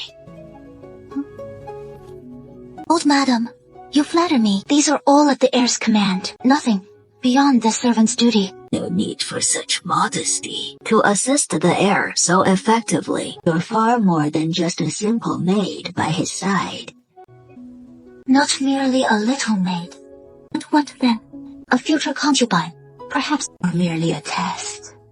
Having achieved this merit, you deserve a reward. Old madam, this servant suddenly recalls something most important. Though I know speaking of it now may be untimely, but the matter is too grave to leave unsaid. What has you so urgent? It is about Miss Chow. Some days ago, while Miss Chow was handling business outside, she was suddenly seized by a ruffian and held captive for nearly half a day. She was just rescued by the heir apparent. This servant believes during this time, something unfortunate may befall her.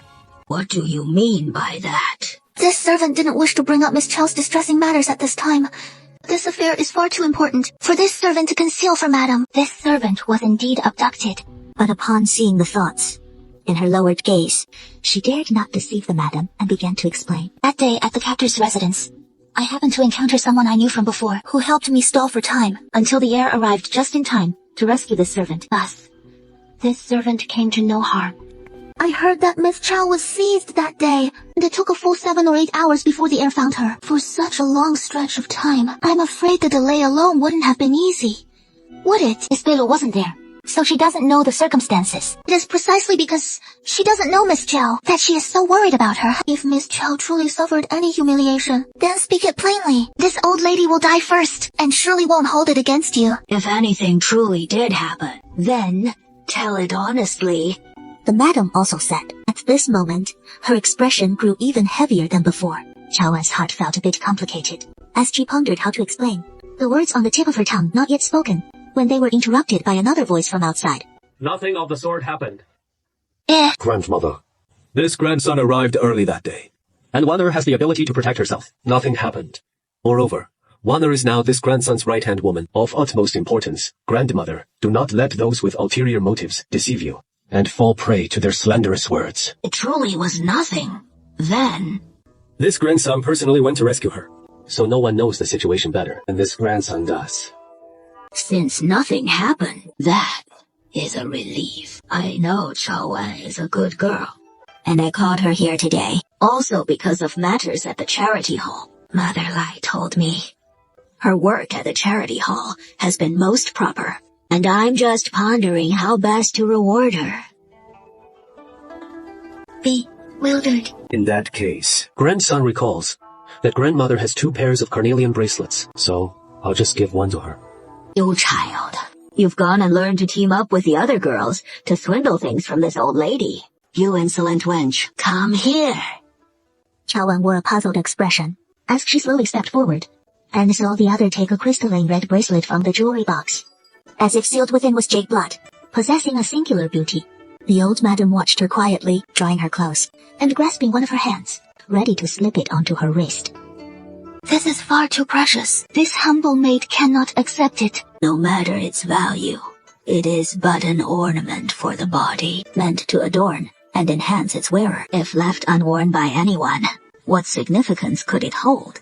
I take a liking to how this bracelet suits you, so wear it well. Grandmother, this courtyard remains too quiet, surrounded as I am by such useless folk. In a couple of days, I'll have my grandson send 2 new maids and let Gong Miu handle the errand. As for those in this courtyard who idle about restlessly, harboring nothing but crooked schemes, we have no further need of them. Old madam! The old madam sees clearly! Your ladyship discerns the truth! This humble maid harbors no devious or improper thoughts. I merely felt the events of that day were of utmost importance, and dared not deceive the old madam. That day, Miss Beluo should only have known I was in danger. Isn't that so? As for my capture and imprisonment in the villain's lair, no one ever laid eyes on it, nor was word of it spread abroad. Yet Miss Beluo knew it in such detail. Moreover, this incident occurred so long ago. If Miss Beluo truly deemed it important, why did she not speak of it sooner, but delay until today, this very moment? Merely acted out of loyalty to the old madam. This humble maid has said so from the start. In this life, I only wish to remain by the old madam's side and serve her faithfully. I have absolutely no designs on any other daughters-in-law. Madam, please trust this servant. That girl isn't being entirely forthcoming today. For the time being, I'll have him stay in the courtyard and attend to duties, and he won't be going out. You should all return as well. Today's affairs. I thought you had simply forgotten, grandson. But if such things happen again, in the future, don't blame me for taking matters into my own hands, and personally clearing away those who sow discord and spread filth around grandmother, one by one. His words carried a chill, broking no argument, without even waiting for the old lady's response. He turned and strode out of the courtyard, pulling Chaowan by the hand, leaving the old lady in the room to gaze at their retreating figures, her emotions indescribably complex. This girl is truly special. As long as the heir likes her, it won't be a problem. My lady, this servant truly had no ill intent. I only wanted to remind you to be cautious of those harboring ill intentions toward the young lion lord. Enough! Whether caution is needed, or how to proceed, this old woman doesn't need your reminders yet. My lady, look, I'm no good person myself. Everything she does is to bewitch him. Shizuye, don't let her deceive you any longer. Enough. A mere lowly servant, daring to gossip repeatedly in front of the old lady. I see you no longer value that tongue of yours. Now get out! With that, Li Mama gave her no chance to speak further, and waved her away dismissively. Why, she is no different from me. Just a maid, yet suddenly, she is not beneath me, even as a lowly maid. Why does she get such favor from the heir? Senior sister, it is the bracelet. Just wear it, if she gave it to you. It is not anything particularly precious. You'll think too much as well. Yes. At this point, are you still deluding yourself that someone will come to rescue you? It is only the second day. As the old madam herself declared yesterday, the Yaluso, who was not to leave the residence these days, suddenly appeared at the entrance of Kanglan Courtyard and blocked her path. Miss Beluo, you've come out rather swiftly. The old madam has instructed this morning to hand over all matters of the benevolent hall and explain everything to you in detail, after which you will take full charge of the benevolent hall on my behalf. So, I'll have to trouble you, Miss Beluo. She smiled faintly and said. With that, she followed at an unhurried pace as they headed out of the residence. The two walked to the benevolent hall. After completing the handover, I must hurry back to the residence. Chaowan responded softly, her steps remaining unhurried. It took nearly the time to brew a cup of tea before she followed her to the third floor. Bialuo closed the door behind them. Miss Beluo, do you have something to discuss with me? Having secretly shadowed Chaowan for so long today, your good days are truly over. But before she could say more, a sharp pain struck from behind, and she was knocked unconscious once again. You little wretch. Now that you've fallen into my hands today, just wait and savor what it truly means to wish for death. Princess Annan. So, you little lowly maid, you do recognize this princess. What is the meaning behind the princess? Having me bound like this? Why did I have you tied up? You should ask yourself, these past days, how you've been seducing the vice heir. This servant is merely the heir's personal maidservant, simply fulfilling my duties as expected. How could I possibly be a vixen? Are you still trying to make excuses? This is the sort of demeanor you usually adopt to catch his eye. Aside from this face, which does have a certain allure, I doubt there's anything else about you that is truly noteworthy. You truly are a vixen. You are a princess of noble standing after all, yet you resort to such despicable acts of kidnapping and harm. Aren't you afraid? The young lord will find out and come to despise you even more. The young lord has stationed 2 guards by my side, now that I've been missing for so long. It surely won't be long before he comes searching for me. At this point, do you still cling to the delusion that someone will come to rescue you? Unfortunately, I'm afraid you won't live to see those 2 guards deliver the message to the young lord. They'll only assume that you've already fled the capital with some other man. This is not good! What about the little miss? The little miss eloped with another man! What did you say? This maidservant was following old madam's orders today to escort the little miss to the charity hall and hand over all the remaining matters there to her. But as soon as we entered the room, Miss Chow knocked me unconscious. And when I woke up, I went to her shop to look for her.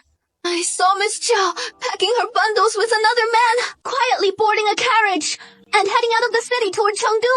That man, this maidservant recognizes him as Miss Chow's childhood sweetheart.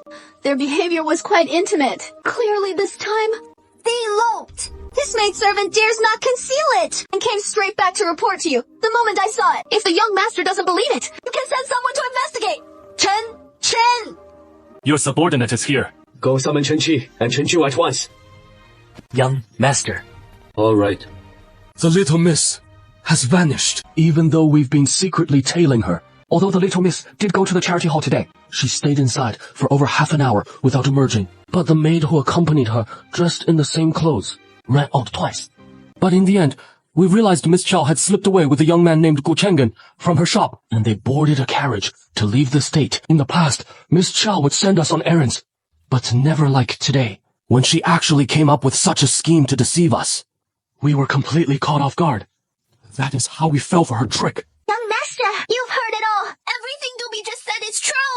Indeed, Miss Chow has eloped with her childhood sweetheart. She is a fickle and faithless woman, not worth lingering in a young man's heart. My lord, I personally spotted someone dressed, just like Miss Chow, leaving the city with Gu Cha. But from beginning to end, I never caught a glimpse of the girl's face. Marrying into a prison cell. My lord, he has already left. There is nothing left for you to see. Why persist with this investigation?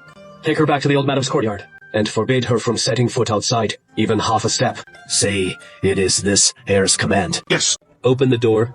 The guards behind him didn't dare delay, stepped forward, and kicked the door open in a few swift moves. In the connecting rooms, most of the bathrooms were already gone, and all the valuables had vanished too. Yet the interior remained impeccably tidy, as if the shop's owner had long premeditated selling the place. Fu Qinghuai's emotions were indescribably complex. He didn't want to believe it, but the clues arrayed before him all pointed clearly to the truth. That Chaowan had fled from his side. Why? Could it be because of accepting that bracelet yesterday that she felt unable to bear the responsibility? His brows furrowed deeper and deeper. My lord, though Miss Chow is not eloquent, she is not the type to abandon everything without a care and simply run away. There must be some misunderstanding here, right? Or perhaps Miss Chow has encountered some danger. Why don't I go investigate first? I'll see to it right away. With that, he turned and quickly left the Linlang Pavilion, heading straight for the hall from earlier that day. Fu Qinghuai stood there for a long while.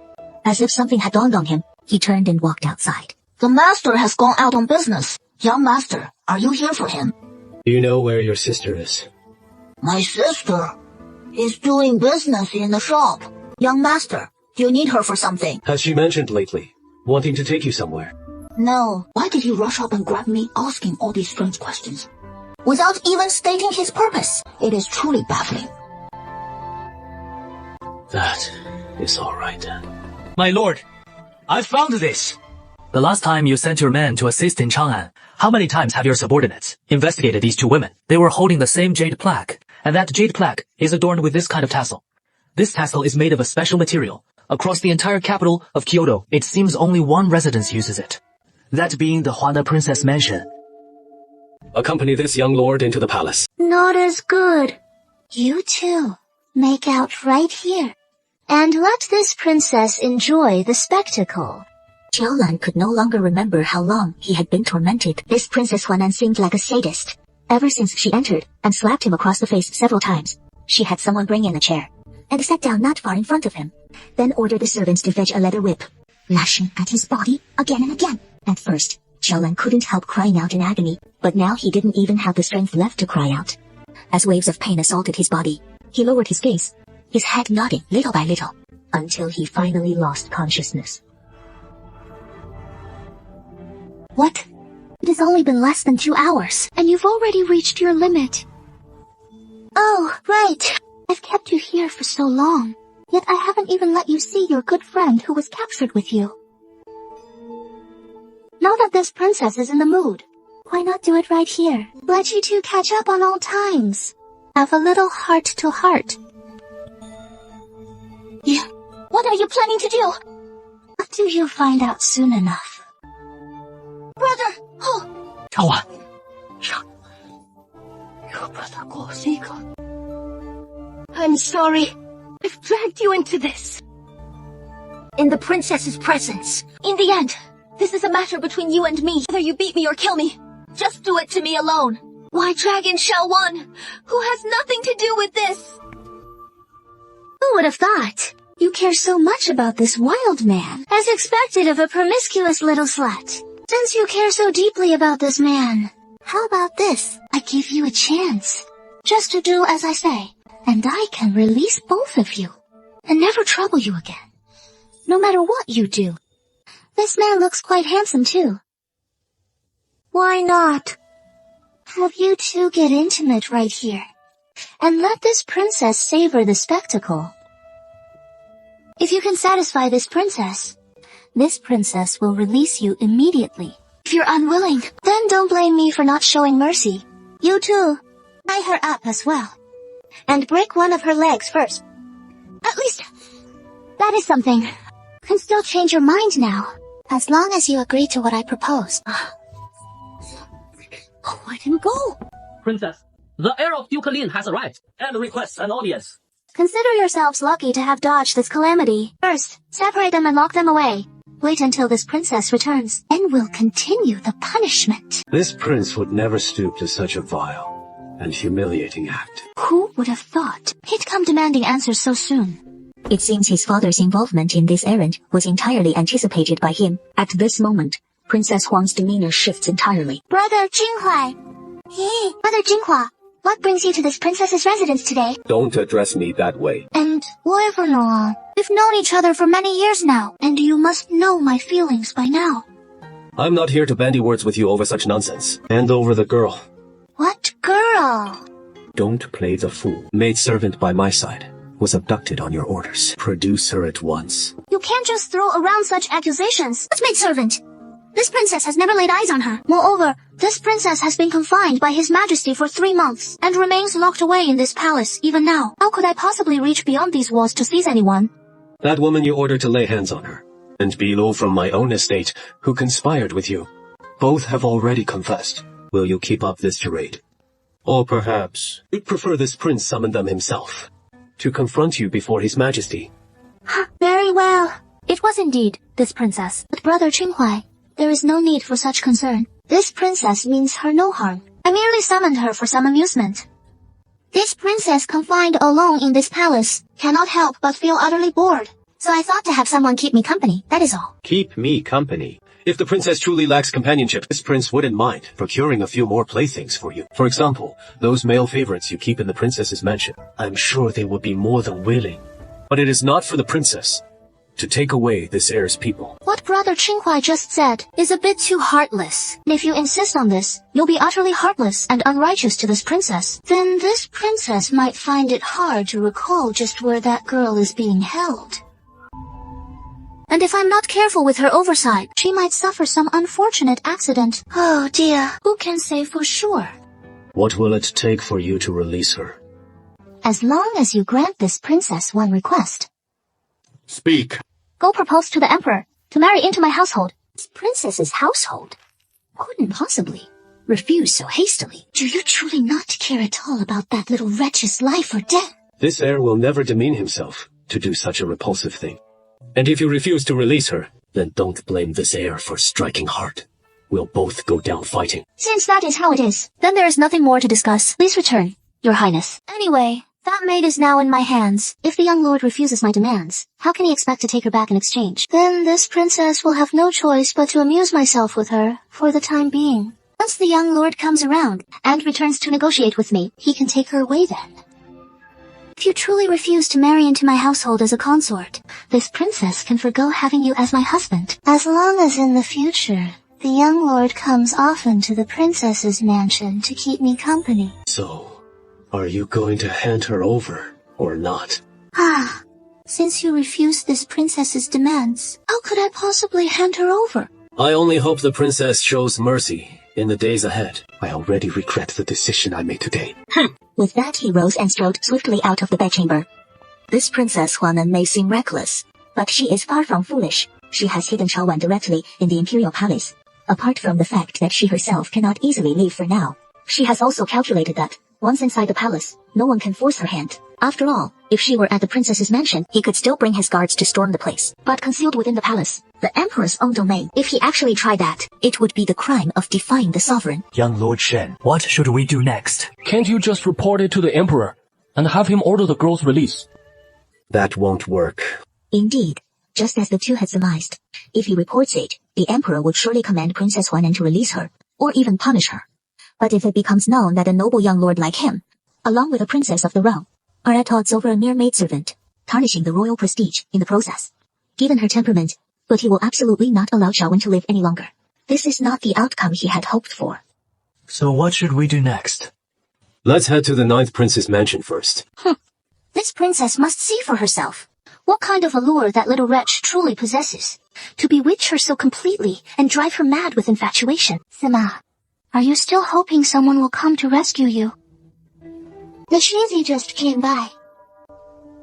He wanted to have you released, but this princess proposed a small condition, which he was unwilling to accept, so he simply left. Indeed. What a pity. From now on, you'll have no choice but to remain here and endure endless torment. What must I do for you to be willing to let me go? Didn't this princess already tell you? As long as you agree to be intimate with that man just once, this princess will let you leave immediately. Absolutely impossible. If you have any other demands, anything I can fulfill, I might be able to agree to it. For instance, don't you have feelings for the Shizi? I know all of his preferences. Are you boasting to this princess? What I mean is, if you wish to be with the Shizi, I can help you. I don't just know his likes. I also know the secrets he holds. And this secret, once you, princess, learn of it, it will be enough to make him yield. Even if you tell me all this princess won't simply forgo her demands. Because of it, nor will I be allowed to leave unscathed. My only wish is for you, princess, to spare Brother Ge. He merely works under me, and our bond isn't particularly deep. He shouldn't suffer for this. Your idea is quite clever, but why should this princess believe a word of what you say? Shizi built a charity hall in the capital on Qingri, but within that hall, the poor are strictly forbidden. It is all just for show, with other ulterior motives hidden inside. Once you know of this, Shizi will surely not refuse your demands. If you don't believe me, princess, you can send someone to investigate first, to see if there is any suspicious activity in that charity hall. You best not let this princess discover you're lying. Otherwise, whether it is you or that subordinate of yours, this princess will show no mercy to either. Little wretch! How dare you deceive me? As she entered once more, Princess Huanan narrowed her eyes at him and let out a sharp snort. Well, you were right after all. In recent days, the benevolent hall has been arranging to send refugees out of the capital under the pretext of resettlement to destinations unknown. So this must be the secret you mentioned. Since the princess has already uncovered it, why press me further? Speak! What exactly is that secret? The princess must first agree to my conditions and release Brother Ge. Do you truly believe this princess is so easily swayed? Nah. This princess will never release. If you refuse to speak, this princess can order his death this instant. You reneged once already. You could easily renege again. Even if I tell you, you'll still move against Brother Ge. keep tormenting me. In that case, I might as well stake my life on it. The torment weighs heavy on her heart. Very well then. Since that is how it is, don't blame this princess for showing no mercy. Guards! Hold him down! And break his legs! At this moment, Qiao Wen on the torture rack hung her head low, as if drained of all vitality, not uttering a single word. Stop! You've won. Guards, release him. May I have a few words with him? Are you all right? Brother, Gay, listen to me. Once you leave this place, immediately fetch Xiaobai and take him to the heir's residence. Until I make it out alive, do not leave under any circumstances. But for myself, I'll find a way. Now, the priority is Xiaobai. For daring to capture you here. If he learns of Xiaobai's existence, he would never spare him. I am trapped here now and cannot leave. My only hope rests on you, Brother Ge. You must help me. You must find a way to escape.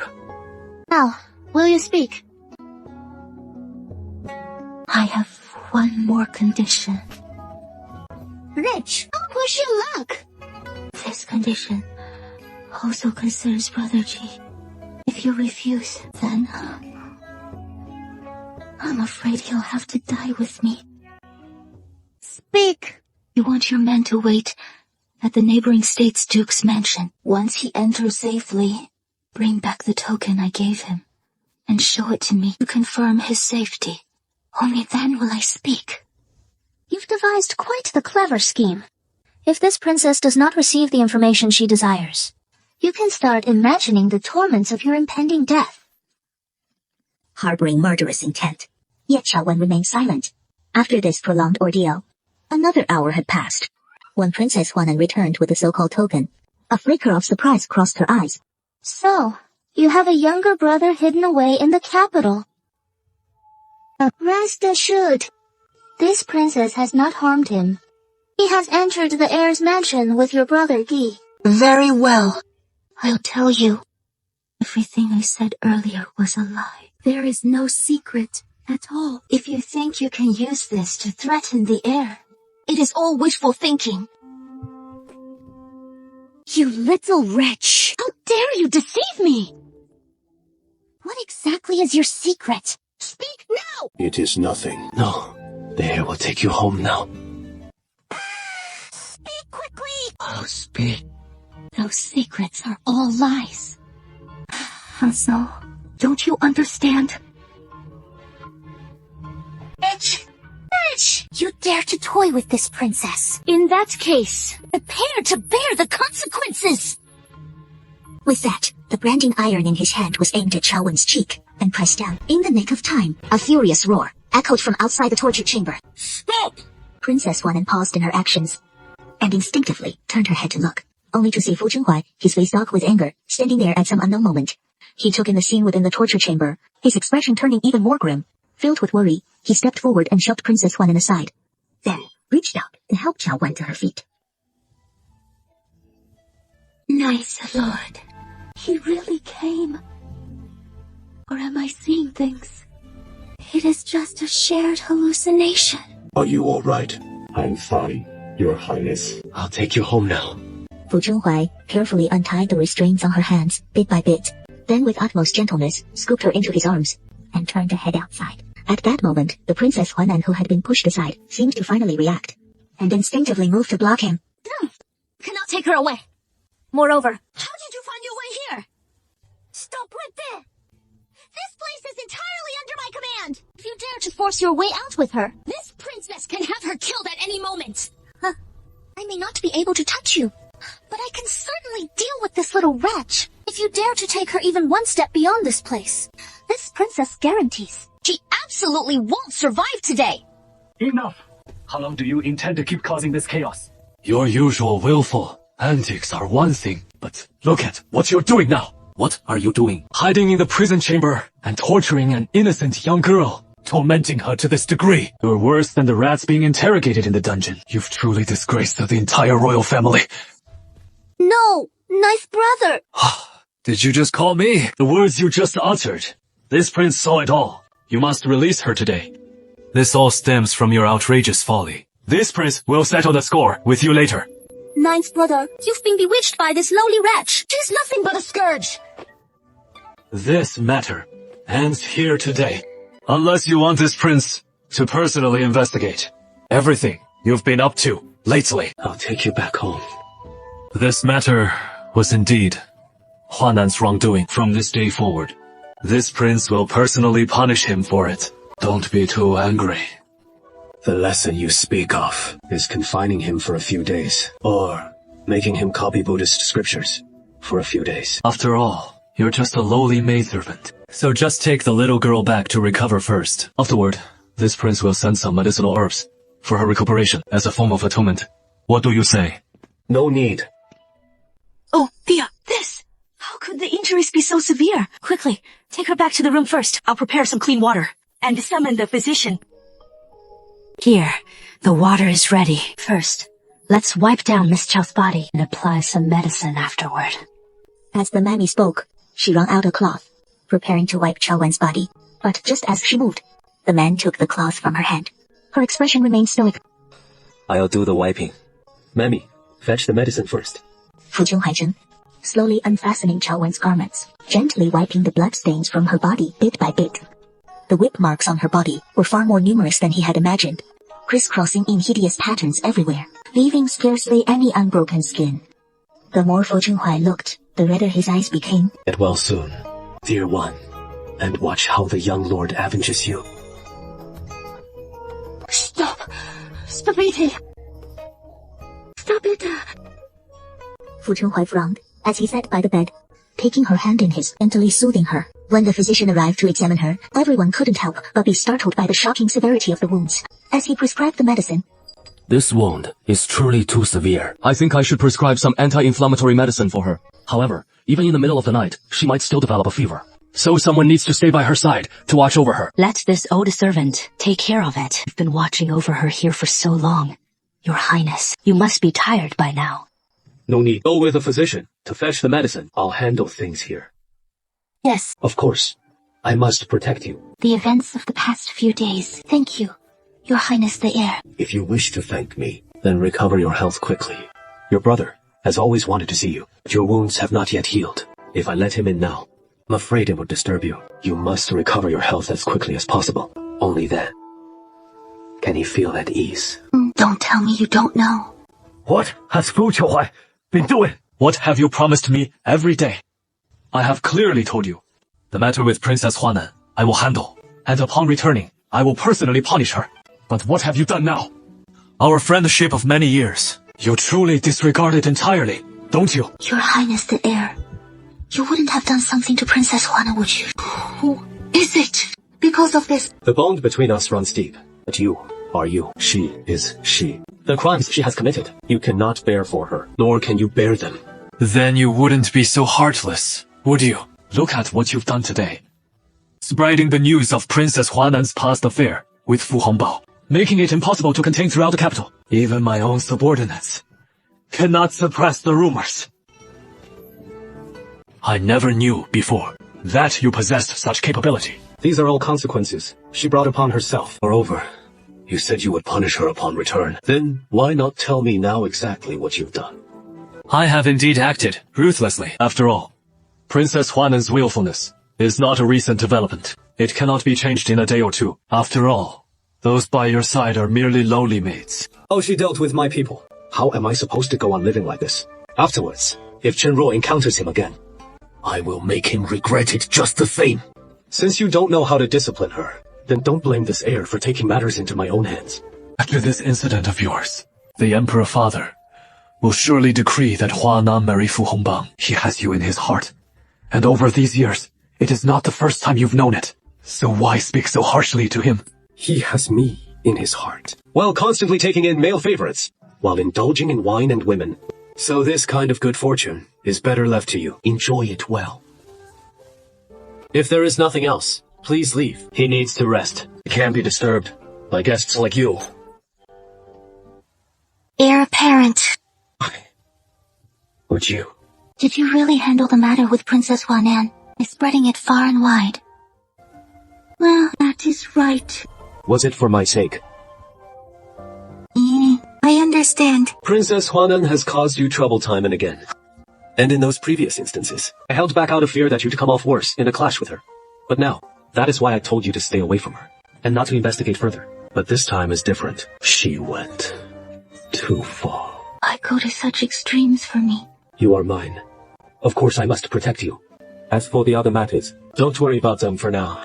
Secretary just needs to rest and recover in peace. A few days ago, I noticed your body hadn't fully recovered yet, so I haven't brought it up until now. But now that you're almost fully recovered, it is time to settle all those unfinished accounts.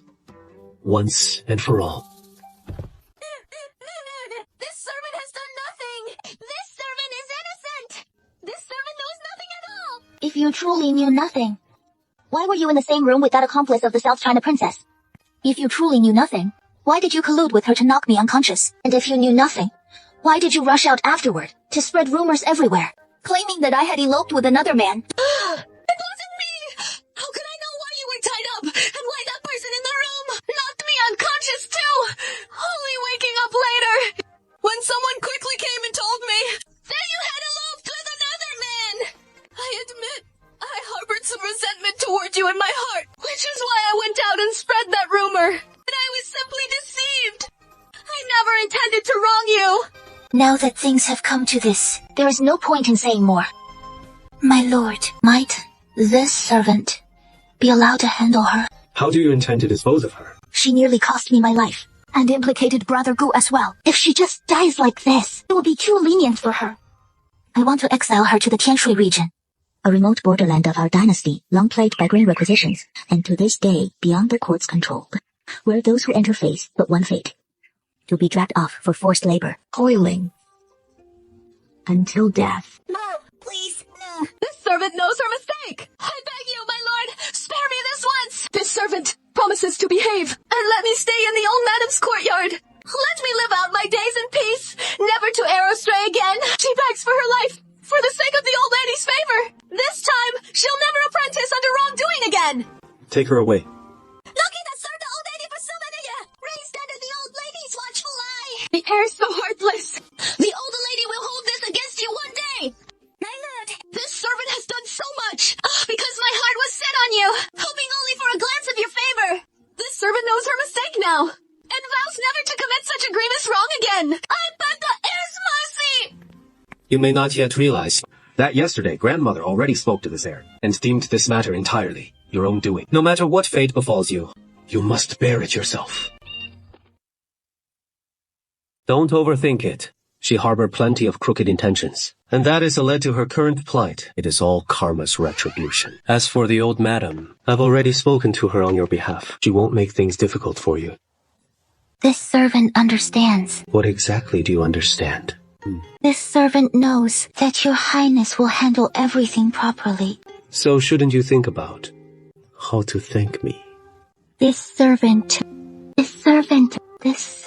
body hasn't fully recovered yet. Could we wait until this servant has healed? I didn't specify anything about that. Just a simple kiss. Why wait until you're fully recovered for that? This servant suddenly feels a bit unwell.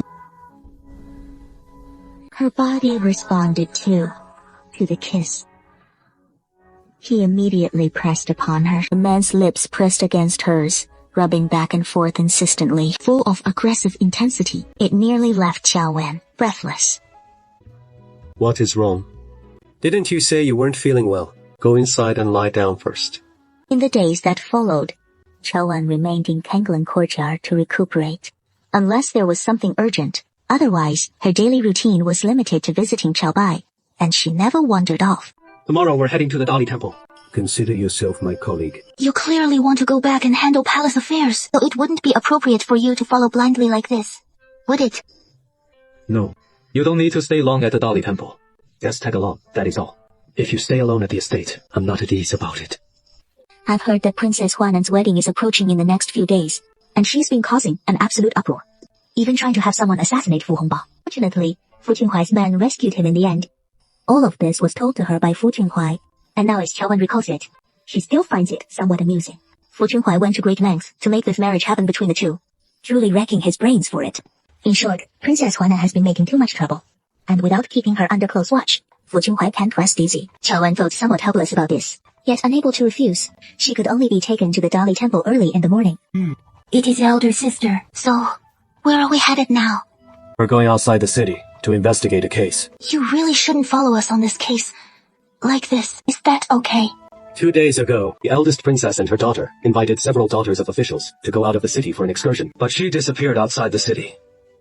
Eldest princess? Qiao Wen's Hao skipped a beat, for she knew of this eldest princess, the current emperor's eldest sister, who had been pursued and killed years ago, dying unexpectedly, leaving behind only one daughter.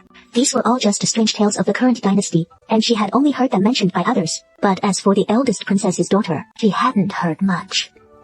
The daughter of the eldest princess is Viscountess Xi Chen, personally titled by the emperor himself. This is the royal family's exclusive villa. In his great mercy, the emperor allows it to serve as a summer retreat. A few days ago, she brought several daughters of officials here for an outing. After one night, all the young ladies from official families returned home. She herself remained here, and after that night, she vanished without a trace. We're here today to search for some clues. Since she went missing 2 days ago, why has it taken until today to call you in to investigate? 2 days ago, Dali Temple took up the investigation. They haven't uncovered any clues yet. And the emperor has flown into a rage, specially commanding this heir to assist in the probe. How so? This room is where the Viscountess stayed that day. Some days ago, our men have already searched inside thoroughly, and everything discovered has been duly marked in the case files. Nothing unusual stands out in this room. She really have vanished into thin air. Have all the servants and stewards in this estate been questioned? They were interrogated on the very first day we arrived, and records were properly kept. Summon them all here. This heir wishes to question you. Once more. This maidservant wishes to take another look around this room. This maidservant is just looking, and won't touch anything. Qiao Wen simply didn't want to follow along to hear the questioning. Staying here yet, there was nothing suitable to sit on, so she simply found a chair and prepared to sit down. As soon as she bent down, she felt her skirt being tugged by something. Qiao Wen frowned slightly, just as she was about to pull her skirt back. As she lowered her head, she unexpectedly glimpsed the bed nearby, underneath, which seemed to be a small box. It was a specially made rouge compact from Hangzhuang, each one bore a mark, personally added by Yi Ling. What is the matter? Was this found under the bed in that room earlier? Fu Qinghuai nodded. He then beckoned to the guard beside him. The heir said a few words. The guard immediately understood, turned and walked out. Before long, he returned leading a woman inside. My lord. This rouge compact belongs to your family's county princess. It is not our county princess's rouge. It is custom-made from the finest rouge shop in Jingdong and delivered periodically. Such a crude item would never catch our county princess's eye. You may withdraw. Suddenly summoning us like this. What do you intend this time? We've already said, this has nothing to do with us. We're just ordinary guests attending a banquet, aren't we? Why must we get caught up in all this trouble? Exactly. Since it is the heir of Uniclan. Go and ask among them if anyone has lost a rouge compact. Have the young ladies take a good look. This is what one of you left in the county princess's room. Never seen it. What sort of rouge is this? It says red makeup. Why have I never heard of a rouge shop like this in the capital? I seem to have heard of it once. Previously, Miss Yuan from the Yuan family introduced it to me. The quality of the rouge there is indeed excellent. I've been thinking of finding a chance to go take a look. This young lady. Have you ever met this young lady? Miss, what is the matter? Have you seen her? This rouge box does look somewhat familiar, but I haven't actually seen it before. Alright, then. Miss, have you been to Flower Makeup on the other side of the city outskirts recently? Flower Makeup? Yes. There is a strange floral fragrance on you. No, I don't know what you're talking about. I'm just asking. Miss, no need to be so tense. Qiao Wen said softly. She nodded slightly after speaking and turned to leave. She reported the results of the questioning to Fu Qinghuai, and also mentioned all the anomalies she had observed. Go investigate that woman's entry and movements. See if she met with the Death God Princess before the gathering that day. The next day, the men took him back to Dali Temple. As soon as they entered, A guard approached the two of them. Lady Shiziya, regarding the matter you had us investigate yesterday, we have some results. We've learned that the minister's daughter has lately been frequenting a flower grove outside the city. Even maids and servants have spotted her there in that flower grove. She has been seen in close company with a man. Are there any other details? That is all we've uncovered so far. Understood. Investigate that man's identity thoroughly and find out where he's been lately. Your Highness, the heir. Do you believe this county princess's disappearance is connected to the minister's daughter? And that man? County Princess Ishan has been pampered since childhood, which has made her rather imperious. If she learned of the minister's daughter's affair, it could spark a conflict between them. Who can say for certain? Then, we should proceed with caution. What is really going on here? What has happened? Good sirs, why are you arresting her? Oh, this woman is connected to the recent disappearance of County Princess Ishan. We've brought her in specially for questioning. If there is no issue, we'll take her to the dungeon first. Hey, but isn't there some misunderstanding here? I know this woman as well. She is just an ordinary shopkeeper selling rouge. How could she possibly be involved in the county princess's disappearance? Yesterday, we found rouge in the county princess's room, and it was handmade by this very woman. That is evidence enough of her involvement. What kind of evidence is that?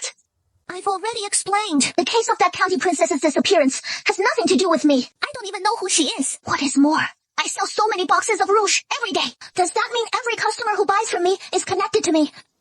Shut your mouth. Stop her mouth again. If there is no suspicion, just cooperate with our investigation. Once we've verified everything, we'll let you go. Of course. Shut up, now. This time, the one in charge of the Seishan County Princess case is this heir apparent who ordered you to arrest her. Speak. It was Lord Shaoqing's orders. Which Shaoqing? Wang Shaoqing? Wang Shaoqing, Zai. The county princess's case has dragged on too long now. If we still can't uncover anything, it'll be hard to explain.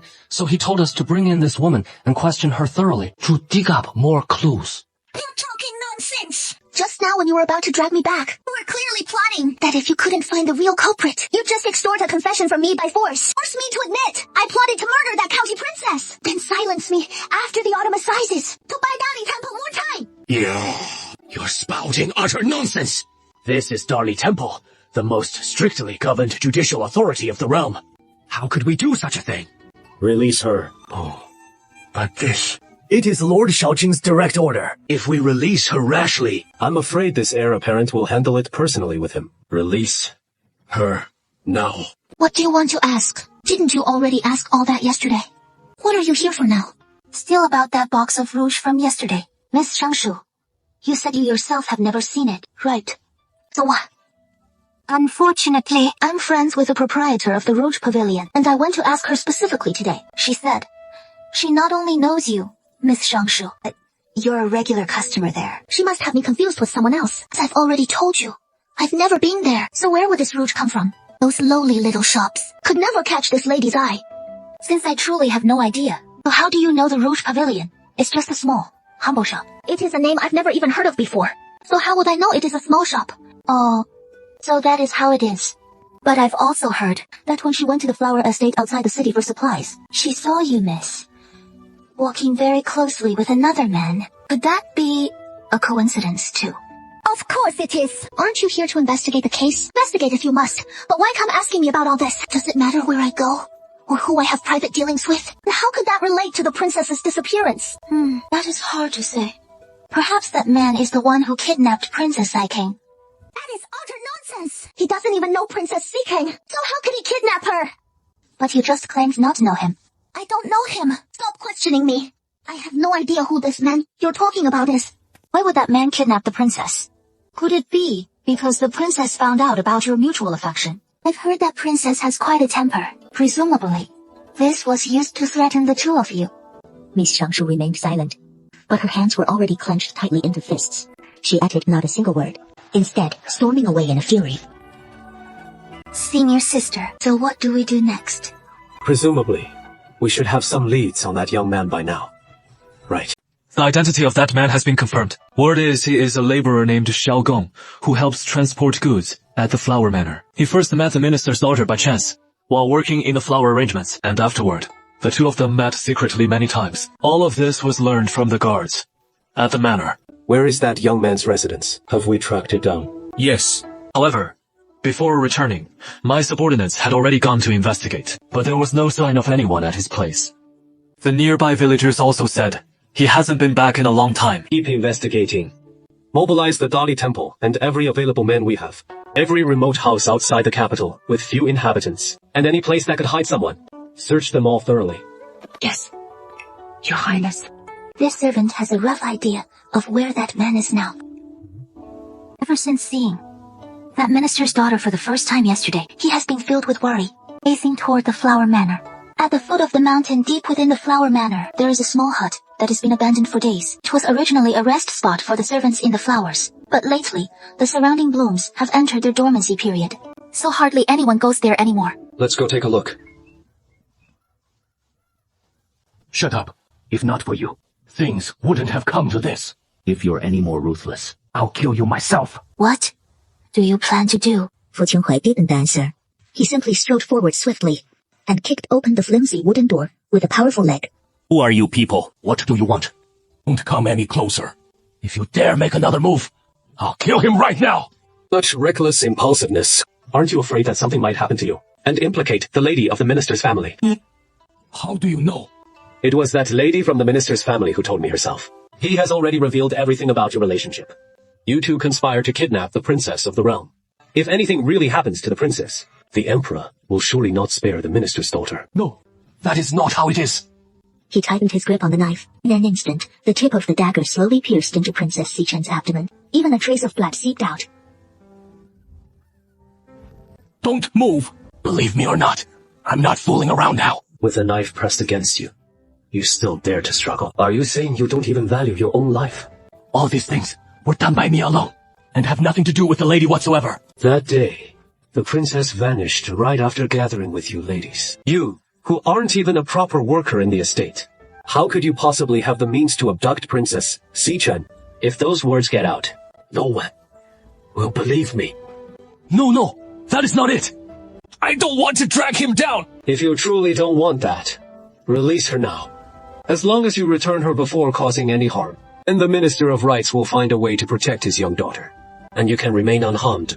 But just then, Princess Xichen suddenly seemed to glimpse hope once more, staring with extreme fear, desperately trying to break free from the man, even rushing toward Fu Qinghui. In that moment of her struggle, the man was startled too, and his hand on the knife trembled involuntarily, piercing straight into her abdomen. No, it wasn't my hands. I didn't mean to. I forced her into all of this. What do you want from me? Just come after me instead. Don't lay a hand on her. I've already sent her back to the city to fetch a doctor. Brother Shao, hurry and go. This has nothing to do with you. I'll go back and tell them that I forced you to do this. They won't come looking for trouble with you. So, hurry and leave. The one injured by me. If there is to be punishment, it should only fall on me alone. If you're to arrest someone, arrest me. Go tell that Shizi that I did all of this. Consider this me begging you. All right. You've guessed it right.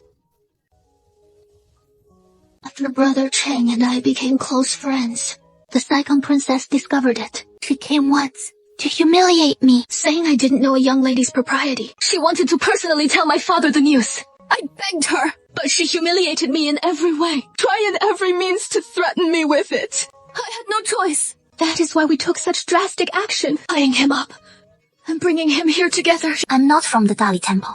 The people from the Dali Temple haven't arrived yet. If you want to leave, now is your best chance. You refuse to leave. Of course not. Of course not. But why are you helping us? Kindness must be repaid. After all, you're the daughter of the current Minister of Rights. By helping you like this, if I run into trouble later, you'll repay the favor. So if you're leaving, go now. Otherwise, when the Dali Temple people catch up, it'll really be too late. If you don't know where to go, first go to Wenzhou and find someone. He might arrange a safe haven for you. Xiao Wen thought about it and took a jade pendant from her bosom, handing it to the woman. In Wenzhou, there is Liu Yurao. She is kind-hearted, full of chivalrous spirit. I'm sure he'll agree to help. If you ever run into any trouble afterward, take this to the Shangshu mansion and find my father. He might help you. Just say that you've truly seen me, and heaven will convey to him, on my behalf, that his daughter is unfilial. After saying that, she closed her eyes briefly, steeled her resolve, and walked out of the room with the man. while they turned and headed in the opposite direction. The Shizi is still at the Saishan County Princess's mansion. Is Miss Chow going to the County Princess's mansion to wait for him? Oh. All right. Wen was thus sent to the residence of the Xicheng County Princess. Doctor, hurry and bandage the county princess. This Shizi will step out first. I'm so scared! We're not going to die, are we? Don't leave! Stay here with me! If the county princess feels afraid, this Shizi can fetch a maidservant from outside to keep you company. No mistake! I'm truly worried about the county princess's injury. The bleeding is getting worse. If it is tugged and moved like this again, I'm afraid there will be trouble. Shizi, why not stay for now? Get to it quickly. Yes. The maidservant outside the door quickly stepped forward, blocking the view of Seshen and the others, leaving only a wall of people in front of him. Of course, he knew they were only doing this out of necessity, yet he still felt a twinge of discomfort in his heart. In that moment, he lost all interest in staying to watch. He turned and strode out of the county princess's residence. Now emerging from the county princess's mansion, Wen suddenly realized this place was very close to the Huanan princess's mansion. They had just crossed one street when they passed by the princess's mansion. That is right.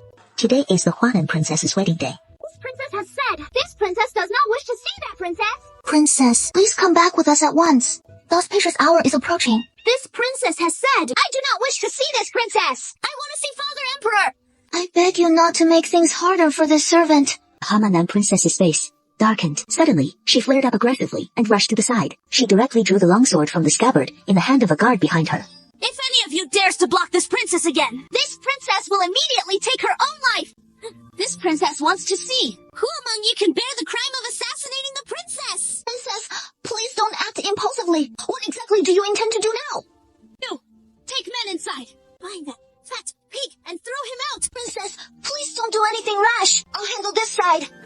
Have you caused enough trouble? A noble princess of the realm, running out on her wedding day, waving a sword around like a madwoman. Where does that leave the royal family's dignity? Ninth brother, I've told you long ago. I do not wish to marry. This matter is not yours to decide. If you truly have the courage to harm yourself, perhaps death would spare you the suffering. If not, then obediently follow this king inside. Otherwise, do not blame this king for personally forcing you forward. Very well, but before returning, I still have one thing to do. Speak. Even if I cannot ruin this marriage, then this princess will first kill you. You little wretch! At this critical moment, for Princess Huanan. A sharp sound suddenly pierced the air. An unidentified object flew in from the distance, directly knocking the sword from Princess Huanan's hand to the ground. What do you intend to do to her? Senior sister. Father, return. Princess Fen has been fond of you for so long. You have to ruin me like this, before you're satisfied. All of this is your own doing. Yes, this princess brought it on herself. To actually give your heart to someone like him. The princess's mansion is full of male favorites, treating others, treasures like mere toys. How can you still believe you have a heart? Seize him. Take him back. Yes. Even if she likes you so much, you're nothing but a lowly maidservant. If this princess can't have him, you won't either. In this lifetime, you'll forever be just a doll in that man's hands. Are you okay? No. Senior sister, you arrived just in time, my lord. That is good. Don't take his earlier slander to heart. The heir apparent reassured me. So I paid it no mind. Let's head back. The county princess didn't stop you from leaving. So why did you? He was tending to his wounds. Are you going or not? With that minister and his companion. Just me, a mere servant. Can't let them get away. By then, you'd already left, leaving me alone. I couldn't handle the two of them by myself, so I had no choice. You were right not to put yourself in danger alone. That was the smart move. After that, will the Ministry of Justice still send people to arrest them? Of course they will. The Reaper County Princess is practically half a princess herself, and she nearly lost her life this time. No matter what, she won't let this slide. The previous incident was indeed my fault. You're right. Given the current situation, if we let him keep going, unchecked, who knows what trouble he might stir up down the line. It might be better to arrange an imperial marriage for him soon. Bring in some people to keep him in check, and temper his wild temperament a bit. Fu Zhenhuai didn't respond, because at that moment, as he looked up, he spotted someone standing just outside the courtyard gate behind them. You're back. You're that little girl Hanan captured last time, aren't you? This servant greets the 9th prince. You're one of the heir apparent's people. No need for such formalities. As for what happened before, Huanan was indeed too impulsive. Allow this king to apologize on his behalf. His words sound sincere, but no matter how genuine he seems, it doesn't really change anything. Qiao Wen knew her place, yet she couldn't afford to argue with him. She shook her head slightly, about to say something, but just as the words reached her lips, before she could speak, Fu Qinghuai spoke first. Since you've come to apologize, shouldn't you show some real sincerity? Though you still reside in the capital, you've long been granted your fief in earlier years.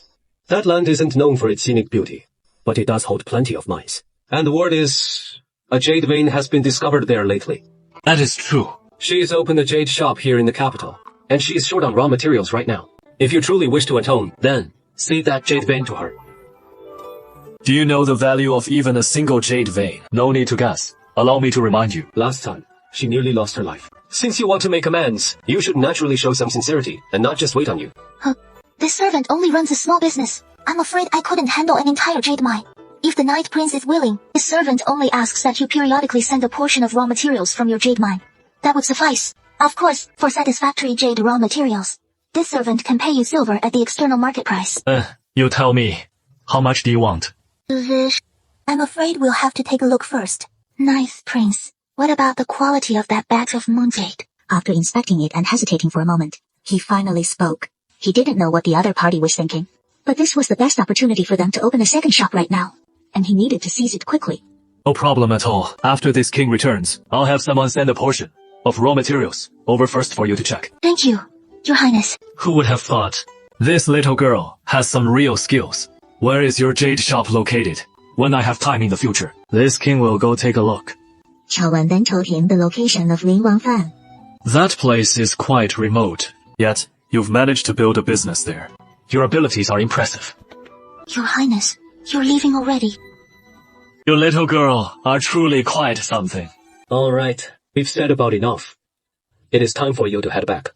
Why the hurry? This king still has some business matters that haven't been fully discussed with Miss Chow yet. That cheat my matter from earlier. Wasn't it you who mentioned it? Now this king wants to chat a bit more with him, which is also for his future business. You wouldn't refuse, would you? 9th prince, if you truly have such kind intentions, why not just hand over the jade mine directly? Without giving up even one vein, escorting me for a short way off would be fine too. This isn't entirely out of the question. Giving you a send-off for a bit isn't impossible. But you can't expect me to leave empty-handed, can you? The remaining 90%. We can still negotiate how to collaborate on that. Get out. Soon after, the 9th prince was hustled out against his will. This is something you've done before. Don't regret it now. The heir of Duke Ling possesses wise strategies, and in the past 2 years he has matured through trials. In handling the Dali Temple case, as a private minister involving the princess, he earned great merit. He is worthy to become the new duke. I hereby appoint you to this noble rank. Now the troubles of the second branch are all resolved. The emperor wished for Fu Qinghuai to gain experience, and he has done so. He has also resolved many cases for the Dali Temple. He is now fully qualified for elevation. In this way, it further illustrates the vast, ineffable chasm of status between them, an unbridgeable gulf, impossible to cross. You heard everything the young lord just said. Yes. Today is a joyous occasion. The servant congratulates the young master. Come on, let's go, celebrate. Join me for a drink. Qiao Wen to take it. The man pours himself another cup, and gently clinks it with hers, then downs it in one gulp.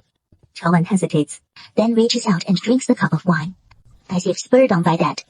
Next, without Fu Qinghuai needing to ask, she pours him another drink herself. Another cup goes down. Fu Qinghuai finally notices something amiss, and finds it amusing to watch. What has come over you today? Suddenly so eager for drink. This servant is happy for you. The two chat and drink on, until the table is finally piled with 7 or 8 white jade wine pots. And they call it a night, because Qiao Wen collapses. Her face flushed red, completely intoxicated, she slumps over the table. He smiled and reached out to scoop her up, and carried her into the alcove. Halfway there, Qiao Wen suddenly seemed to sense something, and sobered up a little. She half opened her eyes and gazed at the man before her. Senior sister. It is me.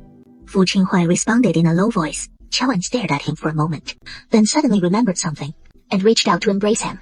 Immediately, a wine-scented kiss landed proactively on the man's cool lips. This is something you started willingly. Don't regret it. Qiao Wen narrowed her eyes at him, suddenly, leaned in, and wrapped her arms around his neck. I'm awake. Memories of last night gradually resurfaced in Qiao Wan's mind, including how she had drunk wildly with him, and how she had later clung to him and initiated intimacy. Her face flushed red instantly, leaving her utterly embarrassed. What? You're not talking now. You were quite passionate last night. Last night, this servant's words and actions were improper. Please forgive me, my lord. Is that so? In that case, there should be some punishment. Qiao Wan, act just like you did last night, and repeat it tonight.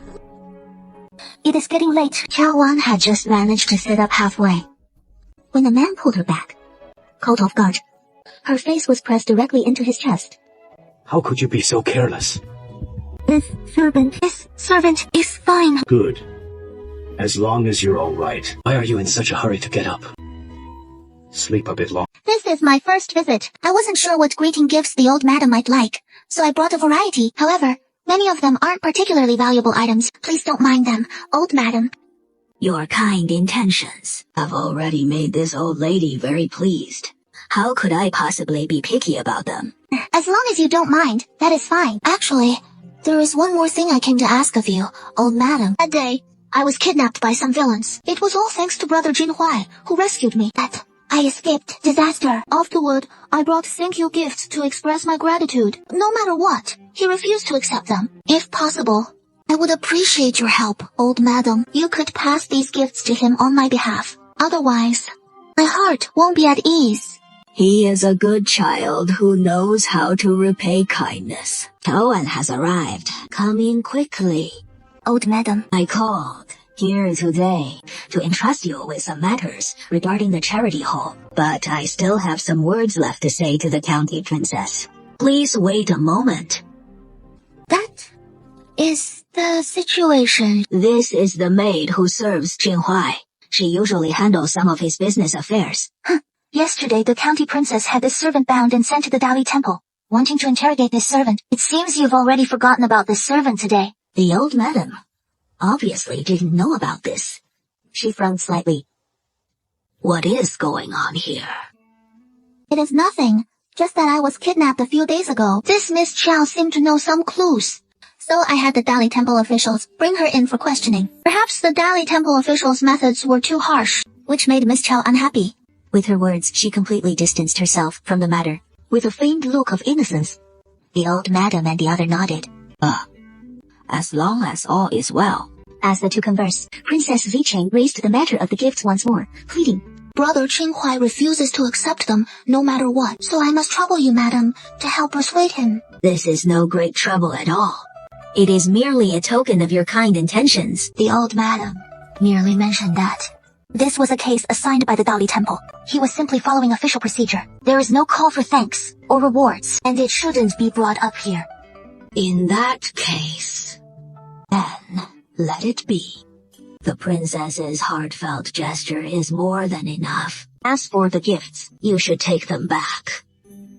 Yes. Oh, the young lady is here to see the old madam, isn't she? The old madam is inside, talking with the duke. Please go on in. I'm here to see the old madam. I have something to discuss with her. I'll go in by myself. No need to trouble yourself.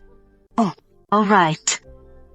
You've reached marriageable age yourself. In the past, when I brought it up, you always said you hadn't yet reclaimed your father's noble title, and so you didn't want to marry. But now, the title has come into your hands.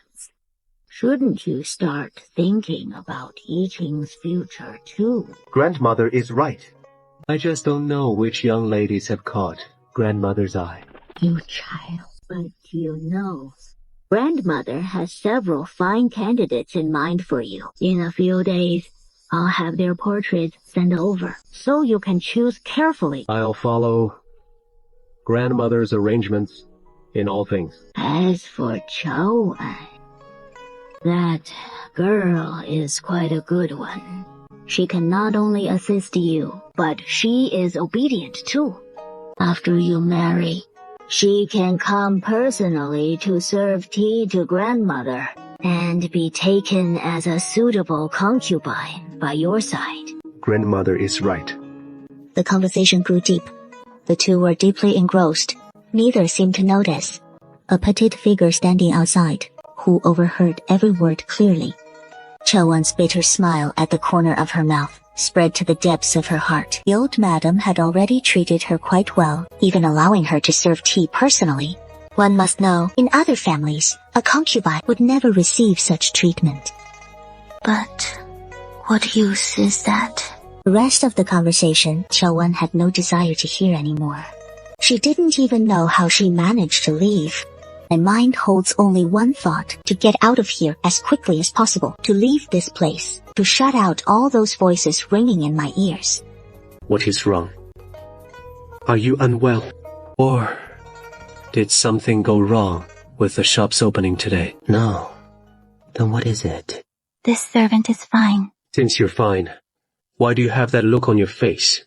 This servant is just feeling a bit under the weather. That is all. Where do you feel unwell? Shall I send for a physician? No need. Chawan shook her head again. Thank you for your concern, my lord. This servant will return and rest properly. I'll soon recover. That, she rose to her feet, without pausing to see his reaction, and hurried straight out. Go and summon the lady. This subordinate greets the Lord Protector. What happened to him today? There is such a matter. Tell me. Chenqi then recounted the trouble Chawan faced with her shop's opening earlier that day, from beginning to end. So that is the reason. Fu Chunhuai murmured softly. That terrified expression was because she was bullied by the county princess of Xicheng. Aside from that, there was nothing else. Nothing more. I understand. You may withdraw. Yes. One more thing. What is it? This subordinate overheard the 9th prince asking why she didn't seek your help, and instead had someone summon the 9th prince. Miss Chow said you were too busy, and she didn't dare to trouble you. You may withdraw. After Chenqi departed, the man sat in his chair, silent for a long while. It turns out his attitude toward Chawan wasn't clear enough yet. That is why she would harbor such a timid notion, he thought. It seems it is time to accelerate the process. Fu Qinghuai murmured word by word. He had no intention of keeping Chawan by his side forever, merely as a bedchamber servant. Of course, not simply as a concubine. He would grant her the status of principal wife. At the very least, an equal wife. But before that, Fu Qinghuai pondered, his mind recalling the old madam's words. The old madam certainly wouldn't agree easily, so he needed to first find a way to arrange a proper status for Chawan. Are these all made by you? Sit down. Why are you suddenly interested in cooking today? This servant has something I'd like to discuss with you. Have your dinner first, and then we can talk. Lord Fu, word from the old madam, asking you to come over. She has had her dinner. Go tell the old madam, I've already had my dinner. I'll visit tomorrow. But the old madam said, there is something important she needs to discuss with you. No matter what, you must come over. The old madam probably really has something urgent. You should go quickly. Once you return, this servant will tell you about what happened today. How does that sound? I heard that the Xicheng County princess came to the residence today. The old madam is arranging a marriage discussion between her and the duke. After all, she is a noble county princess. There were rumors back then that the duke saved her life while assisting with a case at the Dali temple. No doubt. That is when the county princess developed secret feelings for him. Chawan felt a heaviness in her heart. But beyond that, she was filled with shock. Without much thought, she hurried straight toward the old madam's courtyard. She had to see for herself if what the two maids said was true. If that Xicheng County princess was truly the first to get close to Fu Qinghuai, then the powerful figure from her past life, who saw her as an obstacle and killed her, might very well be her. With these thoughts, Chawan quickened her pace anxiously. However, she had arrived too late after all. She had just reached the entrance to the old madam's courtyard before she could even get closer. Then I saw Princess Saiken slowly walking out from inside. What rotten luck! We finally have some good news. Now we run into something so ominous on the way out. Please don't be angry. Princess, after today, you'll soon be the lady of the Duke's residence. If you're displeased with those short-sighted servants, you can punish them later. You're right. Now that the marriage proposal is imminent, and I'm in a good mood, I won't hold it against you. When did you see him? Oh, are you here? I finished discussing everything that needed to be said with grandmother, so I came out. Did you overhear something? Are you really going to proceed with the marriage to Princess Saiken? What is going on here? The servant knows what you overheard tonight. There is something important I need to tell you. Do you have time to hear it now? It's about the restaurant. This servant plans to open a medicinal cuisine branch in Wenzhou. Ling Hong shares the same intention. So, I seek your approval. Though it is just opening a branch, this servant and Lin Hong have discussed it. We'll leave some of the staff he has trained behind to keep the main restaurant running smoothly. If that is what you want to do, then go ahead. Thank you for what happened just now, my lord. This servant will handle this matter promptly and ensure the restaurant's business isn't affected. One more thing. Since we're setting up the branch in Wenzhou, this servant may need to be away from the capital for a while. If there's nothing else, this servant will take her leave. Fu Qinghuai's movements suddenly halted, and he let out a long breath of relief. Just now in the courtyard, he had already personally promised the old madam to discuss the betrothal matter for the time being. Indeed, this was merely to placate the old madam, without any ulterior motives. The county princess would have other suitors anyway, so it was better to agree for now, and wait until he had arranged all the matters from his original plan, before explaining everything clearly to the old madam. This was how Fu Qinghuai had planned it in his mind, and he had originally intended to tell Chawan about his arrangements. But seeing her attitude, if he brought it up now, she probably wouldn't have the mind to listen, and there was the old madam, her people watching closely, so it was best not to stir up unnecessary complications. Better to wait until everything was settled before speaking of it. Unaware of what was in Fu Qinghuai's mind, that night, Chawan lay on her side on the bed, gazing at the night scene outside the window, lost in thought. The next day, after Fu Qinghuai had gone out, she went to visit the old madam. The old madam received her without issue and let her in. She saw a complicated expression on the old lady's face. What matter does Chow girl wish to discuss? This maidservant has come to speak of a matter concerning the Duke. I have heard that the Duke is soon to wed Princess Saiken. As you know, old madam, Princess Saiken looks upon this maidservant with displeasure. So, what do you intend to do? This maidservant wishes to leave the capital. The old madam had thought Chawan came to see her, to plead for a position by Fu Qinghuai's side, but never expected her to say she wanted to leave. You wish to leave? Yes, this maidservant is well aware of her own status, that having been able to remain by the Duke's side before was already a tremendous blessing. Now that matters have reached this point, with the Duke about to take a wife, this maidservant does not wish to cause unnecessary trouble by lingering in the new wife's sight amid their happiness. If you wish to remain, staying by Fu Qinghuai's side as a concubine would not be impossible. You know full well the princess's attitude toward this maidservant, as you should be aware. If I were to continue staying, it would surely displease the princess, and I could no longer serve as I did before. Clinging up would only put the Duke in a difficult position. Now, this maidservant only wishes to leave the capital as soon as possible and eke out a modest living elsewhere, never to return and disturb the Duke and princess's marriage in the future. But madam, I beseech your permission. If you are set on leaving, this old woman cannot stand in your way. Tell me then, how may I assist you? This maidservant hopes you can keep the Duke restrained. I'll ensure that for at least 3 months, he won't leave the capital to find me. Very well. Thank you, old madam. This maidservant will depart tomorrow. I've already told the Duke that I'm merely going to Wenzhou to handle some affairs. Thank you, old madam, to keep this hidden for me. Don't let her see through the deception. Yes. Surely you're quite anxious about the Duke's marriage as well. If this maidservant stays on, it would only cause more unnecessary complications for him. Very well. This old madam agrees. Go and make your preparations. Pack this girl's travel bundle properly, and give her some silver as well. I've already packed everything, ready to set off for Wenzhou tomorrow. It is all happening so quickly. How long will this journey take? It'll likely be several months, at least before you can return. Chawan pursed her lips, and replied softly, her gaze lowered as she spoke, as if afraid to meet the other's eyes. She is probably still preoccupied with the matter of her secret county princess title, her father pondered. And it was the perfect time for him to arrange a suitable new identity for her during this period. When she returns from Wenzhou, it could serve as a pleasant surprise. The man thought to himself, a slight smile curving his features, his mood visibly lightening. Very well. Then, go ahead and set off. Be sure to take care along the way. Chen Qi and Chen Ju will accompany you. And if you run into any trouble in Wenzhou, send word back at once. I've prepared your luggage for tomorrow. And the carriage will be waiting at the Duke's mansion gate. Xiao Wang Huan suddenly spoke up, calling out to the man ahead. Brother, Chen Qi. What can I do for you, Miss Chow? Just remembered. Uncle-in-law gave instructions yesterday for you two to pay a visit to the old madam before departing. The old madam? Why is that?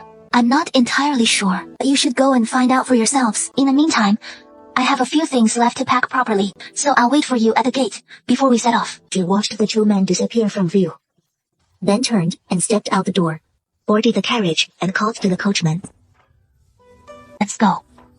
Realizing Xiao Wan was departing that very day, Yu Kuai pondered for a moment in his heart, and in the end decided to return and see her off. Before noon, he returned to the mansion. Heading straight to the Zangning courtyard, he entered Xiao Wan's room, only to find it completely empty. Just then, a maidservant entered from behind, startled at the sight of him. Gua! Why have you returned? She has left. The young lady departed from the mansion more than an hour ago, saying that no one would be staying in this room for the time being, and instructing the servant to come clean it again when possible. With a stern face he turned and left the room, about to set out the gate, when he encountered Chen Qi and the other entering from outside. Why are you still here? Master, Miss Chow said you had instructed us to go to the old madam for a matter. So we went to invite the old madam, but she merely had us wait outside the courtyard, and we waited a full hour and more. Could it be that the young lady has already set off for Wenzhou? In that case, the two of us can chase after her now. And we should still catch up in time, right, Chuzi? What in the world is this? I can't shake the feeling that something ominous is about to happen. What are you in such a hurry for? Where has little one gone? Chogo. Sit down first. You must have guessed it already. That girl has already left the capital.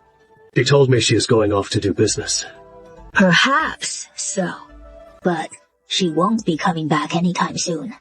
Even if she returns to the capital, she'll no longer be a maid in the Duke of Line's mansion. What does that mean? It is time for you to take a wife, especially with County Princess Saiken. That girl doesn't like Xiao Wan at all. To avoid any trouble in your inner quarters down the line, the best way to handle it right now is like this. And this is what Xiao girl wanted herself.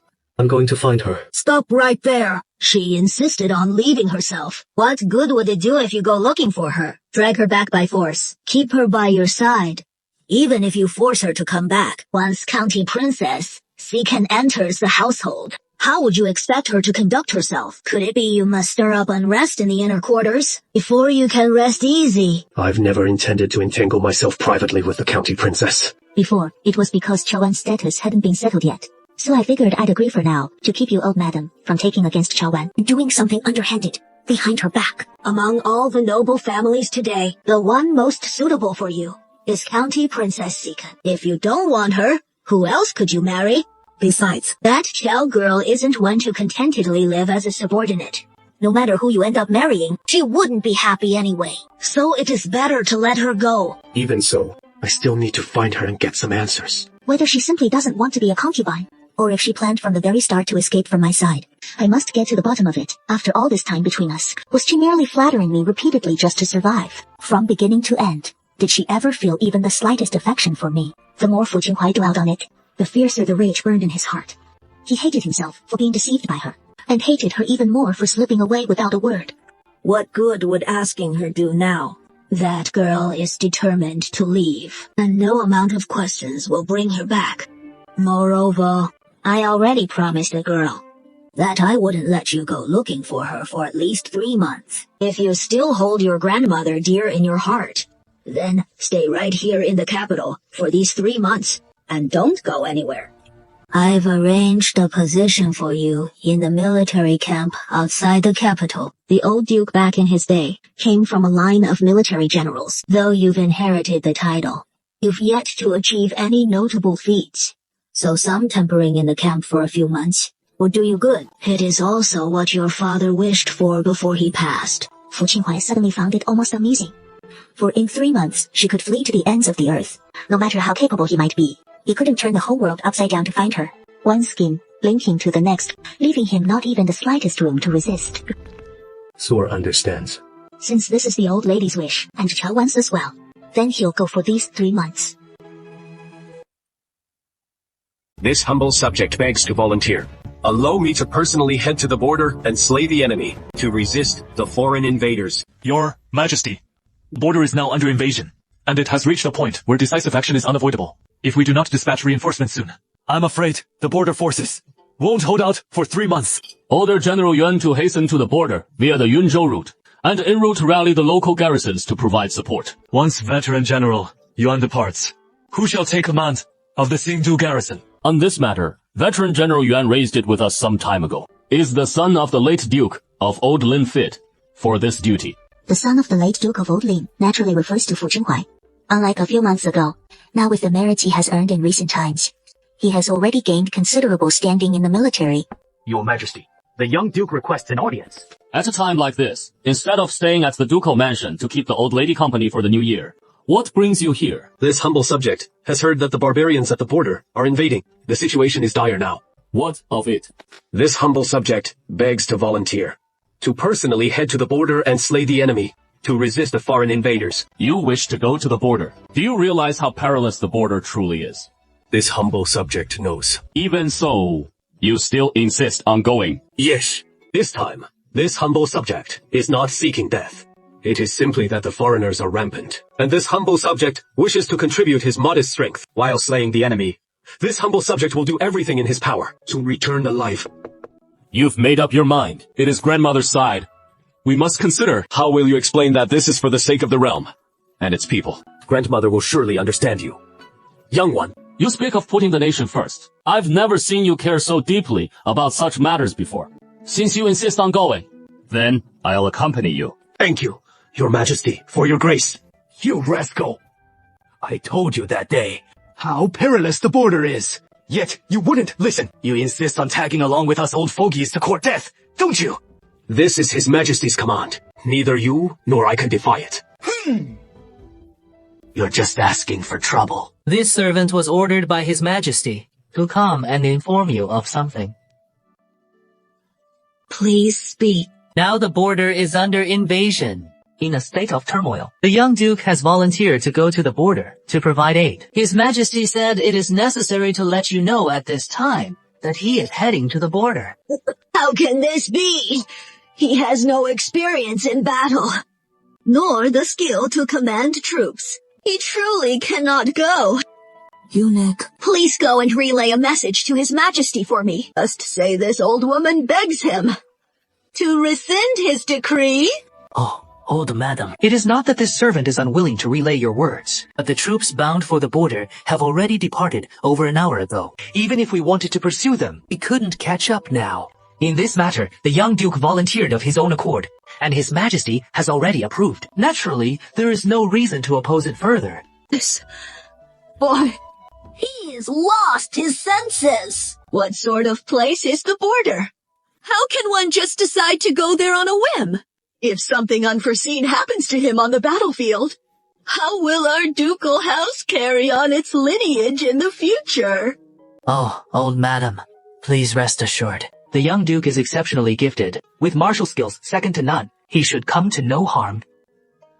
News has already reached us. If there are no other matters, this old servant will return to report back first. Things have come to this, madam. Please don't worry too much. Why did he suddenly decide to head to the border? Is he truly still resenting me? Seeking revenge? For sending that girl away back then? Is Fu Qinghuai still hung up on that girl? That is why, after staying outside the city for a full 3 months, he didn't return either, but instead kept brooding out there. And even now during the new year, he has said nothing. He just up and left. Please don't overthink it. It is not that I'm overthinking. I'm just afraid that is exactly what he is thinking. If only I'd known it would come to this, it would have been better to just agree to it back then. As the veteran general issued the order, the long-prepared Pong Legion charged out first. The army pressed on relentlessly. Reaching the border camp, a soldier from the camp then ran out, kneeling directly before the veteran general ahead. General, the border is under attack. The camp's commander is gravely wounded, and I'm afraid we cannot hold them off. Please, General, come to our aid.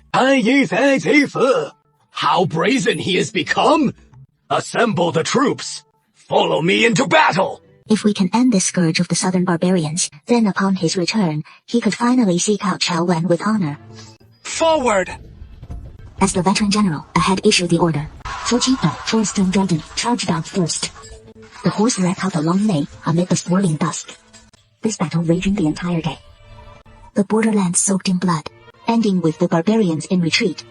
The veteran general led them back to the city. Though it was clearly a victory, no joy showed on his face. Instead, it was overshadowed by concern, for they all knew well that arriving here, today's events were merely the beginning, and in the days ahead, even greater perils would unfold. Yet, they could only face the challenges head-on. You little rascal! In the heat of that battle just now, you rushed in awfully fast. Do you truly not value your own life at all? Oh, what I mean is, next time, you needn't fight so desperately. At least, consider your own safety. Don't throw yourself away and end up with no way back. What would your old mother do left all alone? I don't know. I figured this campaign wouldn't drag on for long, but I never imagined that their counter-offensive would stretch on for 3 years. A full 3 years, with the Southern launching raid after raid, leaving defenses overwhelmed and vulnerable. Fortunately, our forces remained vigilant enough that in the end, the enemy couldn't inflict any irreparable harm. Instead, the barbarian horde was left battered and depleted, ushering the clash between both sides into its final throes. What? You saw him. I have nothing to say. And was about to run away. Something's happened at the Western Granary. Speak slowly. What is going on? Just a short while ago, a group of men broke into the granary, trying to set it ablaze and destroy it. Now, though we've caught them, we don't know if there'll be more trouble later. So, I've come to report it. Please, manager, arrange for the granary security. It is likely the Xuan family's doing. Send a message directly to the camp outside the city. Have them send men over to help. This is a perfect chance to wipe out the Shi family in one go. Good plan. Manager.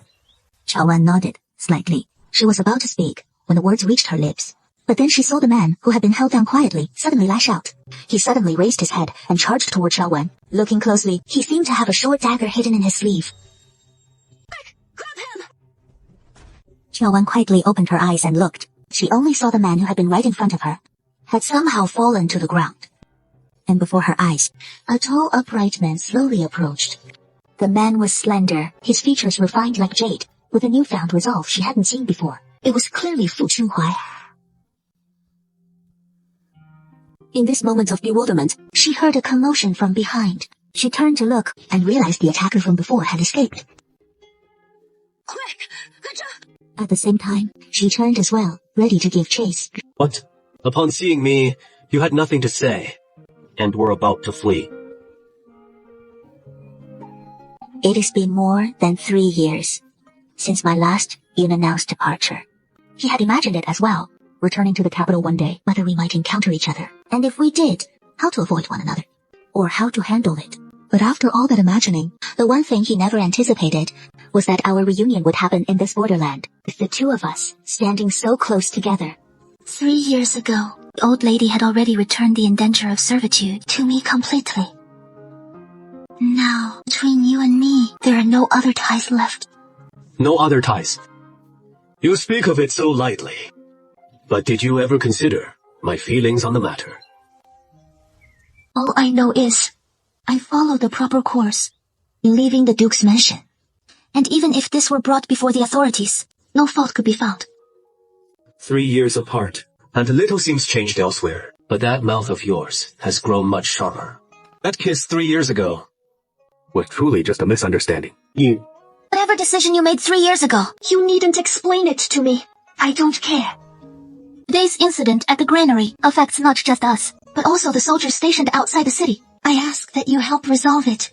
These provisions were gathered with silver he spent, to be delivered to the troops in the camp outside the city, with the Shu family stirring up trouble. He devised a plan to turn their scheme against them and have the soldiers outside the city eliminate the problem. But he never expected the person arriving from the camp outside the city turns out to be Fu Qinghuai. By now, even the goal of eliminating the Shuan family and the granary matters are things she can no longer afford to worry about. Her mind holds only one thought, and that is to flee this place as quickly as possible. I will handle this matter myself. General, bad news! The barbarians have sent a small squad sneaking around to the rear of the camp, intending to set the main camp ablaze. And the intruders are still being pursued. Old General, you must return at once to discuss countermeasures with him. Just you wait. In a few days, I will come looking for you again. Send 2 men to keep watch here and capture the troublemakers. Then send them back to the camp for punishment. Yes. Pack up your things. We must return to the capital at once. What did you say? Returning to the capital. Now, why the sudden rush? I just ran into Fu Qinghuai in the granary. So, don't ask so many questions. Hurry and have someone prepare. We're setting out for home today. Oh, I've already got it. Where to next? First, let's see Jin Qinglan. Oh, right. This is our shopkeeper, the one who had us buy information from you earlier. Whatever you have to say, tell it all to the shopkeeper in detail later. That is you. Qinglan, no need to be nervous. I'm just going to ask a few questions. Nothing will happen to you. My people bought information from you before, and they've already paid you several thousand taels of silver. What I'm here to ask about today is the same matter. Only, I want you to tell me everything you know. Return, I'll give you enough silver to clear your father's gambling debts, and after that, you won't have to worry about it anymore. The debts your father owes, County Princess Saiken certainly won't help you with them. If they can't get the money from your father, they won't let you off easily afterward. You know that better than anyone. From the information they passed on earlier, you told them that County Princess Saiken was 9 years old when she was found from outside and acknowledged her ancestry. Yes, I want to know about the time when she acknowledged her ancestry. The county princess was brought back at 9 years old, and that is when I was assigned to serve her. I don't know the specifics. I only know about the time when she was brought back. The princess seemed to have lost some memories. She only remembers her own identity, but the days she spent living outside with her mother, any details of those days have been forgotten. When she acknowledged her ancestry and returned to the clan, did she carry any token with her? I heard it was a hairpin cherished by the immortal lady. And after she returned to the princess's residence, has she shown any strange behavior in her daily life? I'm not too sure. The princess has always done things her own way. When she goes out, she doesn't always take me along every time. That is all I know. Miss, we spent so much silver buying information from you. If you're not being completely honest, I'm afraid this payment wouldn't be justified. Would it? Let him go. Why let him just walk away like this? He clearly still has more to say. After all, he has been by Princess Saiken's side for so many years. He knows her character intimately. To get him to open up this much is already quite an achievement. But uncovering only this much is far from enough for you, isn't it? No rush. He'll come back to us. Now that his debt is fully paid, why would he return? His father is a gambler. Gambling is the hardest vice to quit. Moreover, this time, he so readily produced that much silver to clear his debt. This will only embolden his father to gamble even more recklessly. Qinglan's situation can't be rushed. But what he just mentioned, being taken back at 9 to acknowledge her ancestry, and right then, she lost all her memories at the age of 9. This way, he had no choice but to protect his brother by selling himself into the Duke's mansion. Does the Saicheng princess want to kill him because of his true background? So where shall we go next? Let's find a place to stay first. All right. Wu Changyan nodded. He was just about to lead her out when he heard her speak up again to add, "Remember to find somewhere more secluded." He hadn't forgotten the incident at the border, and word was that the border forces were on the verge of victory and returning in triumph. Though it shouldn't be a short-term threat, Qiaowen still couldn't help but stay vigilant for a while, lest something unexpected happen later, and she wouldn't know how to face him if they met again. Have the carriage take us to the outskirts of Princess Saiken's residence for a look. All right. At once, he led her out of the house, and after boarding the carriage, the two parted in different directions. Wu Yi, please don't get angry yet. I've told you, keep your distance from me. And besides, men and women should not be intimate. You shouldn't address me like that, Your Highness. I know what happened. Just now was my fault. If you're upset, feel free to hit me. Just don't let it ruin your health. Enough! I've told you not to bother me. I'm going back to rest. The two had a falling out, unaware that in a carriage nearby, Chao Wan had watched the entire scene without blinking. Let's go. How did it go? Was with an heir, a man of high status. Have someone look into that. Heir's identity. Oh, and also, what exactly is their relationship? All right. Hey, from Changui, just now, outside the princess's residence. The watcher sent word that Princess Saiken had changed into new clothes, wearing a black cloak. In a rush, he slipped out through the back door, right out of Chengdu City. In broad daylight, no less. So why flee the capital in disguise? When did he leave? By my calculations, it was about half an hour ago, before we even arrived. I've already sent someone to tail him the whole way. Very good.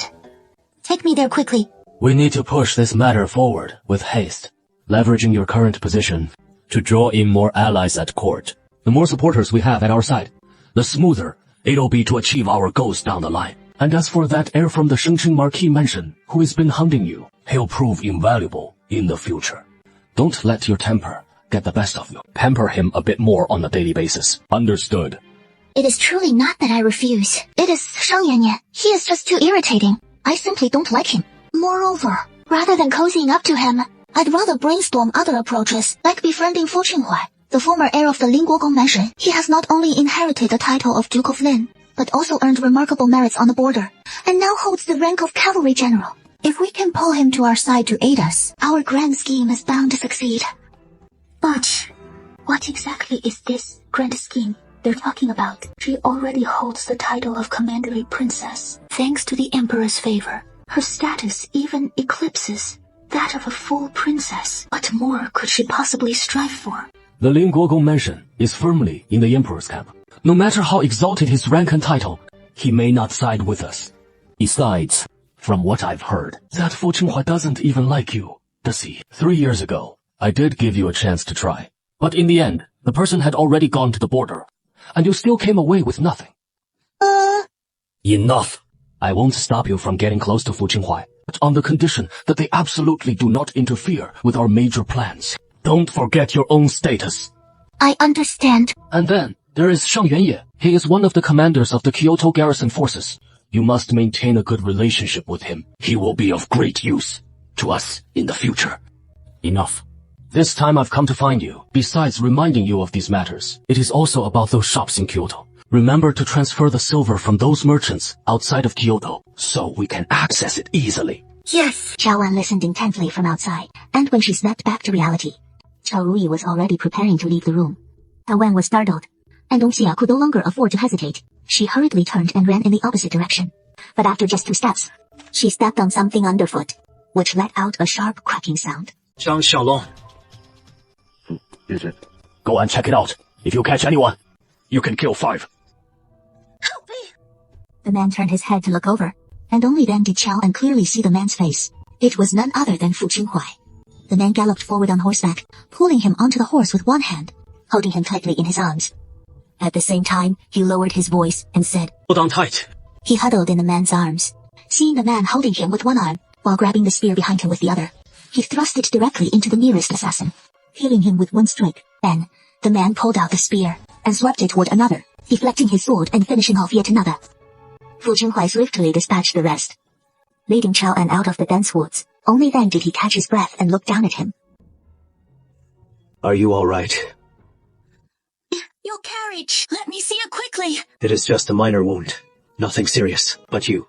Why are you here? What is the story with this family? We can talk about that later. Take me up ahead to have a look first. We finally arrived at the place, and Chao An stepped into the courtyard. The yard was long since deserted.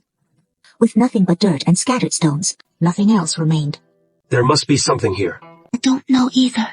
He wasn't sure how to explain his own situation to the man, or whether it would benefit him to do so. He pursed his lips slightly and lowered his gaze, only to feel something underfoot.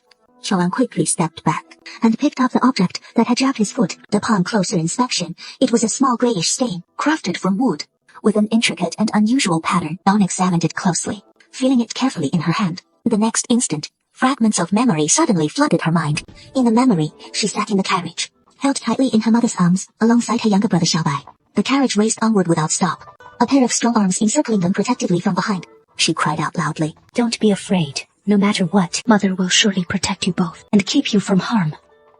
The young Joan huddled in her embrace. Peering out through the carriage curtains that fluttered wildly, she saw a band of assassins on horseback, relentlessly pursuing them. What is wrong? What is it? The carriage. It is doomed. This appears to be a relic from the previous dynasty, and those assassins earlier were after you because of it. Do you know whose possession this is? This is a secret meeting between the heir apparent and the Sichan County princess with this person, left behind by them 3 years ago. Father said it himself, that he would marry the Sichan County princess. Now 3 years have passed. The marriage between them. I wonder if it has come to fruition or not. The Sichan County princess is your wife. After all, if you don't believe my words, that is understandable. Thank you for today, Uncle. In the future, I will surely present a generous gift as thanks. For now, I'll take my leave. We finally met again after so long, and we haven't even exchanged a few words yet. You're already trying to slip away. Between him and me, we're connected by family ties. What happened 3 years ago was indeed my fault. I knew grandmother wouldn't approve, so I wanted to marry you as my principal wife, and thus planned to use the Sichan County princess as a cover first. On her side, it would be kept vague for a while, until the situation stabilized in my hands. Then, I would formally propose marriage to you. My intentions back then were wrong, and I'm sorry to you. But later, I came to realize my true feelings. You are the only one in my heart. Besides you, I will not marry anyone else. Oh. Leave me. Now, I am the general of the current dynasty. I now have the authority to decide my own marriage, as long as you agree. From then on, you will be the general's wife, and the sole mistress of the lingual Duke's mansion. General of the current dynasty seeks your hand personally. If even this I refuse to accept, wouldn't that be too great a loss? Izzy would never let you suffer a loss. Oh, right. You should hurry back to the capital to tend to your wounds. No rush. Over these years, I've long grown accustomed to it. After all, it is warfare on the border, where over the past 3 years, I fought countless battles, large and small, against the barbarians. How could I possibly come away without a single injury? The worst time, he was dragged 3 or 4 li by the enemy. Several of his ribs were broken, and the skin and flesh on his back was almost entirely mangled. He lay recuperating in the camp tent for a full 3 months, before he could stand again. Naturally, he wouldn't tell Chaowen about any of this. Let's not talk about that anymore. And you tell me now. This item, and the county princess Sichan you just mentioned.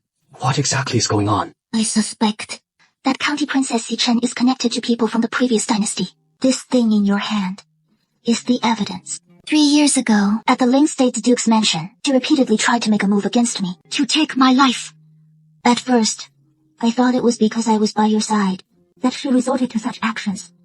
But later, after my investigation, I discovered that it wasn't so simple. I once bribed her maid, Qinglan. I learned that County Princess Sichan was only brought back from outside at the age of 9 to formally recognize her ancestry and return to the clan. Before that, she and her birth mother, the eldest princess, had always lived outside. So you suspect her background is fabricated? When I was 9 years old, I once fell gravely ill. After that, I lost my memory and forgot my own identity and name. I only knew there was a younger brother by my side who needed my care. Now, with County Princess Sichan's ties to people from the previous dynasty and her eagerness to kill me, I suspect there might be some connection between these two. Since you care so much about me, why not come back to the mansion with me today and help tend to my wounds? It is not out of the question. You want reassurance? I will definitely investigate this matter thoroughly for you. Speaking of your background, it is truly intriguing, and I'll use every means possible to uncover the truth for you. Let's head back to the city first. Oh. This... Let's stop here for now. Jiyu Chengen was still completely stunned, probably still thinking that Chaowen was being held hostage just like before at the other party. Fushi, there is an urgent matter waiting for you to handle back at the mansion. Come over here first. How come you've just returned from outside the city, and now you're looking for an excuse to slip away? I didn't. What? Yes, that is right. There really is an important business matter at the mansion waiting for the shopkeeper to handle. It truly can't be delayed. In that case, I'll go with you. Perfect timing. And if anyone dares to cause trouble with your business, I can help you sort it out too. You'll come back with us, and also fetch a physician from outside to come and apply the medicine, to check on his injuries. But this spot It's quite nice. Right on the opposite side from the neighboring Duke's mansion, far from the Imperial Palace. A place I would almost never pass through on ordinary days. Well, don't you have anything you want to explain to me? Yes, I did choose this residence to avoid those places at first, the bustling, prosperous areas. Now, you know exactly where I am. The physician has arrived. You should still go back and have the doctor examine your wounds. We can't afford to delay it. Anyway, no matter where your residence is, you'll have to move back to the Linguo Duke's mansion eventually. It has only been a few hours apart, and their relationship has already mended to this extent. Or rather, my shopkeeper. If you've been kidnapped, just blink your eyes. This wound looks rather deep. It hasn't damaged any muscles or bones, has it? Don't worry, miss. This injury isn't severe. As long as it is properly tended to, in no more than 3 to 5 days, it'll be mostly healed. That is reassuring. Since you care so much about me, Pushu, then come back to the mansion with me today. Help look after my injuries. That won't do. I've only just returned to the capital recently, and there are still matters I haven't looked into. At least, until I uncover more crucial evidence. Can't let him know where I am. I still have some business to attend to. The general should tend to his wound first, and get some rest to recover soon. Rest assured, I'll make sure to investigate this matter thoroughly for you. It is something that rightfully belongs to you, and no one else will take it from you. Very well. So, Chiru, you're so concerned about the general's peace and quiet. Surely, if the general is willing to inquire personally, he'll reveal everything he knows, and thinks in detail. What? Using this general's military authority isn't enough. You even want me to get personally involved. That is not out of the question. But hiring this general comes at a cost. I wonder what kind of reward you can offer. From the looks of it, I'm afraid I can't afford it, so I'll just have to manage on my own.